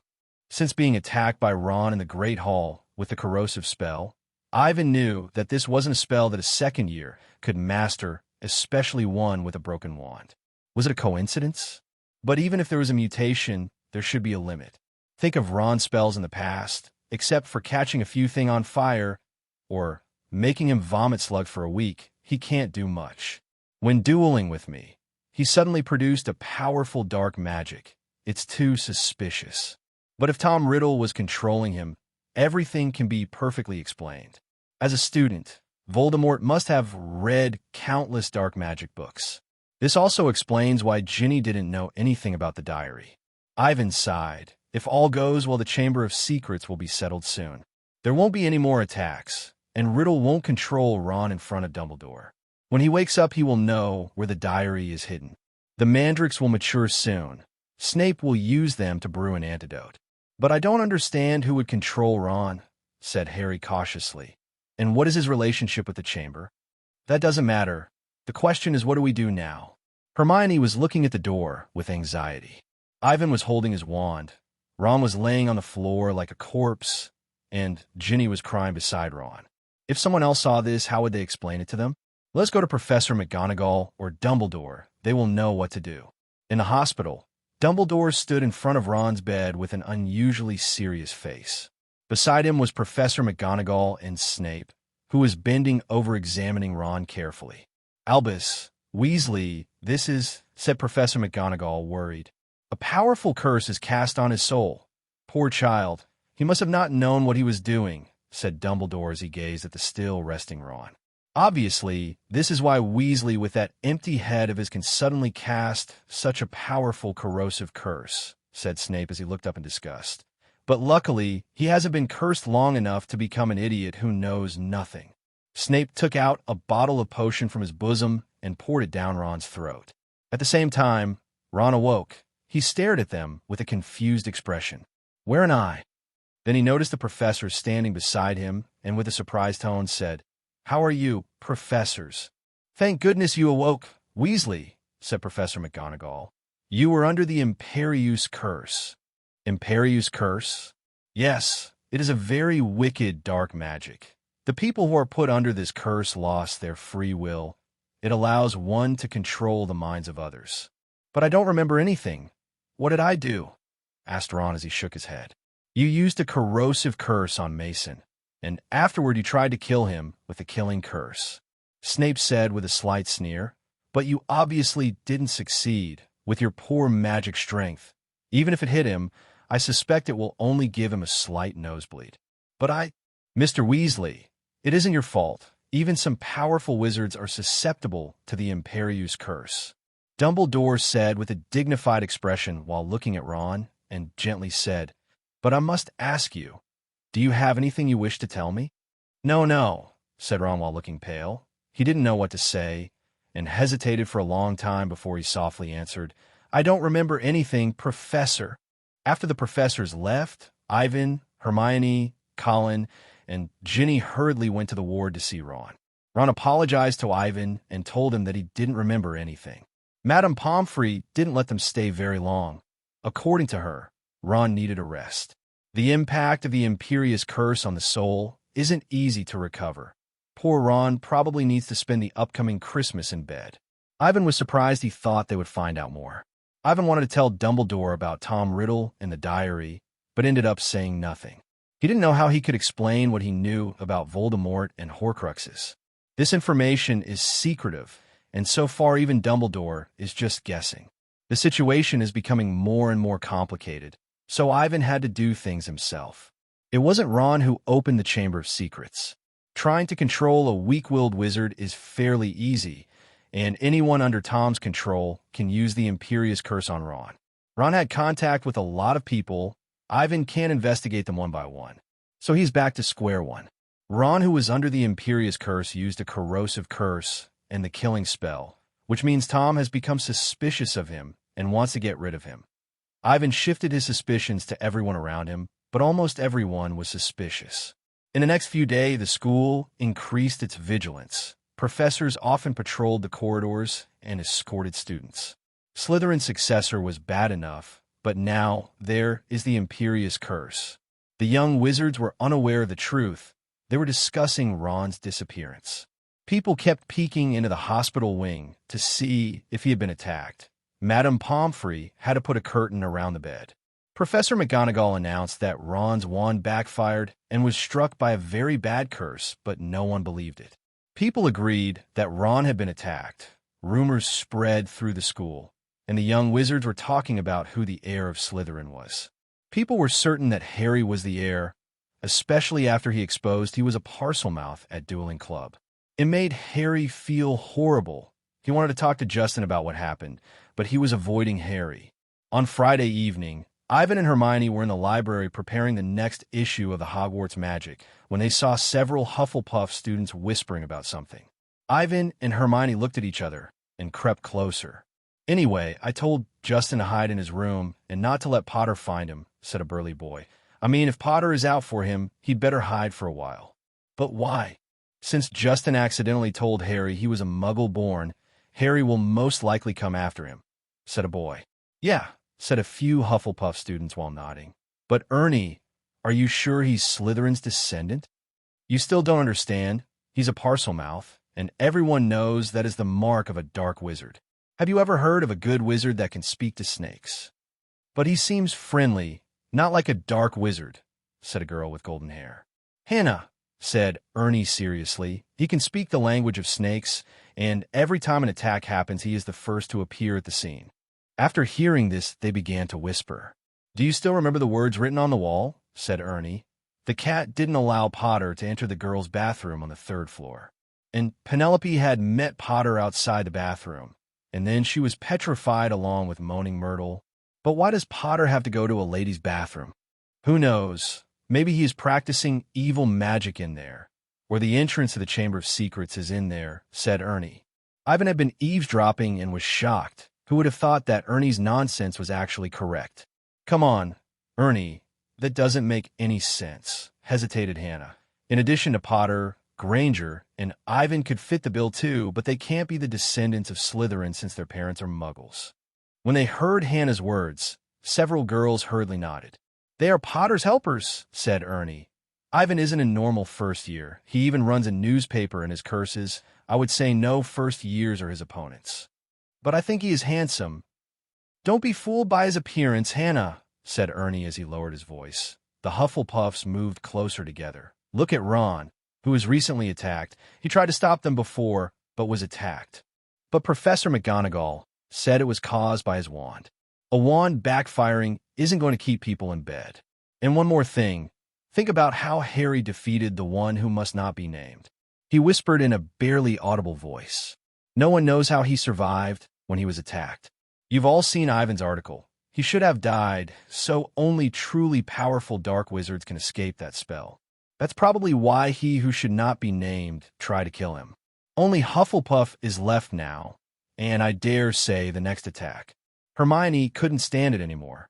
She walked out from the back of the shelf, and Ivan hurriedly followed. The scene he saw next was hilarious. He saw each Hufflepuff become terrified, and Ernie's face became dark. You heard us," Ernie hurriedly said. "I might as well tell you that you can go back 9 generations to see my bloodline is as pure as anyone, so—" "Bad," said Hermione as she turned away in disdain. "I don't care what kind of ancestry you have," said Ivan as he leaned over and squinted at Ernie. "Listen, if you're still spreading this rumor in public, even if I'm not Slytherin's heir, I can make you like Filch's cat." After Ernie heard these words from Ivan, he was completely and utterly terrified. They didn't mention what happened in the library to Harry, but everything that happened spread like wildfire. Now almost everyone is dodging them. It is like they have grown fangs, and they are dripping poison. On Monday morning, while Ivan, Harry, and Hermione sat together, people were whispering and pointing fingers at the three. "It's funny, but I'm sorry about what Ron did," said Fred as he walked over. "Yeah," Harry followed George. "You make everyone terrified, and this is what Snape has always wanted." "This isn't funny." Ivan was now in a horrible mood. In addition to being questioned, the Hogwarts Magic newspaper's sales have lowered even more. "Cheer up, Ivan," said Fred as he patted Ivan's shoulders. "Our items are also selling poorly, but there isn't anything we can do. In this difficult time, we need a little laughter," said George. After they finished breakfast, Fred and George came in front of Harry and shouted, "Give way to the heir of Slytherin, the most wicked wizard." "This isn't funny," said Percy with an angry look. "Get Percy." "Harry is tense," said Fred. "Yes, he will go to the Chamber of Secrets and drink tea with his toothless servants," laughed George. This is what Fred and George considered a joke. Ginny wanted to stop them. Harry doesn't mind. At the very least, the twins think it was ridiculous to think he was Slytherin's heir. But their antics seemed to have angered Draco. Each time he saw them doing this, his face looked like he was going to kill them. When they went to see Ron in the hospital ward, they told him about everything that had happened. Ron seemed to have recovered well. Ron said, "You know how much Malfoy hates others outdoing him in any way. Now, Harry, you know." "It won't be long before the polyjuice potion is done," said Hermione in a satisfactory tone. "I wish I could leave, but Madame Pomfrey has insisted that I stay here until the end of Christmas." "Don't worry, we will stay with you, Ron. After 3 days, the semester will be over." Given what has happened, most of the wizards have chosen to go home. The snow inside the castle was mostly untouched by anyone. This caused Harry to let out a sigh of relief. He was free to walk around without anyone messing with him, saying he the heir of Slytherin. Ivan has also stopped his research. He still hasn't found a spell to reproduce the crow of a rooster. What was even worse was Hagrid's rooster was almost dead. Hagrid said that either a fox or a vampire was attacking his rooster. Hermione insisted that it was weird. He didn't know if she had noticed anything as of yet. In a morning when they went to visit Ron, they saw several people discussing things related to the chamber. After lunch, Ivan and Harry practiced dueling while Hermione went to the library to read a book. Except for a few of them, Colin, Ginny, Fred, and George stayed at school. They were making a snowman outside the castle. Percy didn't care about the students' behavior. He often went to the school hospital. Ron was surprised that he was so concerned about him since he came to the hospital to see him more than anyone else, even though Ron had little to say to him. Percy was frequent to the school hospital, and he proudly told others that he stayed for Christmas only because he was an excellent student and helped the teachers during this turbulent period, and watching Ron kept him from getting into trouble. At dinner, Ivan saw Malfoy with his 2 lackeys Crabbe and Goyle, but he was surprised to see that Justin actually stayed for the holiday. Justin looked horrible. He looked even more so after he saw them. It looked like he was still worried that Harry was going to attack him. Harry wanted to apologize, but he has never succeeded. When Justin saw Harry approaching, he took a few slices of bread from the table and ran out as fast as he could, which made Harry's mood become terrible. The next morning, Ivan was awakened by Colin. "Ivan, thank you for giving me a magic camera. It must have been expensive," shouted Colin in a surprised tone. Ivan saw Colin sitting on his bed while opening his gifts. He seems to have a few in front of his bed, too. His parents ordered him a Nimbus 2001. It seems they want him to participate in sports. Note, who forgot he had parents because I did. Colin gave him a picture of everyone standing together that has helped with the Hogwarts magic newspaper. Lockhart's gift was also a picture, but it was a signed picture of Lockhart. Ivan was prepared to give it to Hermione. Hagrid gave him a large thing of fudge, but it was almost as hard as a rock. Ron gave him a book called How to Better Manage a Magic Newspaper, and Harry and Hermione sent him a book to Basic Rules of Quidditch and the Secret of Duels, a detailed list of spells. It seems that him reading a lot has left a deep impression on their minds. Fred and George sent some of their latest joke products to him, and as the two agreed in Diagon Alley, Ginny gave him a black diary of superb quality. Ivan would have preferred to make a Horcrux later. Mrs. Weasley predictably gave him a hand-knit sweater with a card, thanking him for helping Ron. They had learned what happened from Dumbledore, and if Ivan had been killed by Ron, the consequences would have been disastrous. When Ivan finally finished opening the pile of presents, Harry and Hermione had already come to the common room with the polyjuice potion. The 3 of them went to the school hospital to find Ron and go over their plan. After making sure there were no flaws, they decided to act tonight and get a clear answer out of Malfoy. There's a Christmas party going on in the Great Hall, and it looked magnificent. There was beautiful silver-looking Christmas trees, and mistletoe and holly decorated the ceiling. The ceiling was enchanted to make dry and warm to the touch snowfall. Ivan and Harry had just finished their 3rd pudding. Hermione led them out of the Great Hall to start their plan. It wasn't difficult getting Crabbe and Goyle's hair. With 2 cupcakes laced with a sleeping potion, those 2 were at their mercy. But the hard thing was Ivan and Harry hiding them in the closet of the hallway, making sure no saw them, and finally pulling out a few hairs and taking their clothing. The trouble was Hermione. Ivan insisted that the black hair in her hand wasn't McGonagall's hair, but a cat's hair. "Impossible, Ivan," said Hermione stubbornly. "This is what I got from her clothes." "But her animagus form is a cat. You have the hair from that form, since it's almost identical to it. So be careful." Finally, after Ivan's insistence, the three had to return to the Great Hall to look for an opportunity to get another person's hair. When they saw Pansy Parkinson stand up from the table and go towards Snape, Hermione hurriedly headbutted her and pulled some hair from her before the other had a chance to say anything. When Hermione apologized to her, Ivan and Harry saw Snape look at them with a hostile sneer. The two of them stood up and hurried to the bathroom without a second to spare. This is the best opportunity since students will begin to return after Christmas. It says after the user drinks it, they will have exactly 1 hour before they change back to themselves. Our plan is foolproof. People will just see Crabbe, Goyle, and Parkinson.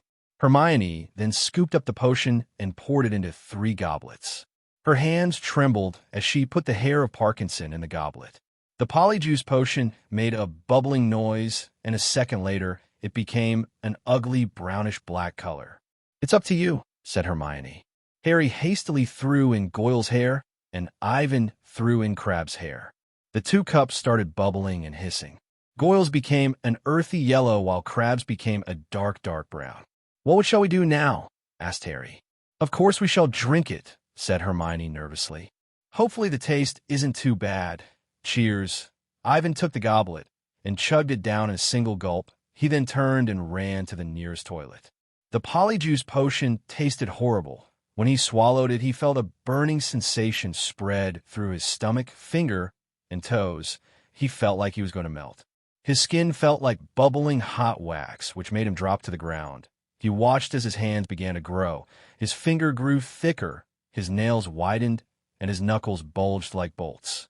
As Ivan's shoulders stretched, he began to feel in acute pain. A tingling sensation on his forehead told him that his head was changing, and as his chest swelled, his robe burst. Everything happened quickly and quickly stopped. Although in the book he read about this countless times, the feeling of becoming Crabbe is an indescribable feeling. Ivan effortlessly took off his small uniform and put on Crabbe's clothes. He then heard Goyle's voice shout out, "Are you two all right?"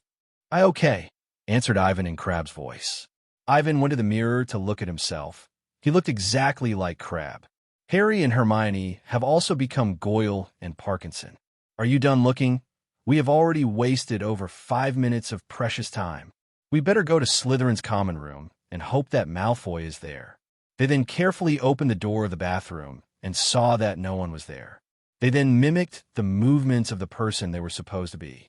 Under Hermione's leadership, the trio went towards Slytherin's common room, but they stopped when they saw the person standing in front of them. It was Snape. "Good evening, Parkinson, Goyle, and Crabbe," said Snape in a slow and low voice. "What are you doing here?" Ivan and Harry looked at each other. They didn't know what to say. But Crabbe and Goyle seemed to be like this normally. Snape then ignored them and watched Hermione with interest. "Professor, we're going back to the common room," said Hermione cautiously. "Oh, why?" said Snape softly. "Miss Parkinson, please come to my office before that. I think it is worth discussing a bit about the party." "But, Professor," said Harry. He couldn't go any further. He didn't have a reason to stop Snape from taking Pansy Parkinson. Ivan and Harry watched as Hermione was taken away by Snape. "Is this also called foolproof?" asked Harry anxiously. "I wonder if she will be all right. I think we should follow the original plan, and when we are finished with Malfoy, then we try to save Hermione," said Ivan. "That's easy to say, but do you have any idea where the Slytherin common room is?" Ivan shook his head when he realized this problem. The empty dungeon corridor is like a maze. After a quarter of an hour, they were back where they started. They came to a hallway with 3 ways they could go. One was toward Snape's office. The other was where nearly headless Nick held his birthday party. And the other was one where they have never been down before. But Ivan saw a painting of a silver bowl of fruit, which should be the secret path leading to Hogwarts kitchen. "Not here. I remember this mirror. We just saw it. Maybe we should go to the left, said Harry while being unsure. No, that leads to the Hufflepuff common room. Just as the two were full of despair, they saw Draco Malfoy walking toward them. This was the first time Ivan has ever been happy to see him. What are you two standing here for? I thought you'd be back already. Ivan and Harry just nodded, and Malfoy took them to the right side of an empty damp stone wall. What's the new password? Said Malfoy to Harry. Well, Harry faltered. Oh yes, it's pure blood, said Malfoy.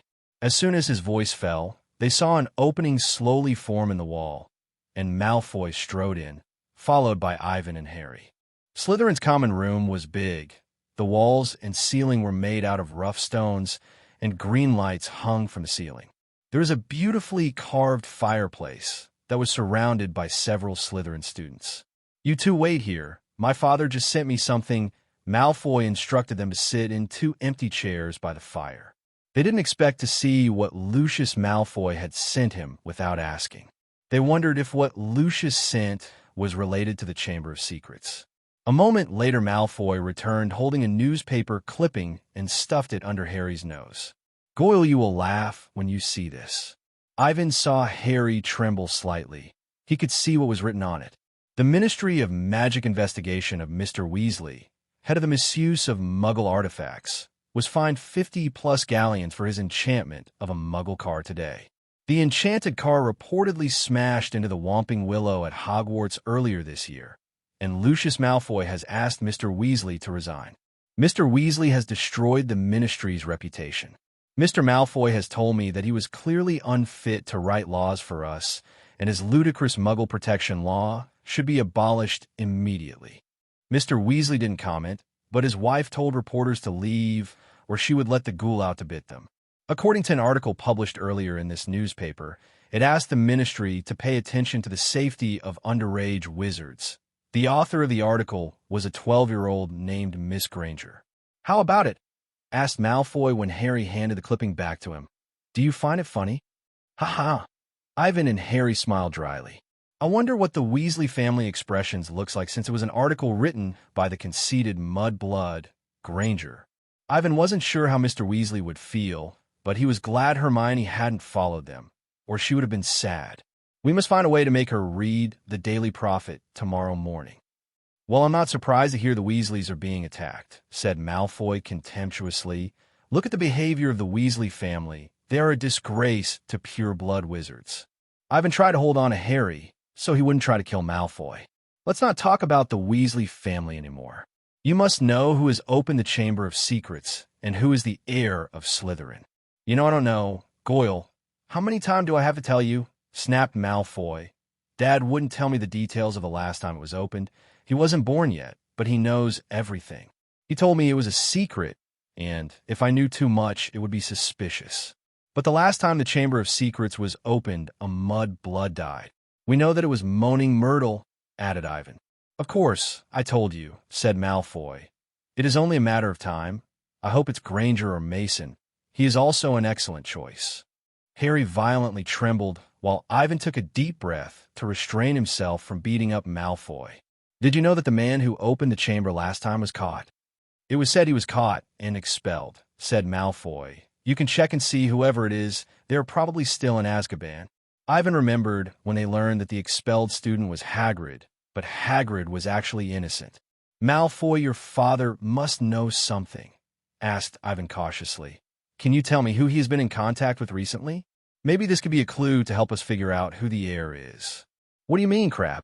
Malfoy glared at him and said loudly, Are you doubting my father's taste in friends?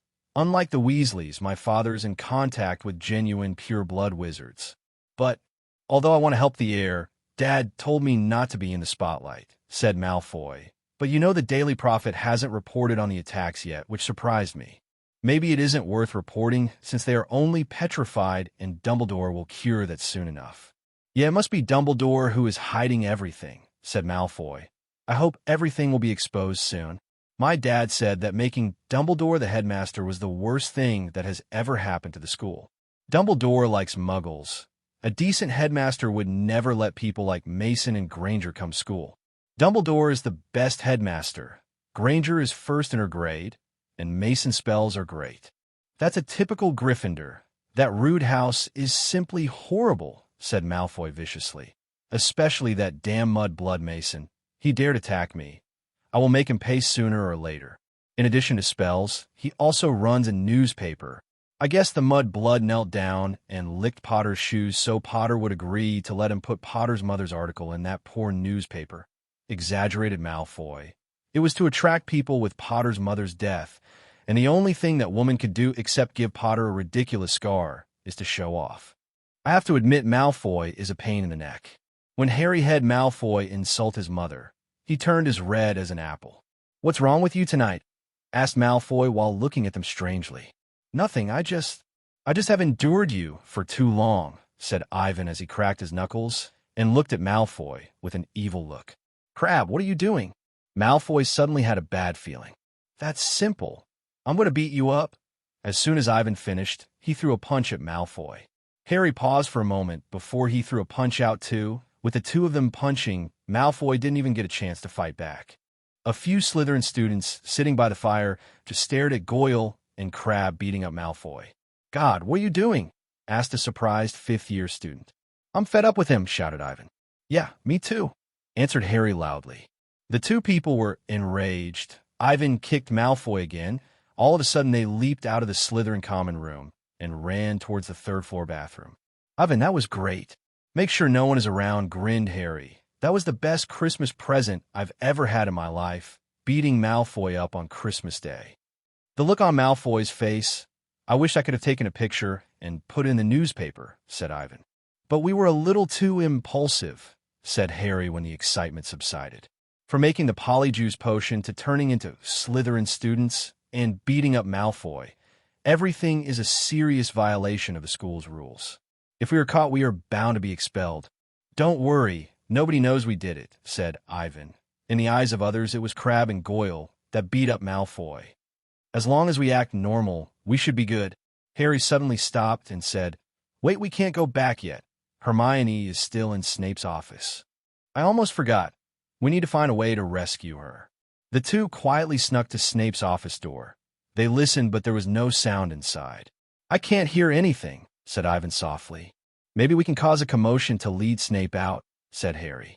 As soon as his voice fell, he saw that they were changing back. Their time was up. The two were gradually changing back to themselves. It was horrible, and worse still, Hermione was still in Snape's office. Thinking about Hermione transforming back into herself under Snape's cold gaze was horrible to think about.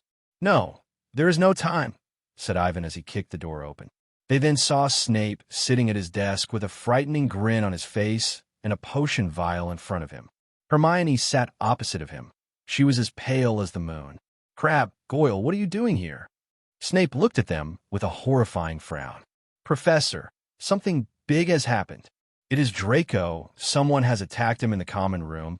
He is lying on the ground covered in blood, and we don't know what to do," shouted Ivan. "Yes, you should go and take a look," said Harry hastily. "Attacked? You two idiots. Why didn't you send him to the school hospital?" Ivan paused. He then panicked and said, "We weren't sure if it had anything to do with the previous two attacks." Because of the dim light in the office, Snape didn't notice that Ivan's face didn't look like the usual Crabbe. "You wait here. Watch her until I come back." Snape drew his wand and ran towards Slytherin's common room.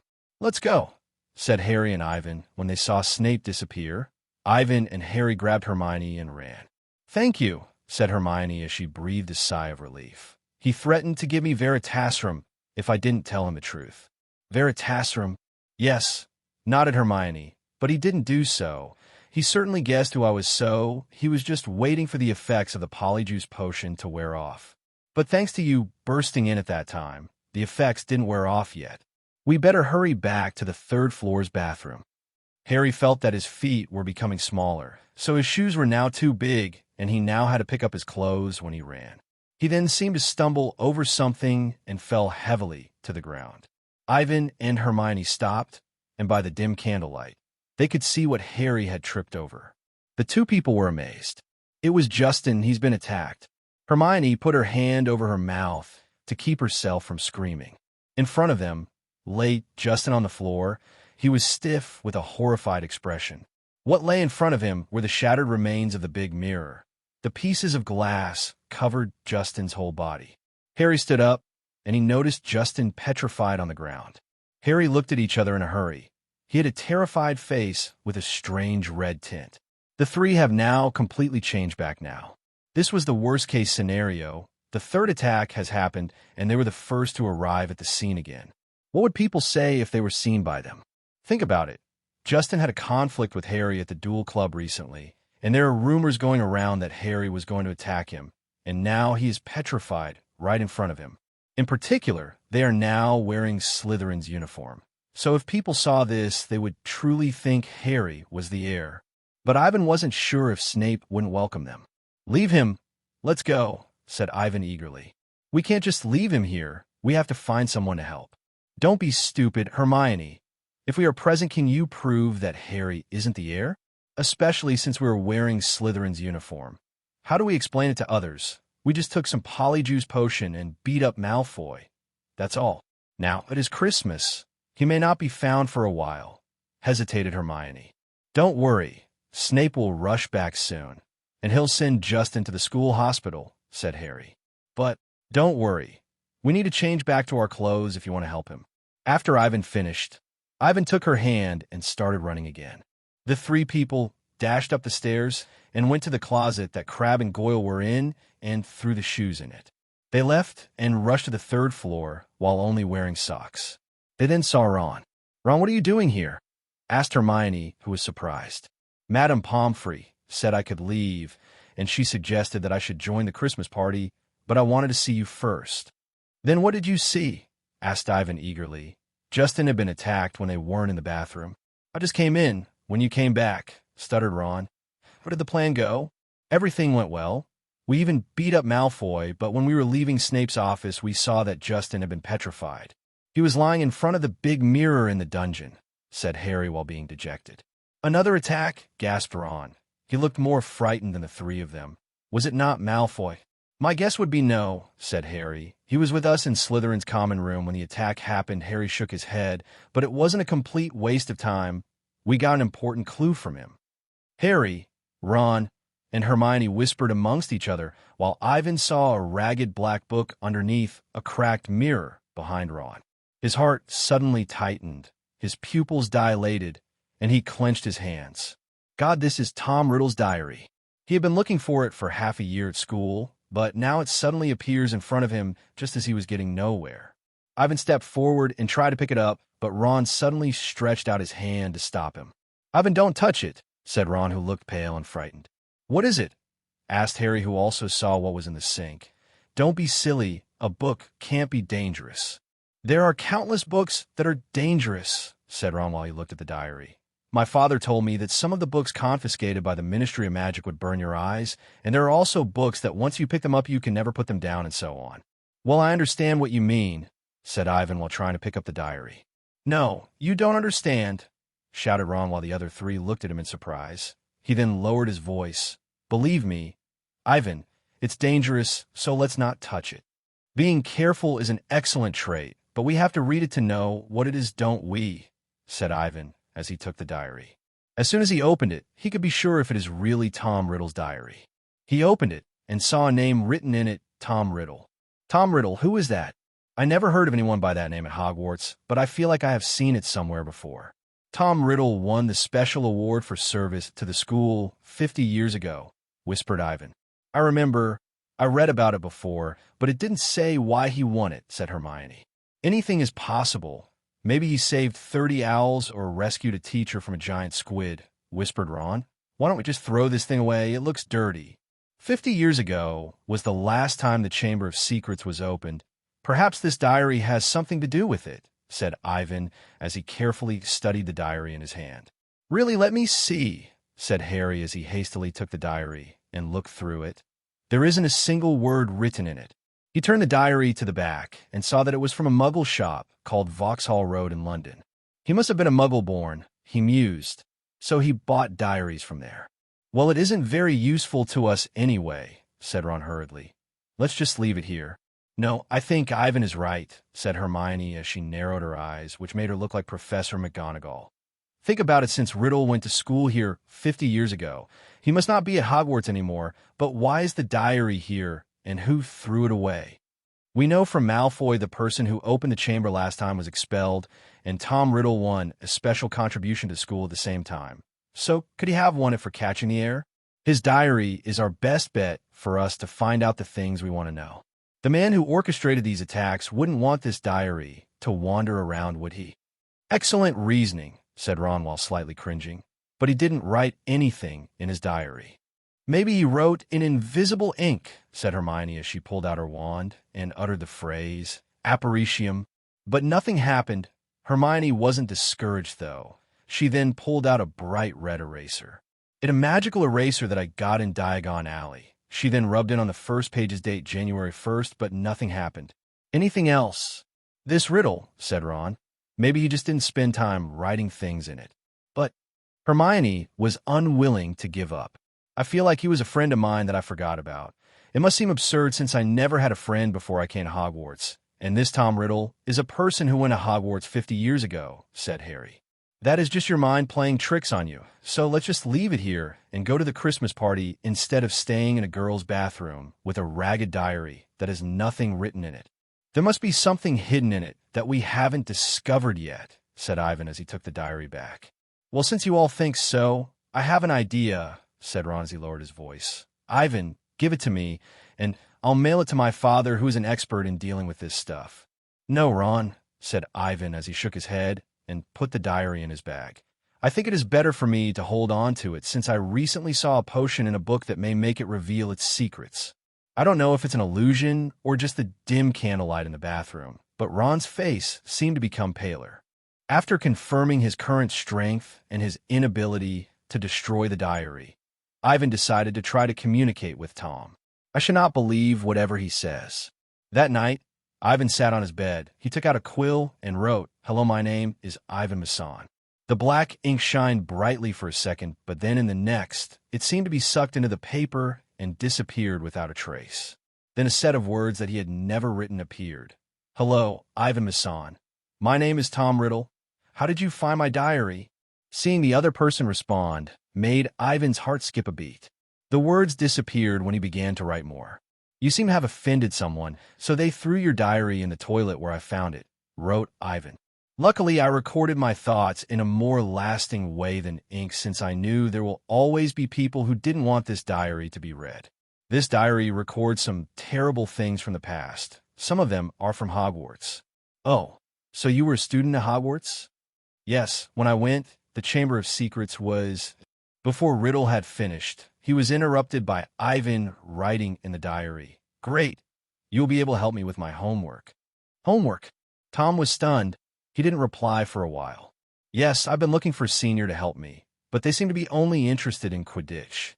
Professor Snape and Binns gave us some difficult work.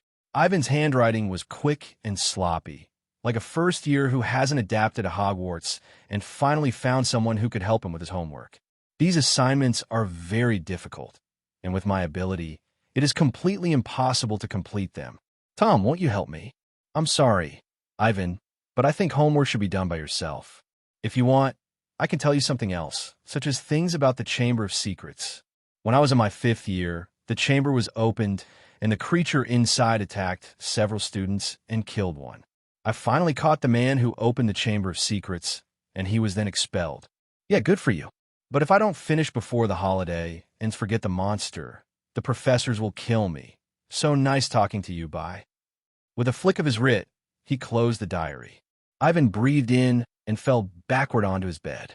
Today he was only making first contact with Riddle, so there isn't a need to do an in-depth conversation with him.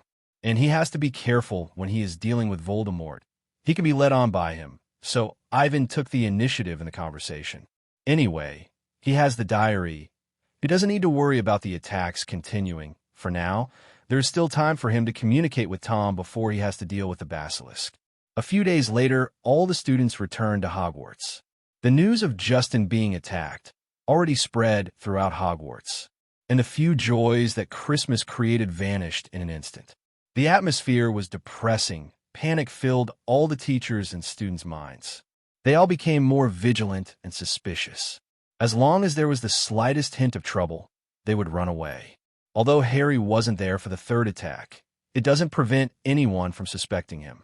Especially in the face of inquiries, Harry couldn't explain to them why he left the Christmas party early, which is very suspicious. More and more people began to whisper to each other, and Hufflepuff's Ernest Macmillan said, "Ever since Justin accidentally told Potter that he was a Muggle-born, I have been expecting this." But what was worse about him saying this was that people actually believed him because they thought Ivan and Hermione were accomplices to Harry, and this caused their newspaper to do even worse. Peeves wasn't any help because he kept popping up in crowded hallways and loudly singing, oh, Potter, you're up to no good. You kill students and find a hoot." He also danced when he sang. Besides Colin, Luna, and the Weasley family, almost no dared to approach Ivan, Harry, or Hermione. It also seems that Malfoy guessed that Ivan and Harry had beat him up on Christmas Day, so he was always leading Goyle and Crabbe around them, provoking them, like a hyena looking for a chance to attack. Besides class, they spent most of their time in the library. Hermione was combing through books from 50 years ago, trying to find who opened the chamber. Their only clue was that they had been expelled from school and had been held in Azkaban until now. As for Harry and Ron, they decided to learn more about Tom Riddle, the found an award for services to the school, that he was a prefect and head boy. "You know, he sounds like Percy," frowned Ron. "It seems he was an excellent student," said Hermione. "Yeah, I never thought he would be that kind of person," replied Ron. He then turned his head and looked nervously at Ivan. "How is your investigation on the diary?" "I've learned nothing," said Ivan as he shook his head. He thought it was for the best to not let them know anything about Riddle for now. "Just like I said, it's just a regular diary. I would hardly call it ordinary. I made sure it was waterproof, fireproof, and spell-proof. I can't find a way to destroy it." "That's good. Riddle must have wanted to protect his diary," said Ron with an unnatural expression. Time flies. In the blink of an eye, it was already February. After his brief conversation with Tom Riddle on Christmas, he didn't try to contact Tom again. Ivan thought it was necessary to ignore him for a while. The atmosphere in the school is still tense, even though the attacks have stopped and the mandrake grass has matured, but most students were still in a panic. Lockhart seemed to think he needed to do something. "You don't need to worry. The Chamber of Secrets will never be opened." That's what Lockhart said at the end of every defense against the dark arts class. "The culprit must have known I would catch them sooner or later, so they wisely stopped before I did. What is needed now is to eliminate the bad memories," said Lockhart. "I don't have much to say, but I think I have the answers." By the time they had breakfast on February 14th, everyone knew what Lockhart was doing to boost morale. When Ivan entered the Great Hall early that morning, he saw that all the walls were covered with big, bright pink flowers. Worse still, there was countless heart-shaped confetti that kept following from the light blue ceiling. Lockhart sat at the teacher's desk, wearing a bright pink robe that matched the decorations, and the professor sitting beside him had a strange face. Professor McGonagall slightly twitched, and Snape looked like he was going to barf. Next, Lockhart announced he arranged a small surprise. In the next moment, 12 dwarfs walked through the doors. Unlike regular dwarfs, they all had golden wings and a harp on their backs. Lockhart called them friendly little cupids. He told the students they could use them to deliver Valentine's cards or ask Snape for advice on how to brew a love potion. Ivan didn't know if anyone dared to ask Snape about the potion, but the dwarfs kept rushing around the school delivering Valentine's cards.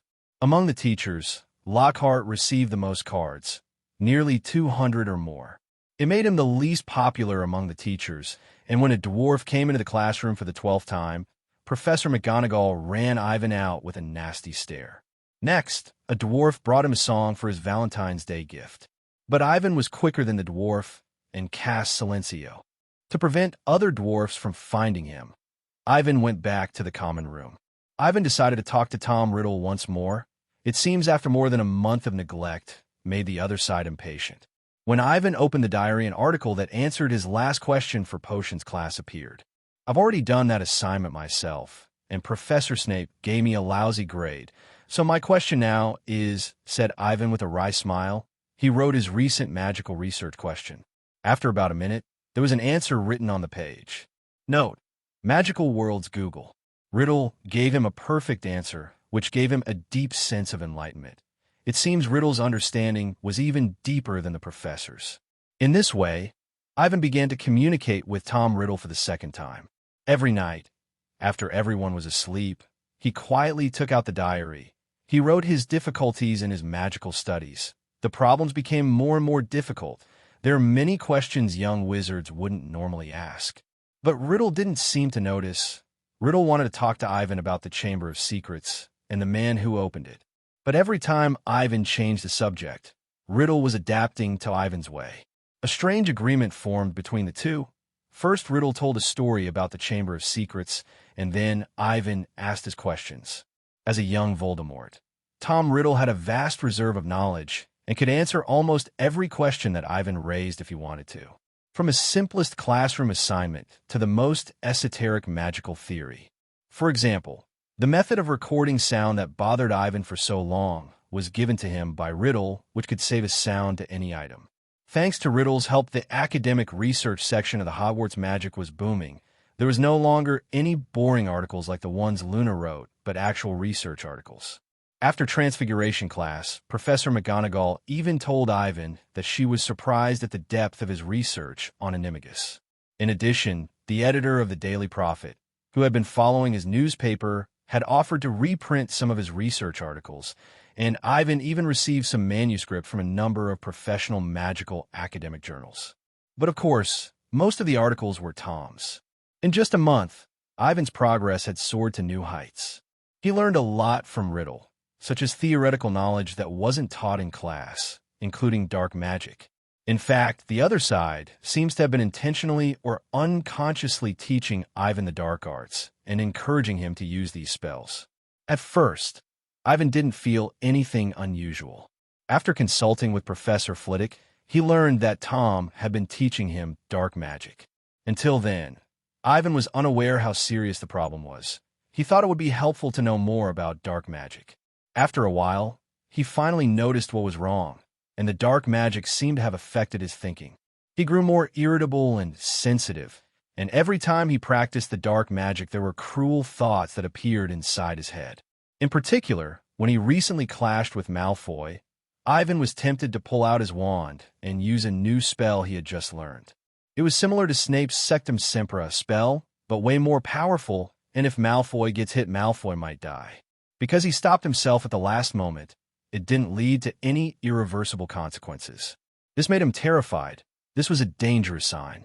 He now realized why Riddle would uncharacteristically teach him magical knowledge. Riddle was looking for a way to weaken Ivan's, since Ivan was always wary of him and not interested in the Chamber of Secrets. So he tempted Ivan with magical knowledge, and when Ivan is lost in power, that would give him a chance to control Ivan. Even if Riddle can't control him, Ivan's final result was likely to become the same as Voldemort, an evil dark wizard. Since then, Ivan never dared to touch the diary again. Tom Riddle is truly evil. He can gradually take control of one's mind. Even people like Ivan who are on high alert from the beginning can fall into his clutches. Ivan kept the diary with him at all times since there was still the threat that Tom Riddle would control the other person to take it back, but he never opened it. Thanks to Ivan being cautious, there was not any attacks in the castle. It has been 4 months since Justin was petrified. Almost everyone seems to think the attacker has given up. One day, when Ivan was at breakfast, Ivan heard Professor Sprout and several students talk about the nearly matured mandrakes. This made people extremely happy. Hufflepuff isn't hiding from them anymore, and Peeves has gotten bored of singing. The sales of a newspaper were picking up, and people were turning their attention to the upcoming Gryffindor versus Hufflepuff Quidditch match, which will determine who wins the Quidditch Cup this year. Ivan saw all the third years sitting in the public lunch, depressed on Easter Sunday. The school has asked us to choose a class for next year. Harry and Colin walked in with a list of curriculums. It looks like we have to add more lessons. Professor McGonagall told us to take it seriously, said Hermione as she looked at Harry and Ron with a deadly stare. This will affect our future. I don't want to, but I want to give up potions, said Harry. Impossible, said Ron in a depressed tone. If we could ditch the core classes, I would have quit defense against the dark arts. But that course is extremely important, said Hermione in a surprised tone. With Lockhart, I haven't learned anything, said Ron. The students who are from wizarding families received owls from their families, which told them what to choose. This made it more difficult for some students, such as Neville, who couldn't decide. As for Harry, who grew up in a Muggle family, there wasn't any advice.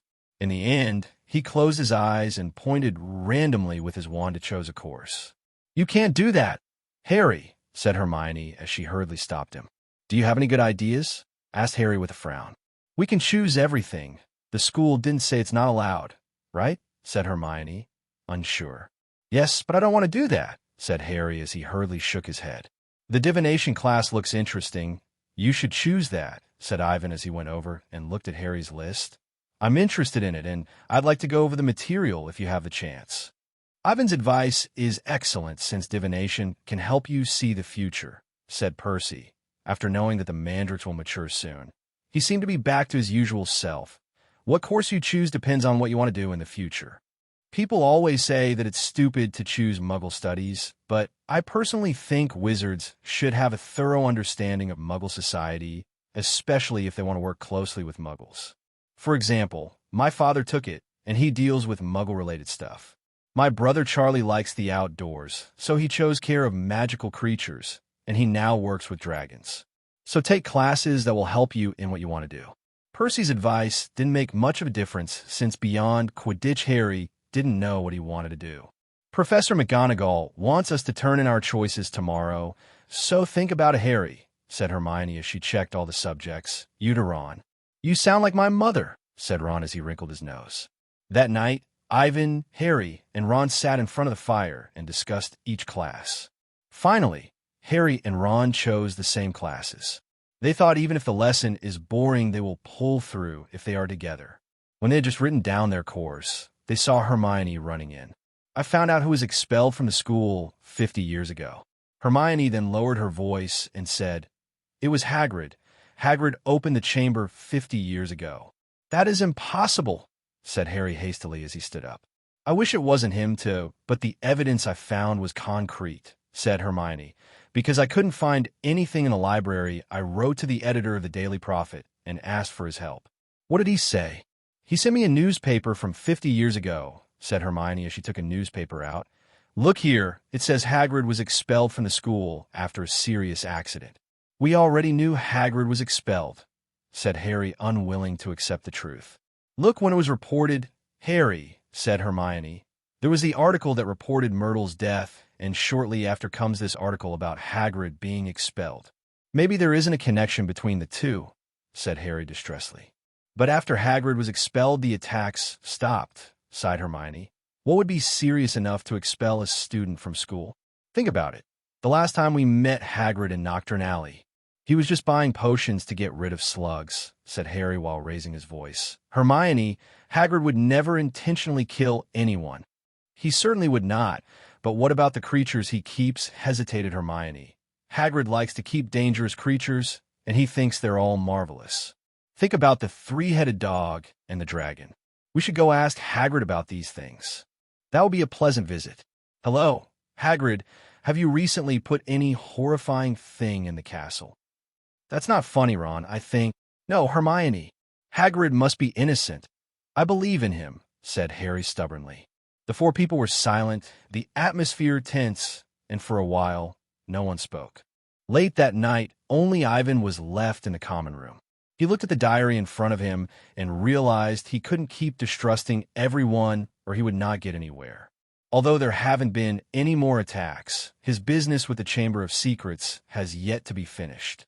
Maybe I should give it to Dumbledore. He must be able to recognize this is a Horcrux, and he should know exactly how to deal with it. Before Ivan made up his mind on what to do, he saw Harry come in. "Ivan, why haven't you gone to bed yet?" said Harry, surprised. "I should have asked you. I can't sleep because I'm thinking about the things dealing with Hagrid. He is certainly innocent, but I have to go to him to confirm it." Harry looked at Ivan with expectant eyes. "You think so, right?" "Yes," nodded Ivan. "Then let's go," whispered Harry. "Go where?" Harry took Ivan's hand and said, "I was going to go alone, but I didn't expect to see you."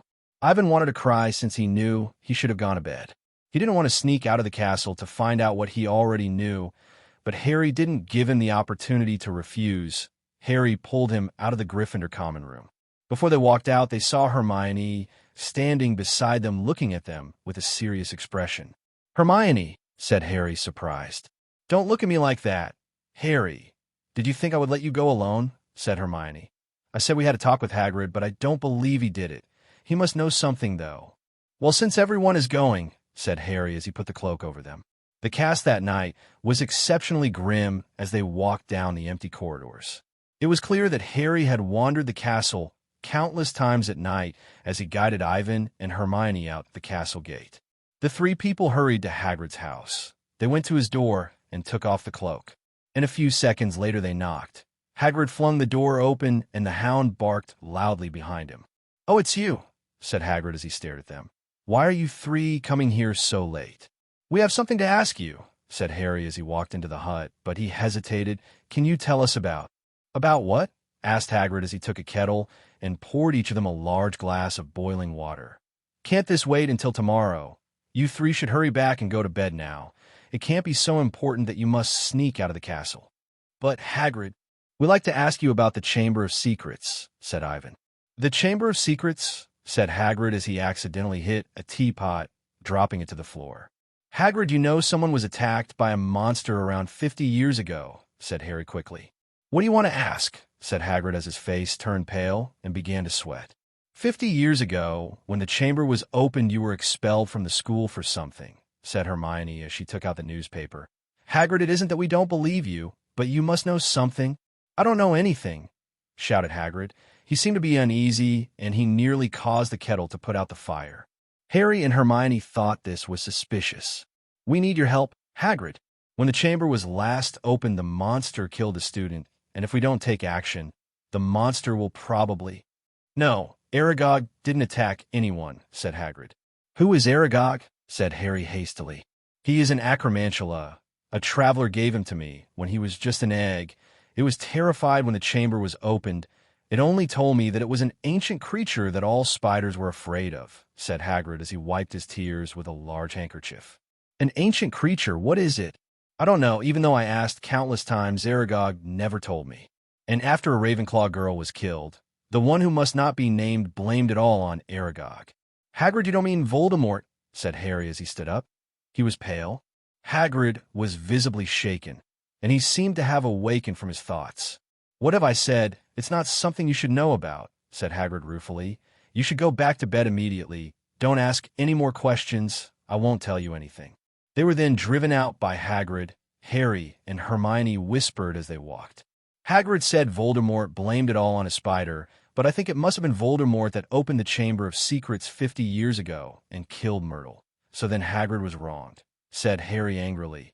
"I knew it wasn't him, but who opened it this time? It can't be Voldemort." Harry suddenly thought of what happened last year. Voldemort snuck into school to steal the Philosopher's Stone, but thanks to him and his friends, he stopped Voldemort. "I don't know," said Hermione with a trembling voice and shaking her head. "Maybe, like last year, Voldemort snuck in on someone's head. Remember the curse that was on Ron? He must have been the one to do it." "Where is he hiding, and what is the monster hidden in the Chamber of Secrets?" said Harry. Hagrid said it was an ancient creature that spiders are afraid of. "I seem to have seen similar creatures somewhere," said Hermione as she tried to remember what it was. She then turned to Ivan and asked, "Ivan, do you know anything?" "That is simple. The creature that hides in the Chamber of Secrets is a basilisk. It's a spider mortal enemy," said Ivan. Ivan had decided to give the diary to Dumbledore. It was time to end it. As for the person, Tom Riddle was controlling. No matter who it was, as long as there is no Horcrux, they should return to normal sooner or later.